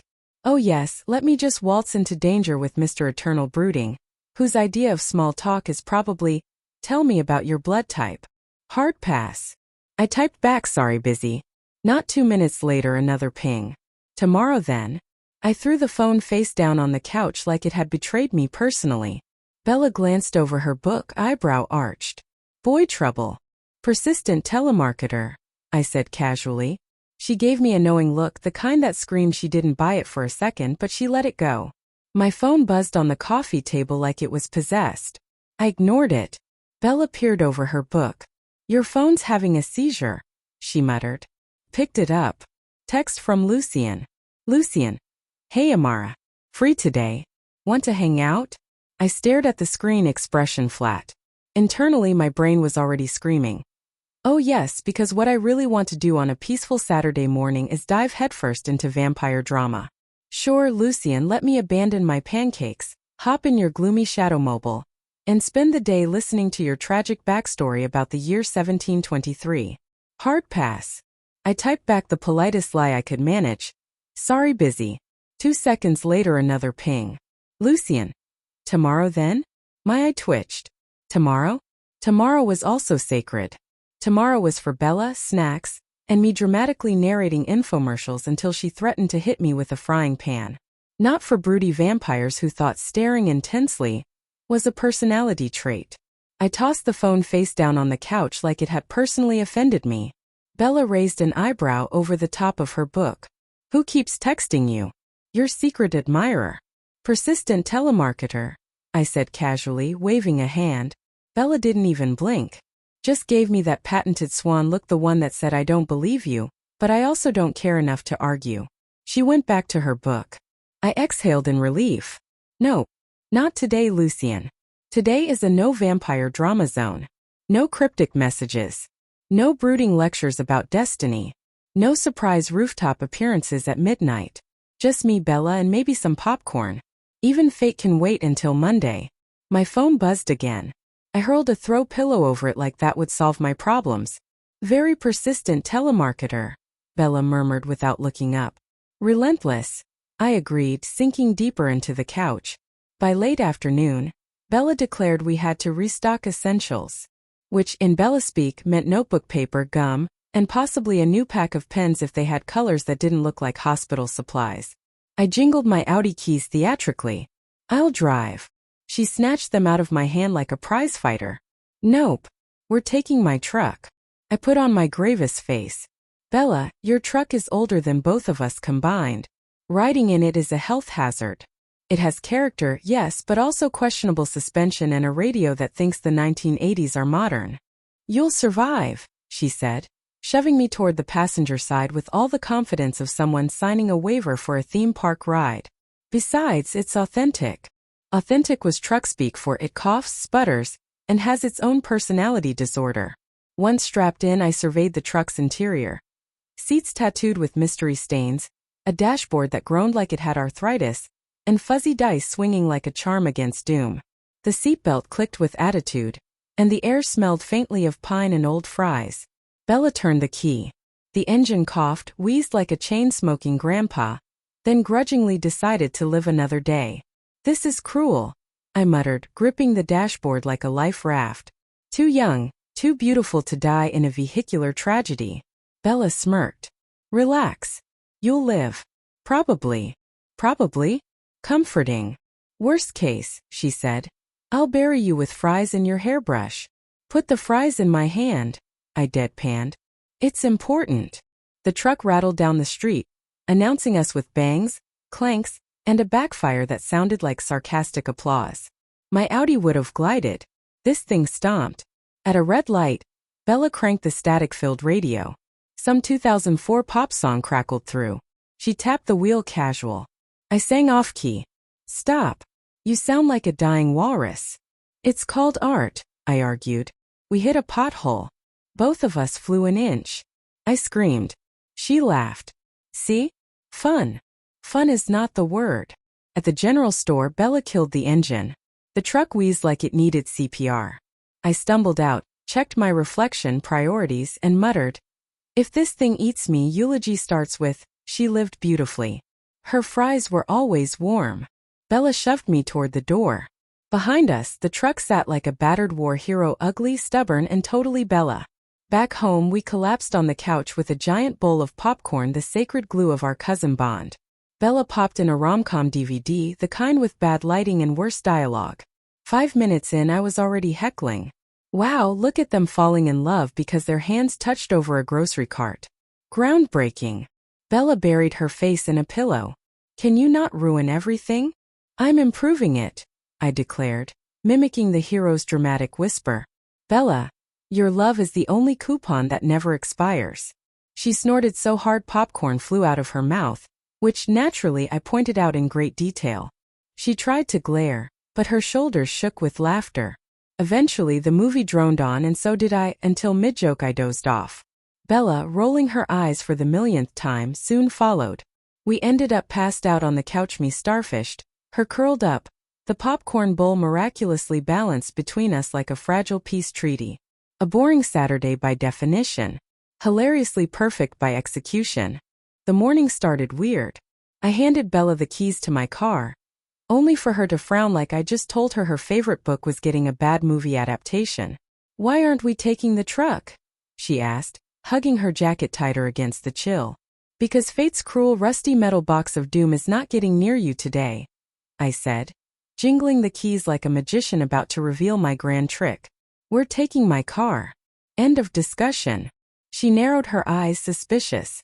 "You just don't like how it smells." "That too. Ode to rust and despair isn't really my thing." The ride was mercifully uneventful. No crashes, no sudden meteor strikes, no spontaneous vampire attacks. But when it came time to park, I refused to pull into our usual spot. Instead, I drove all the way to the far end of the lot, past 3 perfectly good spaces, and slid into a lonely spot by the fence. Bella groaned like I just sentenced her to a year of gym class. "You're making me walk extra in the freezing cold," she said, glaring at me like I was a war criminal. "Exercise builds character," I teased. "Besides, maybe the fresh air will put some color in your cheeks. Right now, you look like a delicate Victorian ghost." She muttered under her breath, something about weird cousins with superiority complexes, but trudged along anyway. I, however, was on high alert. Every hallway felt like the set of a horror movie. I half expected a random piano chord to play each time I rounded a corner. The lockers clanged too loudly, footsteps echoed ominously, and every squeak of sneakers on linoleum had me bracing like fate itself was about to drop an anvil on our heads. By the time we hit the cafeteria, my nerves were stretched thinner than Bella's patience with my commentary. She slammed her tray down on the table hard enough that her milk carton did a nervous little wobble. She leaned in, eyes narrowed. "Okay, what's with you today? You're twitchier than a squirrel on espresso." I forced a smile, shoving a fry in my mouth for cover. "Didn't sleep well. Probably just hungry." Bella raised an eyebrow, unimpressed. Because normal hunger makes people flinch when the ketchup bottle squeaks." I choked on my fry. "It startled me." Bella rolled her eyes, but the look she gave me said, "I know you're lying, and I'm going to figure it out." Meanwhile, classes dragged like someone had hit slow motion on my life. Every bell rang like a death knell, and every time I caught Bella fiddling with her pen or staring dreamily out the window, I wanted to wrap her in bubble wrap and duct tape her to a chair for her own protection. By the last period, I was so tense I could probably crack walnuts with my jaw. Bella, of course, just doodled flowers in the margins of her notes, blissfully unaware of the universe's favorite hobby, trying to kill her. And then, walking out together, she turned to me with a little sparkle in her eye. "So, Edward actually talked to me today in biology." She started rambling something about lab partners, awkward questions, his weird mood, but honestly, my brain tuned her out like static. I nodded at all the right places, smiled where I was supposed to, but my thoughts were 100 miles away. Because while Bella was busy talking about her mysterious lab partner, I was busy imagining a giant neon sign flashing above us. Danger magnet at work. After school, we trudged back to my car. Well, I trudged. Bella floated like she was in a perfume commercial. Her eyes locked on the Cullens across the lot, zero awareness of anything else. Specifically, one too perfect Edward. She bit her lip, dreamy. I sighed. "Bella, please. Goo eyes later. Car now." I jingled my keys with all the authority of a reluctant babysitter. "You don't understand," she whispered, still staring. "Oh, I understand," I muttered. "Romeo over there sparkles without even trying. But you're about to turn into a popsicle if you keep standing." That's when it happened. A horrible squeal of tires ripped through the lot. My head snapped around just in time to see a truck fishtailing, sliding straight toward us. Not toward our old parking spot, no. Right here. Exactly where fate knew Bella would be. Time slowed. Bella's eyes went wide. I shoved her shoulder instinctively. "Move." But then, the truck just stopped. Tires screeched, smoke hissed. Metal trembled, but it froze a few feet away from me. Inches. I nearly fell over from the adrenaline rush, my heart pounding like it was auditioning for a metal band. And then it hit me. Oh, right. My luck blessing. I'd shoved it into the back of my brain, written it off as some cosmic joke. But apparently it was real. And apparently it had just yeeted physics in the face and saved us. Meanwhile, Bella gasped and spun only to find Edward Cullen crouched dramatically in front of her, one hand outstretched like a Greek god about to stop a meteor. The only problem? There was absolutely nothing in front of him. His pose was perfect. His timing impeccable. His heroic moment? Totally wasted. Bella blinked between the halted truck near me and Edward's hand cutting through thin air. I slapped my hand over my mouth, trying and failing not to burst into laughter. A squeak escaped anyway. Edward's jaw was tight, his voice low. Are you hurt? I lost it. She's fine, Superman. Your cape's in the laundry. Bella elbowed me, hissing. Don't be rude. Her cheeks were red, though not just embarrassment but something else. Something suspicious. And then came the cherry on the sundae. Bella turned to Edward, blinking innocently. Wait. How did you get here so fast? You were way over by your car a second ago. Edward froze. Like statue marble straight out of an art gallery froze. His mouth opened slightly, then closed. No sound. Just silence. The Cullens, gathered a short distance away, looked anything but pleased. Their perfect masks cracked under the weight of Edward's very public stunt.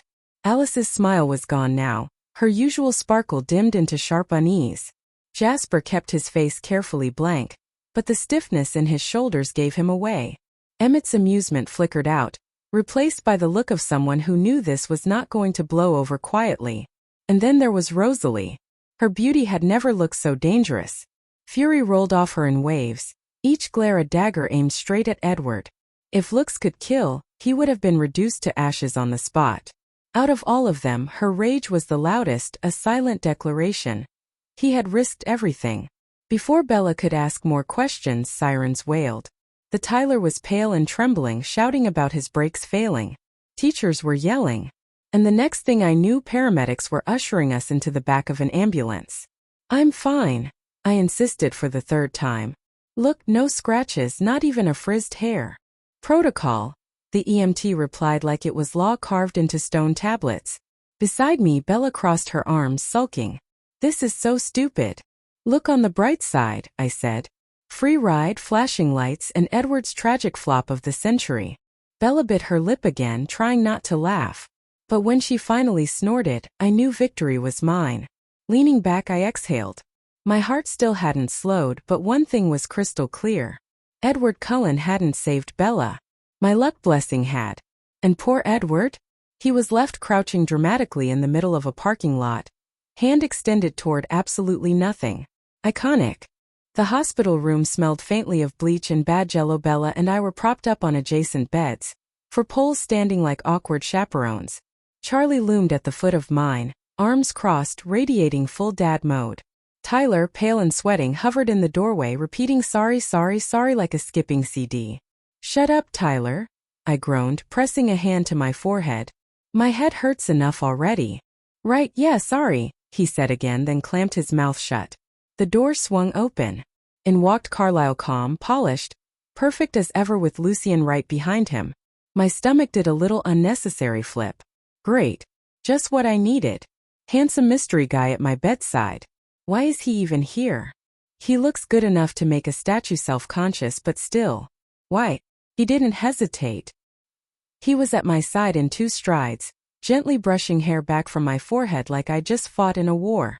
You scared me half to death, he said lowly, voice tight. I gave him a tight smile. Relax. I'm fine. The truck didn't even touch me. Honestly, Tyler's apology is the real threat to my health right now. Sorry, Tyler squeaked. Charlie, who'd been silent and simmering by the wall, suddenly narrowed his eyes like a cop catching someone with their hand in the cookie jar. His jaw set. And who exactly are you? The entire room froze. Bella blinked, Tyler shut his mouth for once, and Lucien straightened, caught in the beam of Charlie Swan's suspicious dad spotlight. Carlisle, smooth as ever, stepped in before Lucien could answer. This is Lucien, he said easily. My younger brother. He came along when he heard there'd been an accident. Charlie's frown deepened. His cop instincts were practically screaming. Younger brother, huh? And how does my daughter know him already? I shot Lucien a quick look. His lips twitched like he wanted to say something but left it to me. I swallowed hard, pasted on my most innocent smile and said, "Not now, Charlie. I'll explain later." Charlie's gaze swung back to me, suspicious and very much not satisfied. His dad radar was pinging so loud it practically rattled the hospital bed. Carlisle's examination was quick. "You're both fine," he said with a reassuring smile. "No injuries. Just shock." Bella let out a breath. "Thanks to Edward," she said dreamily, cheeks pink. The room went quiet. Edward wasn't even there. Charlie turned, squinting at Carlisle. "Your son." Carlisle's smile froze for the briefest second. "Excuse me," he said smoothly, sidestepping the question like an Olympic gymnast. I almost laughed out loud. Edward wasn't here. Edward didn't save anyone. Edward, in fact, was too busy posing dramatically in front of thin air. Flopward strikes again. Lucien, meanwhile, took a step closer to my bed. His voice low, concerned. "Do you need anything?" I blinked at him. "Why are you here? You don't even go here. You look unfairly good standing under hospital fluorescents, but still." "I'm fine," I said quickly. Charlie cut in firm. "If you need something, I'll get it. You don't have to rely on anyone else." His cop-dad stare practically bored holes into Lucien's head. Lucien's mouth twitched into a polite, tight-lipped smile. He inclined his head once, then stepped back. "Thanks for coming," I murmured softer, though I wasn't sure if I was thanking Carlisle, Lucien, or the universe for not letting me blurt something dumb. Carlisle ushered Lucien out, leaving behind Bella still glowing about her imaginary rescuer, Charlie suspicious, and me staring at the door like it had just swallowed my last bit of peace. Charlie was busy filling out a stack of hospital forms, muttering under his breath about bureaucracy and wasted ink. When Bella and I slipped out into the hallway, that's when we saw them. Edward, Rosalie, Carlisle, and Lucien. The Cullens clustered together like a Renaissance painting, beautiful, dramatic, and somehow out of place under flickering fluorescent lights. Rosalie looked about 2 seconds away from committing homicide, her voice low and sharp, aimed directly at Edward. Carlisle's tone was calm but firm, trying to rein her in. "Yeah, Rosalie, slap that flopward. Please. Do it for humanity." Carlisle noticed us first. His eyes flicked to Bella and me, and in an instant the conversation cut short. The Cullens turned in unison to look at us. I waved, plastering on the friendliest smile I could manage. No smiles came back. Not from Edward, not from Rosalie, not even from Carlisle. Only Lucien offered me the faintest curve of a smile, the kind that looked more like a secret than a greeting. Bella tugged on my arm, pulling me toward them like she was heading into the lion's den willingly. "Come on." I resisted. "Do we have to?" "Yes," she hissed. So we walked up. Carlisle said something low to Rosalie, something meant to pull her back from turning Edward into vampire dust. Her glare lingered like a curse before she finally pivoted on her heel, following Carlisle down the hall. That left 4 of us. Bella, me, Edward, and Lucien. Great. The vampire edition of a Mexican standoff. Bella went first, her voice firm. "How did you get there so fast?" Edward's jaw flexed. "I was right there." "No," Bella shot back, sharper this time. "You weren't." "Yes, I was," he said, his tone velvet but gritted with irritation. "Can't you just say thank you?" Bella bit her lip, clearly annoyed. "Fine. Thank you." I pinched the bridge of my nose, silently questioning every single life choice that had landed me in forks. In this hallway, with Flopward trying to gaslight Bella about superhero stunts that never happened. Then Lucien spoke. Smooth. Controlled. His eyes found mine like a spotlight. "Maybe you didn't catch it," he said to Bella, though his gaze stayed locked on me. "But Edward did come to you. He saved you both." "Oh no," I snapped before Bella could start swooning. "I was right there." Edward was standing across the parking lot, making goo-goo eyes at Bella. "He didn't save us from anything. The truck stopped on its own. If he did save anyone, it was from air." Edward's perfect face tightened. Bella shifted between us, looking like she was about to faint from second-hand embarrassment. Lucien didn't blink. His voice dipped low and commanding. Maybe you just didn't notice him. For a second, the air thickened like the weight of his words should have pressed me down, bent me to his version of events. But it didn't. My temper flared hot and steady. I met his stare head-on, my voice like ice. I know what I saw. And I don't need your version or flop words to rewrite reality for me. I'm not asking how Edward got there. I'm saying he wasn't. End of story. The silence that followed was thick enough to choke on. Bella looked between us nervously, Edward glowered, and Lucien. Lucien's head tilted, his golden eyes on me, steady and sharp.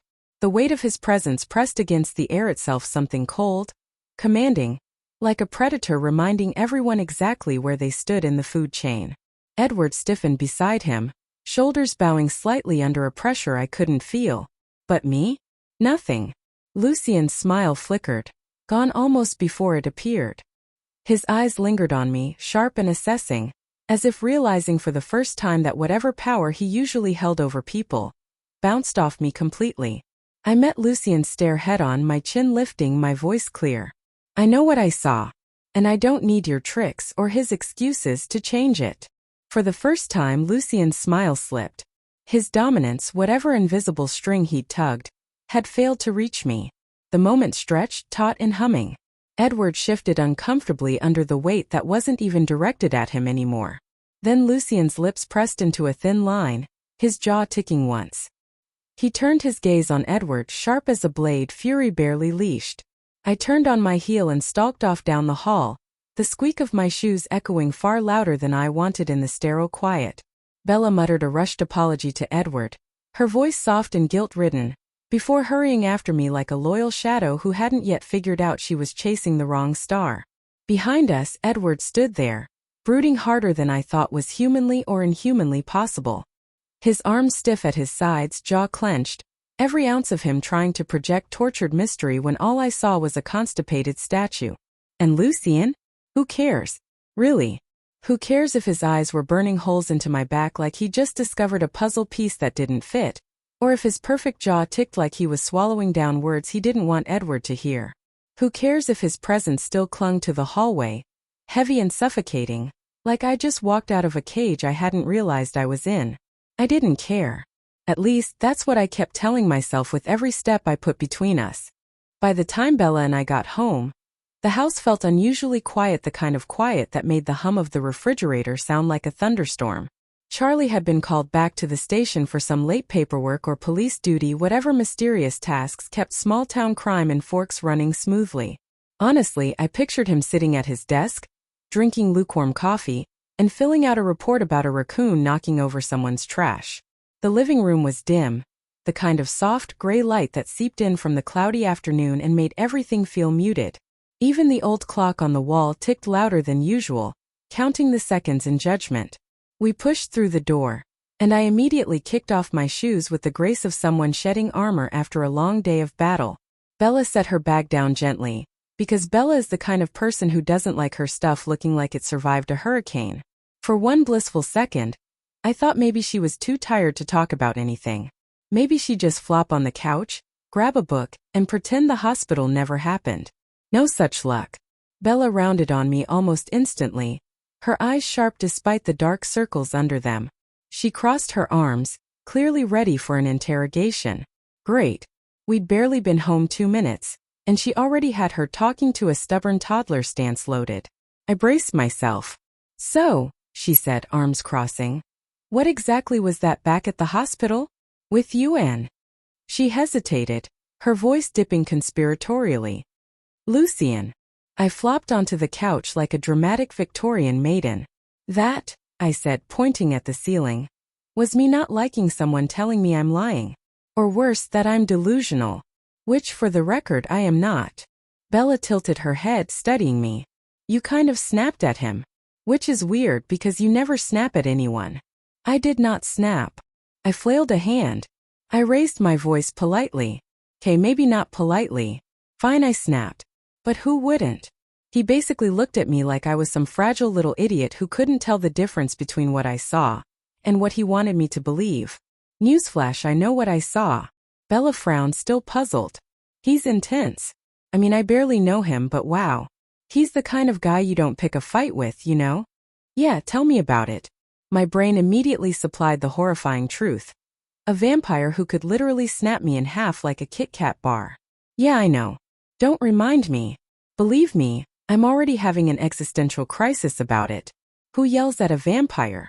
Who does that? Out loud, I forced a weak laugh. Yeah, well, apparently I like living dangerously. Who yells at Lucian? Who does that? You apparently, Bella deadpanned. I shot her a look. Thanks, cousin. Very supportive. Bella smirked. I just think it's funny. You snapping at someone. Huh. Hilarious. I dragged my hands down my face. If only she knew he could probably snap me in half like a glow stick at a rave. Bella smirked. I just think it's funny. You snapping at the someone. Huh. Hilarious. I dragged my hands down my face, trying to hide the fact that my insides were busy staging a meltdown. Then I stood stretching stiffly. You know what? I'm going to my room before I say something even dumber, and make my obituary extra spicy. If anyone needs me, I'll be upstairs, regretting all my life choices. My little nook upstairs looked out over the woods. I pressed my forehead to the cool glass of the window and muttered to myself, brilliant. Absolutely brilliant. Snap at a vampire, why don't you? Next time maybe spit in his coffee. Oh wait, he doesn't drink coffee. Even better. I sighed, half laughing, half panicking. I am officially going crazy. Someone please mail me back to my old universe before I get myself killed. The hospital smell still clung to me, sterile antiseptic and faint plastic. Yuck. I grabbed fresh clothes and dragged myself into the bathroom for the hottest shower human plumbing could provide. Steam filled the room. I scrubbed my hair like it personally owed me money, and by the time I stepped out I felt half human again. Blow-drying my hair, I spotted my reflection in the mirror. Slightly pale, eyes tired but still intact. Congratulations, I muttered. Still alive. For now. And then my stomach growled loud enough to qualify as an animal attack. Nope. Not cooking, I told my reflection firmly. Not today, Satan. I changed into comfy clothes and padded downstairs. To my delight, the living room smelled like salvation, specifically Chinese takeout. Charlie was home, sitting in his usual chair with the remote abandoned on the armrest. A brown paper bag sat on the coffee table, still warm. I brought food, he said gruffly, as though it wasn't the single greatest act of love anyone had ever performed. I gasped dramatically. Charlie, you absolute hero. You life-saving, food-providing legend. His mustache twitched, which was as close to a smile as Charlie Swan got. Don't make a big deal out of it. It is a big deal, I said, already tearing into a carton of fried rice. This is a miracle in a bag. Charlie shook his head, amused but quiet. He didn't hover, he never hovered, but the concern was written all over his face. Where's Bella? In her room, probably journaling about her tragic near-death experience and Edward Cullen's marble cheekbones, I said around a mouthful of noodles. Charlie didn't comment on the cheekbones wisely. He just leaned back in his chair. And you? You okay? After the accident? I paused mid-bite, then nodded. Yeah, I'm fine. Nothing happened. Totally normal. Just a truck deciding it wanted to kiss us goodnight. No biggie. Charlie gave me a look, the patented dad look, but didn't press. Good, he said finally, standing up and stretching. I'll check on Bella. Tell her dinner's here. I mumbled with my mouth full. Charlie raised a brow. What was that? I said. I swallowed dramatically. That you are once again a lifesaver. This time he really did smile, just a tiny reluctant twitch of the lips, but it counted. A full-blown, heart-melting grin was not on the menu today, apparently. Then he shuffled off, muttering something about teenagers under his breath, like he'd just survived an encounter with a particularly difficult alien species. I glanced at the steaming pile of food in front of me, rice, noodles, and whatever mysterious takeout sauce Charlie had deemed acceptable, and grinned. If near-death experiences ended with hot, comforting food like this, maybe Forks wasn't such a terrible place after all. I shoveled another bite into my mouth, eyes closing in bliss. Crunch. Slurp. Chew. Repeat. I may have looked like a raccoon in a rice bowl, but honestly, who cared? The important part was the pure, unadulterated joy of eating without having to fight off runaway trucks, overzealous vampires, or my own dramatic instincts. Hot food. 1 traumatic day 0? I muttered to myself, letting the chopsticks become a tiny baton for my solo victory parade. I leaned back in my chair, sighing contentedly. Seriously, Forks, you could do worse, I muttered. Much worse. I stood by my window, staring out into the Forks night like I was auditioning for a low-budget horror movie. The trees swayed ominously, the shadows stretched across the lawn like they had a personal vendetta, and the drizzle hitting the glass was giving me final girl about to die in Act 1 vibes. All I could think was, what if Lucien decided to make me his midnight snack? No, not on my watch. I slammed the window shut so hard the frame rattled, twisted the lock like I was sealing a vault, and then because paranoia was basically my new religion, checked it again. And again. And again. 3 times total just to be sure. Honestly, I would have gone for 4, but I didn't want to look too crazy in case Bella barged in and caught me mid-inspection. Not satisfied, I yanked the curtain shut like I was cutting off contact with the outside world forever. If Lucien was lurking out there with his sparkly stalker eyes, he'd have to enjoy the view of polyester fabric instead of my face. I even considered barricading the window with a chair, maybe even duct taping it shut for good measure, but then I realized I'd need to open it again eventually, and explaining that to Charlie would be harder than explaining why I had a vampire problem in the first place. Still, if anyone was breaking in tonight, it wasn't going to be through this window. Over my dead body. Well, hopefully not literally. That night, Sleep and I weren't even acquaintances.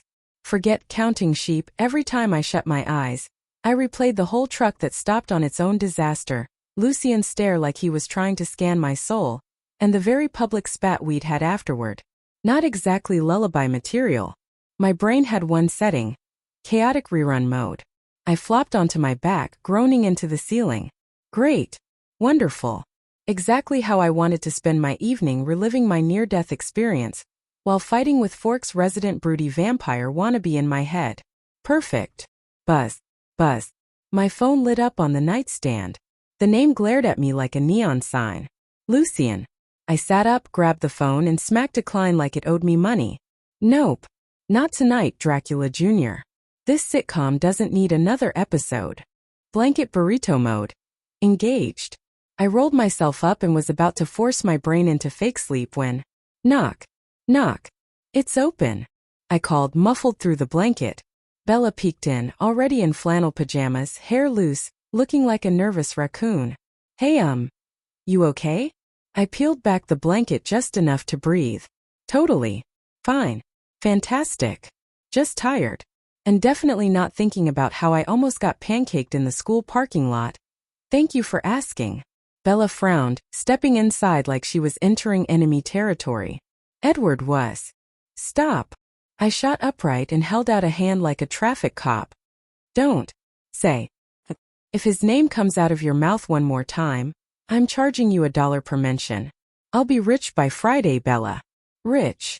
She blinked, caught between guilt and confusion. Okay. Sorry. Buzz. Buzz. My phone went off again. Lucien. Same timing. Same persistence. Same cosmic level stubbornness. Decline. Bella tilted her head. Curiosity practically glowing. Who keeps calling you? Nobody. I said way too fast. Just spam. Probably one of those glitter lamp scams.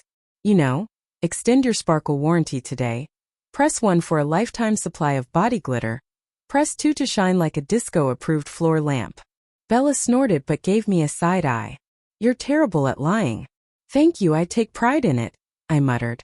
She hesitated, then chewed her lip. Can I sleep here tonight? I froze mid-eye roll. Why? You literally have a bed. A bed that exists for this exact purpose. Revolutionary invention, you should try it. She shrugged, awkward. It just feels weird after today. Safer here. For a second I considered the logistics. 2 humans in one room may be better odds.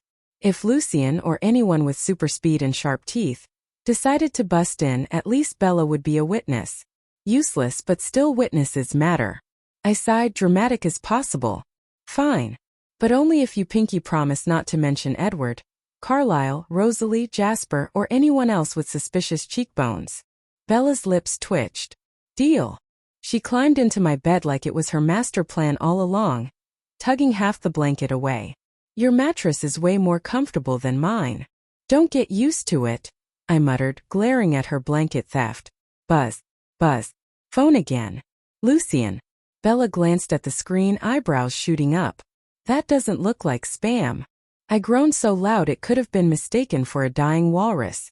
Slam decline. Again. Then, with all the solemnity of a queen passing judgment, I opened settings. That's it. I'm done. Officially done. Congratulations, Lucian, you are now blocked. Exiled. Banned from the kingdom of me. Consider this your royal decree. Block. Confirmed. Bella snorted. Half buried under the blanket already. You're so weird. Thank you. I prefer the term limited edition. I shoved the phone onto the nightstand like it was cursed. Now go to sleep before I revoke your sleepover contract. And for the first time that night, with Bella's steady breathing beside me and my phone blessedly silent, my brain finally hit pause. Lucian 0. Muan. Game over at least for tonight. I yawned so hard my jaw cracked, tugged the blanket tighter around me like it was armor, and let the patter of rain against the roof sink into my bones. The sound was steady, hypnotic, like Forks itself was trying to sing me a lullaby. Even the occasional creak of the old house felt oddly comforting, like the place was sighing right along with me. For once, my thoughts didn't spiral into what if Lucian kills me scenarios or Bella's endless Edward rambling. Instead, they fuzzed at the edges, dissolving into something softer. My eyelids felt heavy, the kind of heavy you can't fight no matter how stubborn you are. I shifted, shoulder brushing against Bella's as she curled deeper into her side of the bed. Warmth pooled between us, and I realized that despite the chaos, the drama, and the supernatural nonsense I apparently couldn't escape, I didn't feel so alone. Finally, with one last sigh, the world slipped away. And just like that, I was asleep. The morning began with Bella clattering off in her rust bucket truck, while I slid into my sleek Audi A4 like the flawless goddess I clearly was. She gave me a wave on the road, but I pretended not to see it. I was still mildly annoyed after enduring her latest episode of Edward this, Edward that yesterday. Honestly, if I had to hear one more, he appeared out of nowhere speech, I was going to start invoicing her for emotional labor. When we pulled into the school parking lot, Bella drifted toward her truck bed like it was her personal therapy couch, while I glided my Audi into a spot with the kind of precision that deserved background music in slow motion. If anyone had been filming, it could have doubled as an Audi commercial. Stepping out, I slipped on my sunglasses because yes, I was committed to the aesthetic even though Forks hadn't seen proper sunlight since 1983. My hair fell into place without effort, my jacket caught the faint drizzle like it had been stitched by angels, and for one perfect cinematic second, I thought maybe, just maybe today wouldn't be a total disaster. Then Mike Newton appeared. Like a puppy who just learned to stand upright, he bounded toward us with his usual awkward enthusiasm. Hey, so prom's coming up. I internally groaned. Of course. Because nothing said near-death accident recovery like a boy with frosted tips, asking you to slow dance under bad lighting. He cleared his throat, trying to look smooth. So want to go with me? I blinked. To prom? Yeah. His grin widened, too many teeth. Sorry, Mike. I can't. I put on my most apologetic but not that sorry smile. I'm going to Jacksonville that weekend. He deflated like a balloon with a slow leak. Really? You can't change it. Nope. I popped the P for emphasis. And then because Mike Newton has the survival instincts of a potato, he turned to Bella. What about you, Bella? I almost choked. Seriously? In front of me? Bella's eyes widened like a deer caught in headlights. I'm going with her. To Jacksonville. Family trip. She gestured at me, her voice flat but convincing enough. Mike looked between us, confused, as if the concept of cousins doing something together was beyond his comprehension. Yep, I confirmed, sliding my sunglasses down just enough to give him the drop it before I bury you alive in the mud look. Family things. Family things, Bella echoed, nodding furiously. Mike looked between us, his tiny brain cells visibly struggling. Both of you? Jacksonville. Together. Yup. I clapped Bella on the back. Cousin bonding. Sun, sand, probably alligator sightings. Sorry, Mike. Mike looked like he wanted to protest, but then just muttered something about catching class and slunk away. I let out a dramatic sigh. Bella, I think your fan club is contagious. She blushed. He's just friendly. Friendly? Bella. He just tried to double book prom like it's a dentist appointment. She swatted my arm. By the time we climbed into our bus seats, I was wiping tears from laughing. Bella was smiling too, though hers faded the second she noticed the Cullens boarding a completely different bus like VIPs. I groaned, leaning my head back dramatically. Bella, for the love of all that's holy, please do not start another episode of Keeping Up with Edward Cullen. I wasn't going to. She started. You were. I see the face. It's the oh no, why isn't he sitting with me? Did I scare him? Does he hate me? Maybe he's secretly married face. She gasped. That is not my face. It's totally your face. Bella sulked into the window while I basked in my natural radiance. Legs crossed, sunglasses on. Looking like I owned both this bus and the entire greenhouse we were headed to. And of course, fate being cruel, when we finally got there, Bella ended up walking right next to Edward.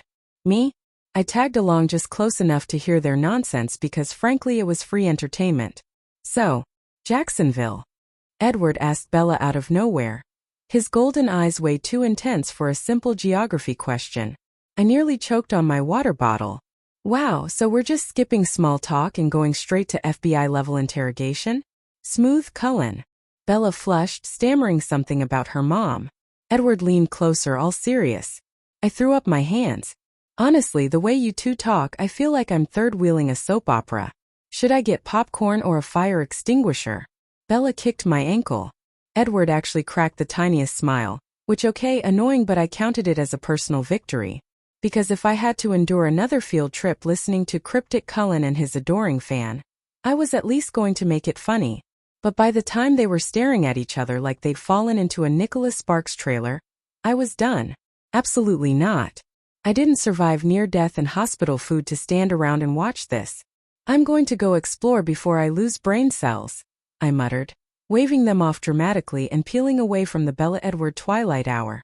That's when Alice appeared like she just skipped straight out of a fairy tale forest, looking all delicate and annoyingly adorable. Jasper trailed behind her, calm and collected, probably silently radiating please don't panic energy at me. Alice's eyes sparkled as she fell into step beside me. So how are you? After the accident? I'm fine, I said, shrugging. Seriously, nothing happened. The truck basically stopped on its own before it reached us.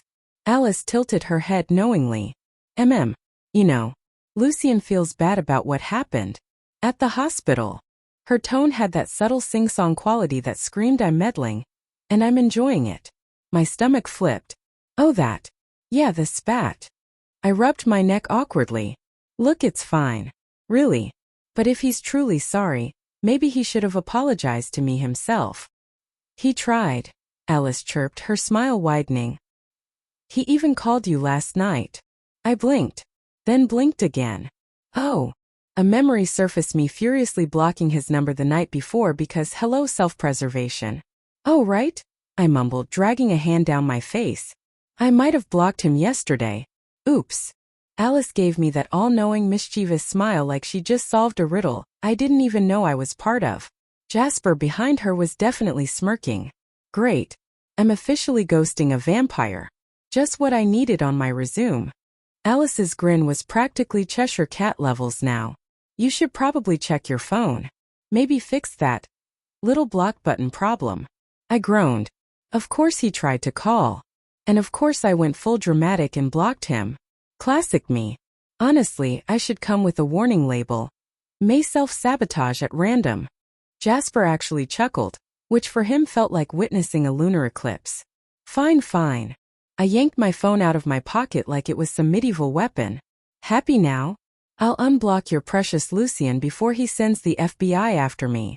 With exaggerated flair, I tapped through my settings, muttering the whole time. This is ridiculous. Unblocking a man like I'm giving him back visiting rights. What's next? A friendship bracelet. Click. Number unblocked. There. I shoved the phone back into my pocket with a flourish. One small step for me, one giant leap for humankind. Alice's giggle was like tiny bells. Jasper just shook his head, clearly amused. Me? I sighed, already regretting everything. because somehow unblocking Lucian felt like I just signed myself up for a whole new round of chaos. And knowing my luck, I had. The field trip was officially over. Kids shuffled onto the buses like they'd just survived war. Arms full of brochures they'd never read, pockets full of rocks they'd totally use for science projects, and enough chatter to make the ride back unbearable. I naturally plopped myself onto the school bus, sliding into the seat by the window like I owned the place. My mood? Immaculate. My vibe? Untouchable. My patience for Forks high? Questionable. The drizzle streaked across the glass as the bus pulled away, blurring the endless green trees into watercolor smudges. And me? I couldn't stop smiling. Why? Because Bella Swan, my dear cousin, had just experienced her very first Edward Cullen teenage temper. The one where he got cryptic broody, and about as helpful as a magic 8-ball stuck on reply hazy try again. I snuck a sideways glance at her. Bella sat stiffly beside me, arms crossed, radiating the frustration of someone who'd just been denied a seat on a vampire's bus. Her brows were knit, her lips pressed into a stubborn line, and her whole energy screamed auditioning for brooding heroine. The series. It was adorable, really, which only made me smile harder. Bella noticed. Her eyes snapped to mine with a silent message clear as daylight. Stop looking at me. Then she huffed, turned toward the aisle, and gave me the cold shoulder like I was the one being dramatic. I almost laughed out loud but settled for smirking at my reflection in the glass. Forks zipped by outside, tall trees bending in the drizzle, shadows stretching across the road. The whole world looked like a moody indie film. And yet for once it felt nice. Cozy even. Maybe it was the fresh air. Maybe it was the satisfaction of watching Bella stew in her very first taste of vampire drama. Who could say? Still, my inner monologue refused to play nice. This is what happens when you try to befriend a 117-year-old immortal teenage boy with emotional issues stacked taller than the Olympic torch. No one told you vampires come with baggage, Bella? That's on you. I grinned at the window, the glass catching the curve of my smirk. Bella groaned beside me, shifting like my happiness physically offended her. Which, to be fair, it probably did. And honestly, that made me even happier. I could practically feel her thoughts radiating into the bus seat between us. How dare she breathe the same air as me and still smile like that? It was the kind of silent telepathy only cousins share, the universal stop existing so loudly signal. Bella nudged me suddenly, probably annoyed at my sheer existence. You're awfully cheerful today, she muttered, like it was a personal insult. Am I? I tilted my head, batting my lashes in the picture of innocence. Maybe it's the weather. Or maybe it's watching someone get shot down in real time. Hard to say. Her whole face scrunched up. Can you not? Can I not what? I asked sweetly. Be happy. Smile. Exist. Yes, all of it, she snapped, sinking lower in her seat like she could disappear into the floor. But the tips of her ears betrayed her, turning pink. I gasped theatrically. Wow. Anti-happiness, anti-life. Should I call a doctor? Or maybe a priest? Clearly you're possessed. Bella smacked her forehead into her palm so hard I winced. You're insufferable. I leaned back against the seat, basking in the glow of her irritation. Well, sorry to inform you, cousin, but my happiness is not refundable. It comes with a no-return policy. You're stuck with it. She gave me a glare that could curdle milk. I responded with my brightest, most angelic grin. Honestly, if I bottled this feeling, I could sell it as happy that you're not happy number 5. A fragrance with top notes of smugness, middle notes of forest pine, and a long-lasting bass note of ha rejected by a sparkly boy. Bella muttered something under her breath, probably a curse involving me falling into a puddle, but I was too busy enjoying my glow-up moment to care. The bus rattled along, rain drumming against the roof, windows fogging slightly. I let my gaze drift outside. The drizzle smeared the trees into streaks of green and silver, and for one rare moment, Forks didn't feel suffocating. Felt alive, cinematic even. Maybe that was the perk of surviving near-death accidents and petty vampire drama. You started to appreciate the little things. Like rain on glass. Or Bella's very obvious sulking right beside you. I sighed happily. You know, Bella, this is one of those days I'll tell my grandchildren about. Her head whipped around. What? Why? Because joy this pure only happens once in a lifetime, I said solemnly. Watching you brood because Edward Cullen wouldn't save you a seat on his fancy kid's bus? Priceless. She groaned again and smacked my arm, but weakly, like even she couldn't summon the energy to fight me properly. I clutched my arm dramatically. Ow! Abuse. Someone call the principal. Domestic cousin violence in progress. Bella finally cracked a smile, shaking her head. You're ridiculous. I prefer the term delightful, I said, flipping my hair like I was auditioning for a shampoo commercial. That earned me a laugh, short but real. You're so annoying, she muttered, but she was grinning now. Annoying and charming, I corrected. It's a package deal. Bella rolled her eyes. More like a curse. Please. If I'm a curse, I'm the fun kind. Like a glitter bomb. Unexpected, messy but secretly amazing.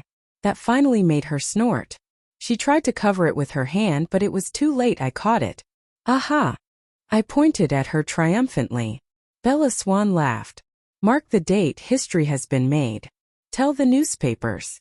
Stop it, she hissed, but she was laughing harder now, trying to hide her face against the seat. Never, I said smugly, leaning back with my arms crossed. Your suffering fuels me.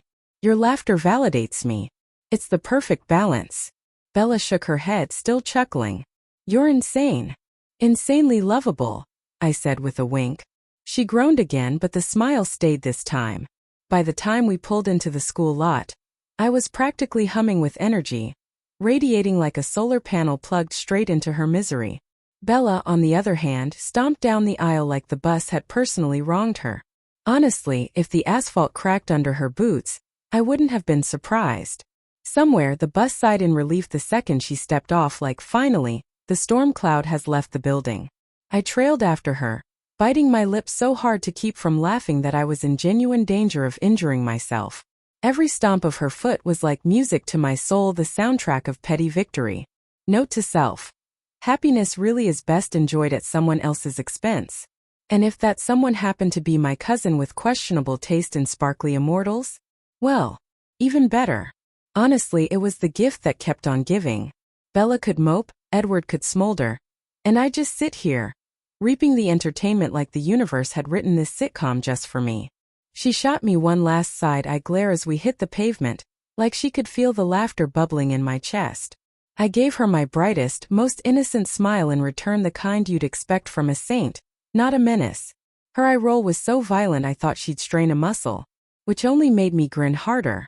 The ride home felt like it dragged for 3 whole centuries. Honestly, I was about 2 potholes away from writing a Dear John letter to public transportation. By the time Bella and I finally stumbled through the front door, I was ready to declare the day officially illegal. Someone call Congress, because this was a violation of basic human rights. Exhausting. Sticky. Muddy. My jeans felt like they weighed 12 pounds from the rain. My hair could have doubled as a bird's nest. And my soul had given up somewhere around mile 3. Basically, Mother Nature and high school had teamed up like some kind of chaotic supervillain duo, just to make me feel like a wet towel left in the rain, soggy, sad, and vaguely smelly. If the Grim Reaper had shown up at that moment and said, "Your time has come," I would have just handed him my backpack and said, "Cool, you carry it then." And yet, thanks to that little perk from the Rob, I still looked like I just stepped out of a glossy magazine shoot. My hair, while feeling like damp straw to me, somehow fell in perfect waves. My skin glowed like I'd been airbrushed by the gods. Even my rain-soaked clothes clung dramatically, like some couture fashion statement instead of the swamp gremlin disaster I felt like. It was both a blessing and a curse. On the outside, flawless goddess. On the inside, overcooked lasagna. I dropped my bag in the hallway with all the grace of a collapsing Jenga tower. I swear, Bella, if anyone speaks to me for the next 20 minutes, I'm pressing charges. I'm going to take the world's longest shower. Olympic record level. Someone better call Guinness. Bella kicked off her boots with a loud thud and gave me the patented swan shrug, flat, unimpressed, and entirely too used to my dramatics. Fine. I'll start dinner. What do you want to eat? I blinked at her, slow and suspicious, like she just announced she was applying to NASA. You. Yes, me, she said, straightening up with mock dignity. I squinted. You're going to cook?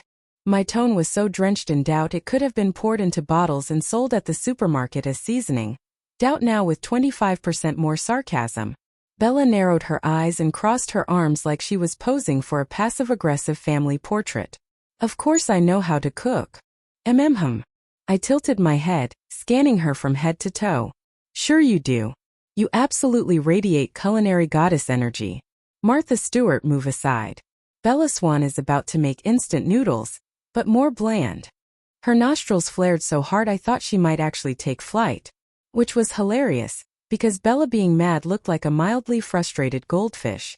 Just go shower, she snapped. I've got this.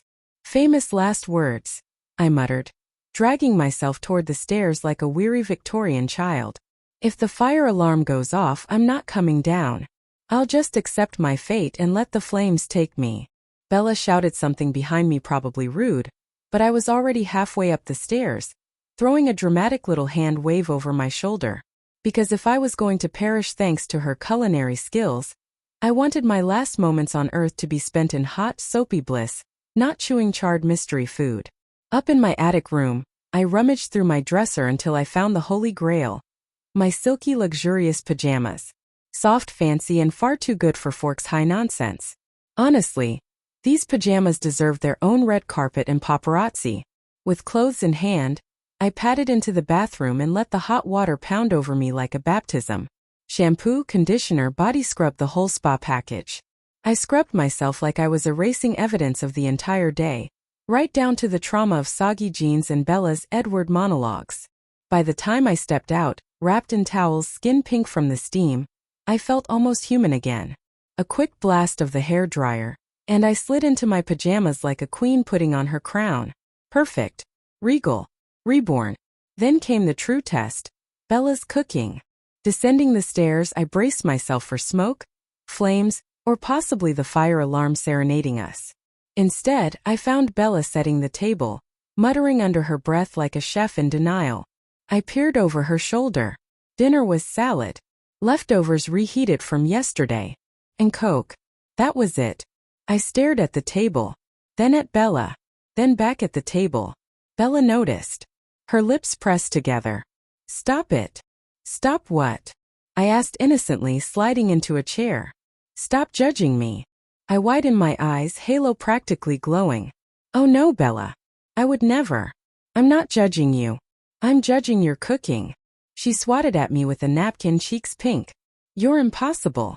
True, I said, grabbing a fork. But at least I can cook pasta without needing to reheat the leftovers. Bella rolled her eyes but sat across from me, stabbing at her salad like it had personally betrayed her. We both dug in, salad crunching, Coke fizzing, leftovers trying their best. Somehow, between my teasing and her groaning, the kitchen filled with laughter. It wasn't gourmet, but it was ours. After dinner, a salad surprise with a side of mystery leftovers, I retreated upstairs, stomach at least half full and soul thoroughly entertained. Homework, unfortunately, waited for no one, not even a girl recovering from a field trip of doom. I sprawled across my bed with my notebook open, pencil in hand, and about 4 brain cells left. My eyelids kept drooping, my handwriting started to look like some kind of cryptic vampire rune, and I was this close to surrendering to the siren song of sleep. That's when my phone buzzed. I squinted at the screen. Lucian. Message. Are you awake? I blinked, rubbed my eyes, and stared again. As if the words might magically transform into, here's $1 million, good night. No. Still Lucian. With all the grace of a sleep-deprived gremlin, I typed back, yeah, I'm awake. And immediately regretted it. Why did I reply? Why couldn't I have just pretended to be unconscious? Or dead? Or abducted by werewolves? Anything would have been safer than opening this door. My pencil rolled off the bed and clattered to the floor like even it disapproved of my life choices. I sighed, already knowing this night wasn't going to be quiet anymore. But then nothing. No reply. Just silence. I stared at the screen, blinking. Okay, maybe that was it. Maybe he just wanted to check if I was awake and would now proceed to leave me in peace. Great. Perfect. End of story. I dropped the phone onto my pillow and flopped backward dramatically, already planning my triumphant return to sleep. That's when my phone lit up again, this time with a full-on ringtone. Lucian. Calling. I sat up like someone had just dumped ice water over me. Oh, for crying out loud. I groaned, clutching the phone like it was radioactive, because apparently this night wasn't cursed enough the first time around. The phone buzzed in my hand like it had been possessed by some very determined poltergeist. I sat up like someone had just dumped ice water over me, hair sticking out in wild directions. Oh, for crying out loud, I muttered, clutching the phone like it was radioactive, because apparently this night wasn't cursed enough the first time around. Hesitantly, I pressed the answer button and lifted it to my ear. Hello, Amara. My spine straightened. That voice, smooth, low, and velvety like honey stirred into dark wine. Lucian. Hi. I blurted way too quickly, my tone sharp with nerves. Smooth, Amara. Very smooth. 10 out of 10 for sounding like a startled squirrel. Did I disturb you? He asked, the faintest smile curling in his voice. I hope I didn't drag you away from something important. No. I rushed out, then immediately cringed. I was just doing nothing. Nothing important at all. There was a pause, then a soft chuckle, low and warm enough to seep right through my chest. My stupid heart betrayed me, thudding faster like it had a mind of its own. Lucian's voice gentled. Good. Then I don't feel so guilty for stealing your attention. Stealing? More like hijacking. But I swallowed the retort because my vocal cords were too busy staging a mutiny. After a beat, he said, quieter. I wanted to apologize. About the hospital that day. If I gave you the impression that I doubted you, that wasn't my intent. I don't. He broke off, exhaling, sounding almost uncertain. I don't always explain myself well. Oh. My grip on the phone loosened a little. You don't have to apologize. Really. I'm fine. Perfectly fine. Like nothing even happened. My voice pitched higher in frustration, and I winced at how kittenish I sounded. Lucian laughed, deep and smooth like velvet over glass. That tone. You sound like you're pouting. I am not. I shot back too quickly, cheeks burning. He hummed, clearly unconvinced. Still alive, still stubborn. Good. It's fine, I said quickly, maybe a little too quickly. Really? Nothing happened. I'm fine.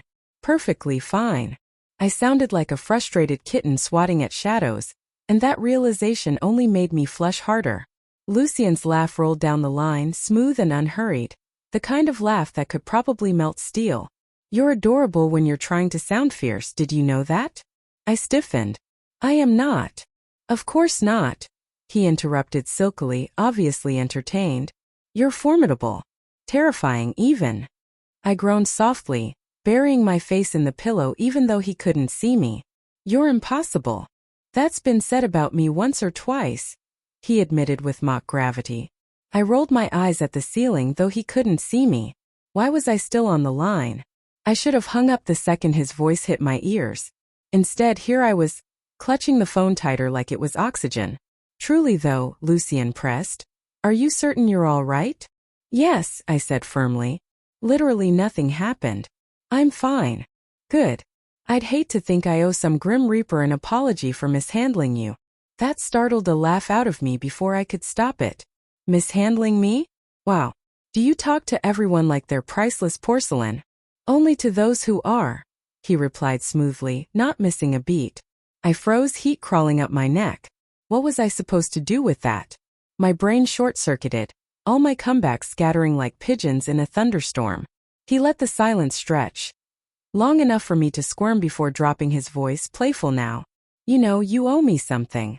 Alarm bells went off in my head. Excuse me. Coffee, he said simply. You promised me coffee, remember? I blinked. Promised? When?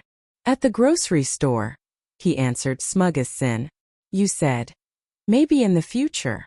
I consider that a promise. I nearly dropped the phone. That's not how promises work. Oh, but that's how mine do, Lucian countered, amused. And I intend to collect. This weekend. This weekend. I echoed, panicked. I have work. School. Things. My brain was frantically digging trenches for excuses. It won't take long, he soothed, his tone dipping into silkier depths that curled around my spine. Just an hour. Surely the world won't end if you indulge me. Heat crawled up my neck. Lucian. Before you protest again, he interrupted gently, his voice dripping with charm. It won't take much of your time. Just a cup. 30 minutes. Surely you can spare that. I bit my lip, glaring at the ceiling like it had answers. He made it sound so easy, so harmless. But every instinct screamed that nothing about him was harmless. I really do have a lot of work. I tried one last time, the excuse weak even to my own ears. Work will always be there, he countered smoothly. Opportunities, however. His voice dropped to a low, dangerous murmur. Those vanish if you hesitate too long. Why did he have to sound like temptation itself? My sigh was long and defeated. Fine. Coffee. This weekend. His satisfaction was almost palpable through the phone. Wonderful. Saturday then. I muttered under my breath. How did I let you talk me into this? I have a talent for persuasion, he said lightly. You'll find I rarely hear the word no. I rolled my eyes even though my face was hot enough to fry an egg. You're insufferable. Charming, he corrected, clearly grinning. But I'll let you decide after Saturday. You're insufferable. Lucien laughed again, that rich, low sound that made my skin prickle. I'll take that as a yes. Saturday then. I groaned into the receiver. You're impossible. Flattery will get you everywhere, darling. My heart tripped at the way he said it, darling, like it belonged to me and me alone. I pressed the phone harder against my ear, as if that could steady me. Lucien seemed content with my stunned silence, then softened his tone. You should sleep. It's late and you have school tomorrow. I wouldn't want to be responsible for you dozing off mid-lecture. I don't doze off, I muttered, defensive. If you say so. Hey, I protested. Good night, Amara, he said, velvet wrapping around every syllable. Good night, Lucien. The call clicked off, leaving me in silence. For a long moment I just stared at the ceiling. Phone still clutched against my ear like it hadn't disconnected. Then I flopped backward onto my pillow with a dramatic groan. My face was on fire, my chest a knot of warmth and giddy frustration. What was wrong with me? I buried my face in the pillow, muffling the sound of my own half-laugh, half-groan. Get it together, I scolded myself. But the blush refused to fade, and the smile tugging at my lips refused to die. Somewhere between flustered and floating, I realized I wasn't going to fall asleep easily tonight. Not with his voice still echoing in my head. Could vampires even drink coffee? Groaning, I sat up again, forcing myself back into routine. I stacked my homework neatly, slid the books I'd need for tomorrow into my bag, and placed it by the door. The normalcy steadied me a little. Then, almost without thinking, I wandered to the window. The forest stretched beyond, dark and endless. Usually it loomed like a warning, its shadows whispering dangers I couldn't name. But tonight, it didn't feel scary. The moon hung above, silver and soft, veiled by drifting clouds. The treetops swayed gently in the breeze, and for the first time since I arrived in Forks, the forest didn't look threatening. It looked almost welcoming. I rested my hand against the cool glass, my lips quirking into a small, involuntary smile. Maybe Saturday wouldn't be so bad after all. The morning light in Forks wasn't really light at all, more like a stubborn shade of gray that filtered through my curtains with the enthusiasm of a lazy cat. Still, it was enough to make me blink awake. For once I felt good. Really good. Like my dreams had been swapped out for something soft and harmless. I stretched beneath the blankets, humming a little tune under my breath, a song that technically didn't exist yet. Taylor Swift was years away from writing it, but in my head it was already mine. I shuffled to the bathroom, the tiles cold under my feet, and brushed my teeth, watching my reflection in the mirror. My hair fell perfectly into place with suspicious ease, my skin glowed like I just walked out of a skincare ad, and my pajamas somehow managed to look chic. Typical. The perks of being me in this strange new life. Flawless, always.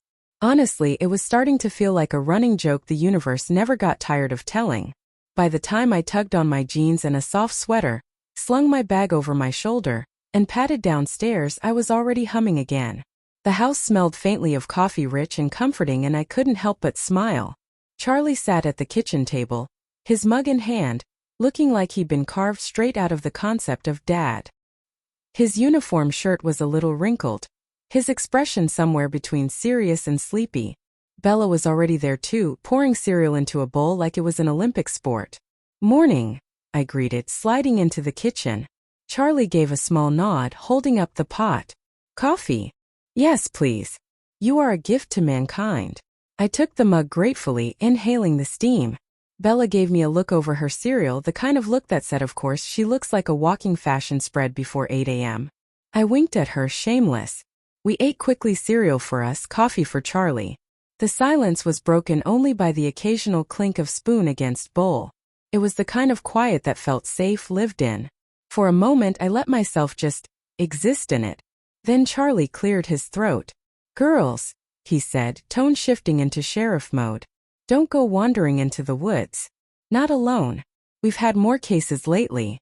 Wild animals." His brows pulled together, the kind of worried frown that seemed permanently etched into his face. I sipped my coffee, nodding. Outwardly calm, inwardly snorting. "Wild animals? Sure, Charlie. Try feral vampires. Team Rocket's alive and well in Forks." Bella mumbled. "Yeah, okay." I added quickly, "Don't worry, Charlie. I'll stay clear." He gave us both a firm look, then went back to his mug. Breakfast ended in that warm, slow rhythm of a house waking up.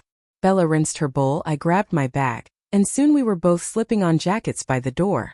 Outside, the air was crisp, damp from last night's rain. My car gleamed in the driveway, sleek, black, and a little smug about how pretty it looked. Bella's truck sat beside it like a retired war hero. Noble, stubborn, and one pothole away from collapse. I couldn't resist. "Your truck could belong in a museum." Bella's lips curved in a small smile. "It's got character. You wouldn't understand." "Maybe not," I teased, climbing into my car. "But I do understand antiques. You like your vehicles like you like your boyfriend's timeless." She threw me a look. I grinned, satisfied, as we pulled out. The drive to school was steady, unhurried. The forest blurred by, green and endless. For once I wasn't obsessing over Lucian or vampires, or the whole twisted fate thing. The hum of the radio, the weight of the steering wheel in my hands, the mist clinging to the trees, it was all strangely grounding. By the time I parked in the lot, the day felt almost normal. "LA push, baby." Mike's voice cut across the parking lot the second Bella and I stepped out. He practically bounded toward us, arms spread wide like a cheesy TV host. I forced a polite smile. "Morning to you too, Mike." Jessica and Angela were already waiting. Angela waving warmly, Jessica grinning like she was holding in a whole library of gossip. Eric hovered at the edge as usual, ready to provide commentary no one had asked for. "La push," Jessica announced, linking her arm through mine as if I had already agreed. "Beach trip. It's happening." Bella frowned. "La push. Beach," Mike said proudly, like he'd invented it. "Best driftwood in the state. And fog. Lots of fog." Angela added. "It's very atmospheric. Romantic even." She sighed. I tilted my head. "So, a beach that looks like it moonlights in a horror movie. Fascinating." Jessica laughed, looping her other arm through Bella's. "It'll be fun. You'll see." We fell into step together, the easy chatter following us into the school building. The morning classes dragged in the way only high school could manage, but what surprised me was how normal it felt. Like maybe, against all odds, I actually had friends here. Jessica with her gossip, Angela with her quiet warmth, even Mike and Eric with their ridiculous antics. They weren't just background characters anymore. They treated me like I belonged, and maybe I did. By the time lunch rolled around, the cafeteria buzzed with its usual mix of noise and clatter. We grabbed our trays and found our table. Mike and Eric immediately launched into more La Push hype. Angela nodded along, Jessica chattered about fashion trends, and Bella hovered, awkward as ever. I glanced toward the food line just in time to catch Bella's eyes darting toward Edward Cullen. Ah yes, that scene. When Bella finally sat down, I leaned in, voice low. "So, did you invite him?" Her head jerked toward me, eyes wide. "No. I raised a brow. She flailed. "'Kay, maybe. But he said no." My smirk spread slow and triumphant. "Rejected. Ouch." Bella made a face at me, cheeks pink. I bit my lip, fighting a laugh. Across the room, Alice spotted me and waved like she just had 3 espressos. I waved back.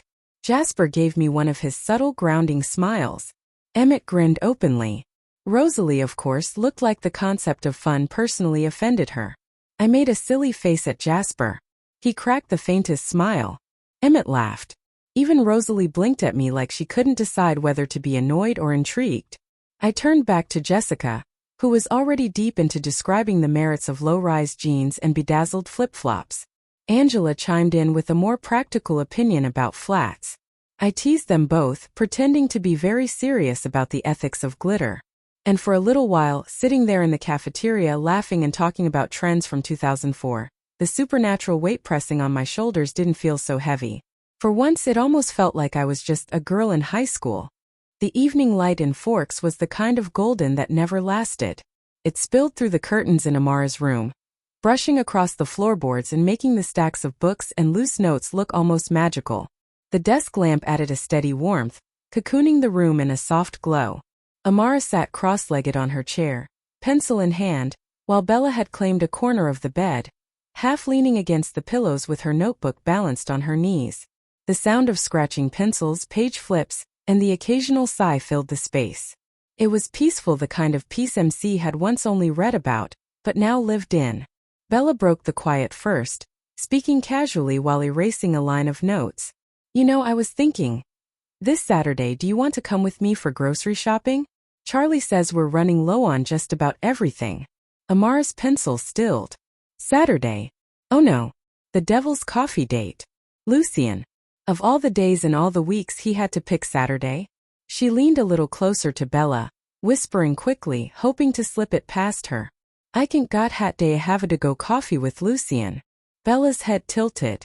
Her brow furrowed. Wait. What? Did you just say coffee? Lucian? What was that? Amara's heart jumped. Great. Just great. Of course she caught it. Why wouldn't she? She sat straighter, flipping her notebook open like she was suddenly deeply invested in algebra. I said. She cleared her throat, voice careful but not daring to meet Bella's eyes. I can't go with you because I have to meet Lucian. For coffee. Bella stared at her for a beat. Then her lips curled into a grin that was far too knowing. Oh, coffee with Lucian. She dragged the words out like caramel. So, you're going on a date with him? Amara whipped her head around, scandalized. What? No, it's not a date. It's just two civilized human beings. Well, one fabulous human being and one question mark of a man having coffee. It's nothing. Bella crossed her arms and leaned back with a smug look. MHM. That's how all epic romances start, you know? First coffee, then candlelit dinners, then.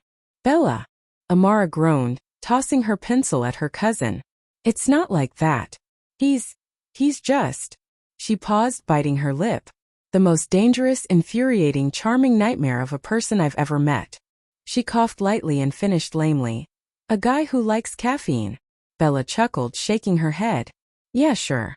Just caffeine. Totally believable. You whispered his name like it was classified information. Amara slapped her notebook closed, pressing her forehead against it. Why are you like this? Why can't you just let me drink my coffee in peace without making it sound like a rom-com setup? Because, Bella said matter-of-factly, it's fun to watch you squirm. Amara peeked up, glaring half-heartedly. You're evil. Maybe. Bella smirked. But I'm not the one whispering about secret coffees with mysterious men. If only you knew, Amara thought, lips twitching despite herself. If only you knew that mysterious man might actually be closer to devil in disguise. Who agrees to coffee with a vampire who doesn't drink coffee like it's a casual thing when his eyes look like they've seen centuries?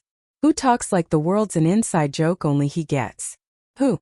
She shook her head quickly, shoving the thoughts down. No. She wasn't going to let Lucian rent space in her brain right now. She had homework, thank you very much. Bella stretched, setting her notebook aside for a moment. Her eyes wandered across the room until they landed on the bed. She pressed her hand against the comforter and gave an appreciative hum. You know, your bed is ridiculously comfortable. Like unfairly so. Mine feels like a rock compared to this. Amara perked up, smugness returning instantly. Of course it is. I picked it myself. Priorities, Bella. Life is too short for bad mattresses. Bella laughed. Only you would make a philosophy out of mattress shopping. Hey, Amara said, tapping her pencil against the desk like a judge's gavel. A good bed is the difference between surviving high school and becoming a zombie. This, she gestured dramatically at her bed, is the secret to my flawless skin and cheerful mornings. Bella rolled her eyes but grinned. Cheerful mornings? You literally hummed a tune while brushing your teeth today. Who does that? Amara smirked. Flawless people. Bella groaned, throwing a pillow at her. You're impossible. And yet you love me. Amara winked. The two laughed, the sound bouncing easily around the room. It was soft, familiar, the kind of laughter that made the world outside feel less gray. After another hour of scribbles, teasing comments, and Bella pretending not to fall asleep on the bed she claimed wasn't hers, their stomachs finally protested. Amara closed her book with a snap. All right. Homework can wait. My brain deserves food. Bella stretched, standing with a sleepy groan. I second that. Preferably something edible. Together, they made their way downstairs, only to find Charlie already home earlier than usual. He was standing in the kitchen, shrugging off his jacket and setting down a takeout bag on the counter. Look who decided to grace us with his presence before midnight, Amara teased, grinning as she leaned on the doorway. Charlie gave her a flat look, but his lips twitched at the corners. Don't get used to it. The station was quiet tonight. Figured I'd bring home food before you two starved yourselves on cereal again. Amara lifted a brow, amused. You mean before Bella starved us? Hey! Bella gasped in mock offense. I make excellent toast, thank you very much. That's not food, that's a fire hazard. Amara shot back, and even Charlie chuckled at that. They gathered at the table, spreading out the takeout fried chicken, mashed potatoes, and a few sides that instantly filled the house with warm, savory scents. The three of them dug in, and the evening unfolded like something out of a snapshot, ordinary, but golden in its simplicity. Amara, as always, carried the conversation with ease.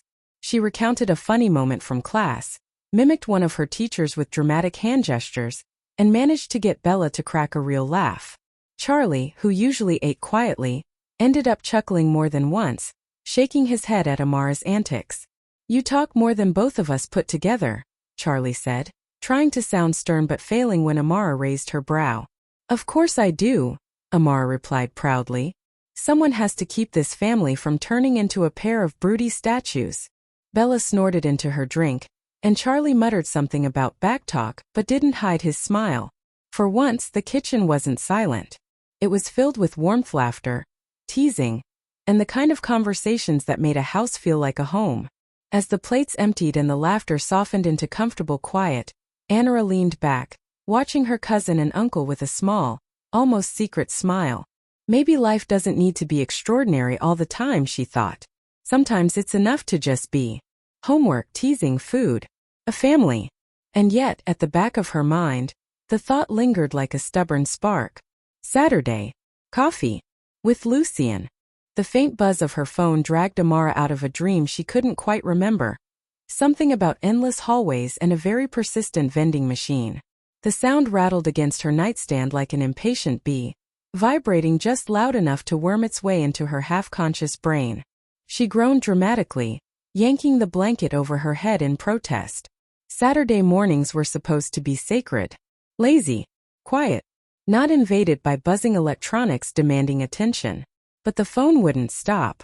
Another insistent vibration, then another, until she flopped onto her side with all the grace of a disgruntled cat. One arm shot out from under the covers, patting blindly across the nightstand. She knocked into a pen, her notebook, almost spilled a glass of water, and finally captured the buzzing device. Eyes half shut, she squinted at the screen through the blur of sleep. For a moment, she couldn't even process the letters. And then her brain caught up. Lucien. Her heart did an utterly ridiculous little jump. Wide awake now, she sat up straighter in bed, hair falling in wild tangles around her face as she blinked away the haze of dreams. Of course. Who else would think it's appropriate to text at this hour? Thumb trembling slightly, annoyance. Definitely annoyance. She tapped the notification open. Good morning, beautiful. I'll pick you up at noon. Don't keep me waiting, winky face, L. She flopped back onto the mattress, dragging her pillow over her face. Beautiful? Really? At 7 in the morning with bed hair that could double as a bird's nest? Ugh, he really thinks he's some kind of smooth-talking aristocrat, doesn't he? Great. Just great. Still, she felt her lips twitch upward despite herself. Annoying. Very annoying. She thumbed a reply with more attitude than finesse. Good morning. Fine. Noon. Don't be late. Satisfied, she tossed her phone aside and sat on the edge of the bed. Saturday mornings used to mean cartoons and cereal. Now they mean coffee with Lucy and Cullen. How did my life get this weird so fast?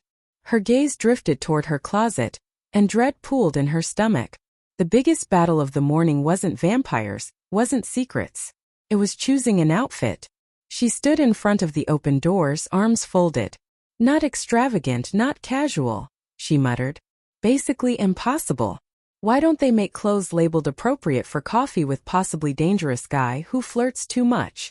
Her fingers flicked through hangers. A dress? Too much. Hoodie? Too little. 10 minutes in, she was pacing like the fate of the world depended on cotton and denim. Finally, inspiration struck. She pulled out a soft cream sweater, warm, flattering but not screaming look at me. Paired it with dark-fitted jeans. Neat enough to say she'd tried but not enough to admit she'd agonized over it for 20 minutes. Add ankle boots for polish. Decision made, she padded to the bathroom. Toothpaste foamed across her brush as she scrubbed furiously, determined not to let Lucian catch her with morning breath.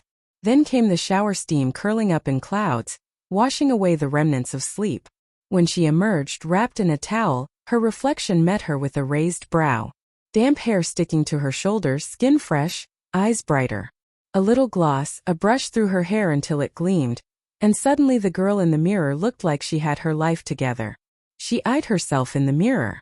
Effortlessly put together. Except she knew exactly how much effort had gone into it. Flawless, she told her reflection, then snorted. Fabulous. And still doomed. Okay, Amara. You look good. Annoyingly good. If worst comes to worst, you've already survived getting your blood drunk by a vampire. Coffee with a flirt can't possibly top that, right? Bag in hand, she headed downstairs. The smell of bacon and reheated coffee curled through the air, wrapping the house in its usual morning coziness. The kitchen was already occupied.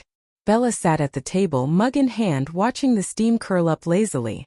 Charlie was half hidden behind the newspaper, though his occasional glance over the edge betrayed him. Morning, Amara chirped, sliding into a chair like nothing was unusual.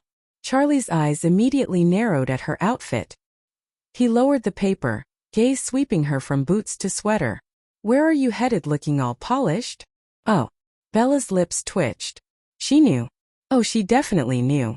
After all, Amara had already told her about the coffee with Lucy and half-whispered the confession days ago, while pretending it was no big deal. And Bella, being Bella, had filed it away neatly in that sharp brain of hers. Now, watching Charlie go full dad mode interrogation, she wasn't about to step in and save Amara. Oh no. Bella was having far too much fun sipping her coffee and enjoying the spectacle, like she'd scored front row seats to the best comedy show in town. MC reached for a piece of toast, suddenly very fascinated by butter. Coffee. Charlie folded the paper completely now, setting it aside with all the gravity of a sheriff about to interrogate a suspect. Coffee? With who? She mumbled into her toast. Lucy and Cullen. The silence that followed was sharp enough to cut bread. Charlie's eyes narrowed further. Lucy and Cullen? Isn't he a little too old for you? MC nearly choked, coughing on crumbs. Understatement of the year, Charlie. Try immortal vampire. Way too old. Like centuries too old. Out loud, she flailed. It's just coffee. Not a date. Bella snorted into her mug, barely containing her laughter. Coffee sloshed dangerously close to the rim. Yeah, not a date. Amara whipped her head around, glaring. Bella only sipped smugly, eyes sparkling with mischief. Charlie leaned back, crossing his arms, the picture of suspicious fatherhood. Coffee turns into lunch, lunch turns into dinner. Then next thing you know you're... Charlie. Amara groaned, slamming her toast down. We're friends. Friends go out for coffee. It's not a big deal. Bella coughed into her mug, clearly covering a laugh. Just friends. Her grin was so wide it looked painful. Amara shot her a shut up before I throw bacon at you face, then turned back to Charlie. Seriously. He's nice. Polite. Probably the type to pull out chairs and open doors. Nothing scary. Charlie wasn't budging. He tapped the table with a finger slow and steady. Just remember I own a shotgun. Amara rolled her eyes so hard she thought they might stick. Noted, Charlie. I'll be fine. Bella tried and failed to stifle a laugh. It came out as a very obvious snort. Glad you find this funny, Amara muttered, stabbing at bacon like it had personally wronged her. Perfect. I get to go for coffee with shotgun threats in my ears, and Bella waiting to tease me for the rest of eternity. Truly living the dream. Amara sat there, cheeks burning, toast half chewed, feeling like she'd accidentally wandered into a sitcom where she was the punchline. God, she thought, she'd always assumed this side of Charlie, the narrowed eyes, the folded arms, the suspicious dad routine was reserved strictly for Bella and her undead boyfriend. Never in a million years did she think she'd end up in the hot seat herself. The low honk of a car horn drifted through the window, snapping me out of my final mirror inspection. Purse in hand, I'd been fussing with the little details, tucking my lip gloss inside, double-checking for my wallet, phone, and the emergency pack of gum every girl with common sense carried. I froze for a beat. The horn quieted, followed by the deep purr of an engine cutting off. Of course it was him. Lucien. I pressed my lips together, nerves buzzing. Okay. Purse? Check. Card? Check. Sanity? Questionable. I was halfway down the stairs when the front door creaked open. My brows knit together. What the? Charlie? I whispered to myself. Sure enough, there was Charlie, stepping outside like some undercover agent on patrol. From the kitchen, Bella leaned casually against the doorway, mug in hand, smirk firmly in place. I think Dad's about to give that talk, she stage whispered, voice full of amusement. You know, the whole hurt my daughter and I'll shoot you classic. I glared at her, clutching my purse tighter. He isn't my boyfriend, I hissed back. Bella's smirk widened into something positively gleeful. Yeah, right. Sure. Totally. Just coffee. I gave her my best death glare, which she dodged by sipping from her mug like she'd won the entire war. Unbelievable. Still, curiosity tugged me forward. I peeked around the doorway and spotted them, Charlie and Lucien. And wait a second. They weren't glaring at each other, or having the tense standoff I'd braced myself for. No, they were laughing. Lucien stood there, tall and perfectly collected, his hands tucked neatly into his coat pockets. His smile was polite but warm, the kind of smile that somehow managed to win parents over in 30 seconds flat. And Charlie, stoic, gun-owning Charlie, was chuckling at whatever Lucien had said, shaking his head like he couldn't help himself. What did he tell him? A fishing joke? A story about trout? Did Lucien have dad humor in his back pocket along with the smolder? I squared my shoulders, inhaled, and pushed the door open.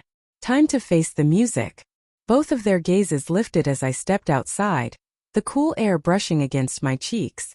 Lucien's smile deepened, his eyes catching mine with that unfair intensity. Ready? I glanced at him, then at Charlie, half expecting him to whip out a shotgun for dramatic effect. But instead, he just gave me a mildly suspicious side-eye, then returned to sipping from his coffee thermos. Yeah, I said, clearing my throat. I'm ready. Charlie's gaze slid back to me, that sheriff dad squint sharpening. Be back before curfew, he said firmly, like I was about to run off to Vegas instead of a coffee shop. Yeah, sure, I replied quickly, nodding a little too much. Definitely not suspicious at all. Before the silence could stretch, Lucien spoke smoothly, his voice laced with old-world charm. Don't worry, Chief Swan. I'll have her back before curfew. You have my word. Of course he did. Of course he did. Gentleman mode. Activated. He even added the faintest respectful dip of his head, like he was swearing allegiance to the crown. Charlie seemed actually satisfied with that. He gave Lucien a curt nod, muttered, "All right then," and sipped his coffee like he'd just closed a case. I meanwhile was internally screaming, "Yeah, sure, Lucien. Drop me off before curfew." That's believable, because immortal vampires are totally famous for being punctual. Shall we? Lucien asked, turning to me with that disarming smile, one hand gesturing toward his sleek car. And then, oh, of course, he did it. The full gentleman treatment. He walked ahead and opened the passenger door with a graceful flourish, holding it open like some storybook prince. I blinked at him, then at the car, then back at him. Really? He arched a brow, amused. Is it so strange to be treated properly? Yes, I muttered, slipping into the seat despite myself. Deeply strange. His chuckle followed me in, smooth and maddeningly pleased, before he closed the door with a soft click. From the porch, Bella was still watching, mug in hand, smirk plastered across her face like she was going to dine out on this memory for months. Fantastic. Lucien slid into the driver's seat, the faint leather scent of the car surrounding me as the engine purred to life. I clasped my purse in my lap, trying not to look as flustered as I felt. Great. Just great. Coffee hadn't even started yet, and I was already in trouble. The car glided smoothly down the quiet streets, the soft hum of the engine filling the pauses between our words. I kept my hands neatly in my lap, trying not to fidget, though every glance at Lucien's perfectly composed profile made my chest skip. I shifted slightly in my seat, finally daring to ask, "So where exactly are we going for this coffee?" Lucien's eyes flicked to mine, a small smirk playing at his lips. "There's a lovely little cafe in Port Angeles. Quiet, cozy, with the kind of pastries that might make you question your life choices." I raised an eyebrow. "Port Angeles, huh? That's a bit of a drive." "Perhaps," he admitted, smoothly easing the car around a turn. "But nothing worth experiencing comes easily, darling." I blinked at him. "Is that a line? Or are you serious?" He leaned back, that ever so slight tilt of his head that somehow made him look impossibly confident and approachable at the same time. "Both, maybe. But here's the thing. I'm not asking you to just endure this drive. I want you to enjoy it. To enjoy me, even." I laughed nervously. "You do know you're dangerously confident, right?" "Confidence is underrated," he said softly, letting his gaze linger on me for a beat longer than comfortable. "But if you give me a chance, truly a chance, I can show you I'm not that bad." I blinked. Not that bad. My mind instantly jumped to a million possibilities. What didn't he want me to assume about him? "You make that sound like a challenge," I murmured, still trying to keep my composure. "Consider it an invitation," he said, his voice dipping just slightly low and smooth. 1 hour, darling. That's all I ask. I promise to be entertaining." Amara snorted and raised an eyebrow, resisting the urge to roll her eyes. "Darling? What's up with that?" Lucien's smile deepened, a mischievous glint in his dark eyes. "Just a little reminder," he said smoothly, "that you're the one who keeps me talking like this. I promise it'll grow on you." Amara couldn't help the faint smile tugging at her lips. "Fine. Maybe it wasn't that bad." He continued, leaning back slightly, hand resting casually on the wheel. "Honestly, darling, I think people underestimate me. I can be quite charming if someone gives me the chance. And lucky for you, I intend to prove it." Amara glanced out the window, trying to pretend she wasn't secretly flattered. Sure. Trust me," he said, the corner of his mouth twitching. "You might even enjoy it." Amara laughed quietly, shaking her head. "Okay, he's infuriating. But kind of fun, too." I couldn't help but glance out the window, fighting the blush creeping up my neck. Entertaining, huh? That's one way to describe being swept off your mental feet in a car. The trees blurred past as the conversation shifted into lighter territory, small jokes, playful comments about the scenery, and the occasional teasing remark that made me bite back laughter. Every so often, he'd glance at me with a wink or a smile, and I'd nearly swerve in my seat from the effect it had on me. By the time Port Angeles started to appear on the horizon, I was acutely aware of how alive this drive felt. I'd survived far worse than a flirtatious vampire in a car. And yet, I wondered if surviving this might actually be fun. The car rolled to a smooth stop outside a quaint little cafe in Port Angeles, its windows glowing warm against the gray drizzle of the morning. Amara leaned forward in her seat, already unbuckling. Finally, caffeine. Normal. Safe. Predictable. But before she could reach for the door handle, Lucien glanced at her with that maddeningly confident smile. "Sit still, darling. I'll be right back." Her brows knit. "Wait. Aren't we supposed to, sit inside and drink coffee like normal people?" Lucien didn't bother answering. He just smirked, raised one perfect eyebrow, and slipped out of the car like he had just stepped out of a magazine ad. He leaned casually on the door for half a second, tipped his head toward her with that infuriating grin, then closed it behind him. Amara blinked, heat prickling at her cheeks. Great. Amazing. Now I'm blushing because a vampire just raised an eyebrow at me. What's next? Swooning when he breathes. But he doesn't breathe. Yep, he doesn't. She sank back against the seat, crossing her arms even though her pulse had gone traitorously fast. What could he possibly be planning? He said coffee. Not whatever eyebrow gymnastics he's pulling here. Minutes later, Lucien strolled back out of the cafe, but instead of 2 steaming mugs, he carried a woven basket tucked neatly under his arm. He opened the back door, placed it carefully on the seat, and then slid into the driver's seat with a look that said, yes, I know I'm being mysterious, and yes, I enjoy it. Amara eyed the basket suspiciously. Okay, what's in the basket? And where are we going? Because you. She pointed at him, narrowing her eyes. Specifically said coffee. That's the only reason I agreed to this madness. Lucien's lips curved, maddeningly smooth. And we're still having coffee. I never said it had to be in a cafe, did I? Amara groaned, pressing her forehead to the cool window. Why does he have to smile like that? Like he's both plotting something and already winning at it? And where exactly are we going now? She tried again. It's a surprise, Lucien said, voice light, teasing.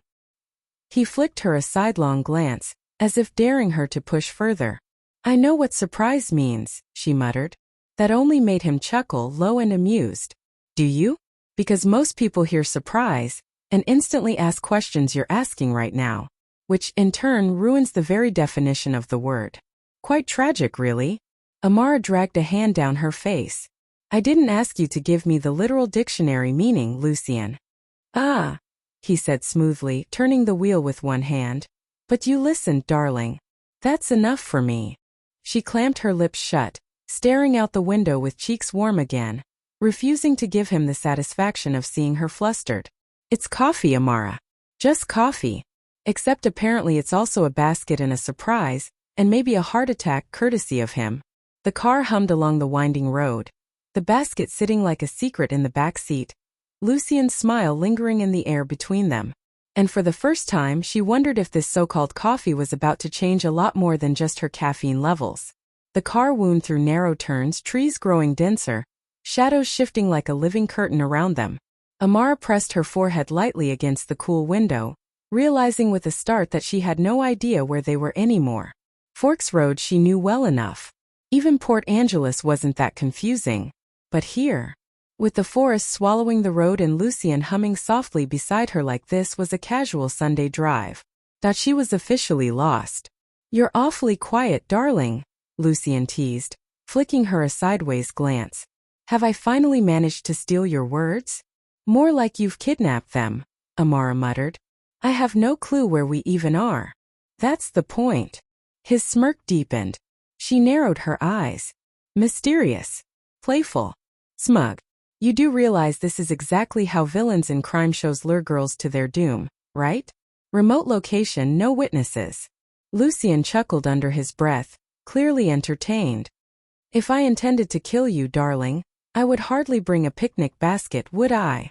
Her eyes flicked to the basket in the back seat. Maybe it's your disguise. First coffee and sandwiches, then surprise murder. His laughter spilled out freely this time, rich and unbothered. You think me so uncreative? I think you suspiciously creative, she shot back, but her lips twitched despite herself. The car finally slowed, pulling off onto a narrow dirt path. The trees parted just enough to reveal a small hill bathed in golden light, the kind of place that looked like it belonged on a postcard. Alone.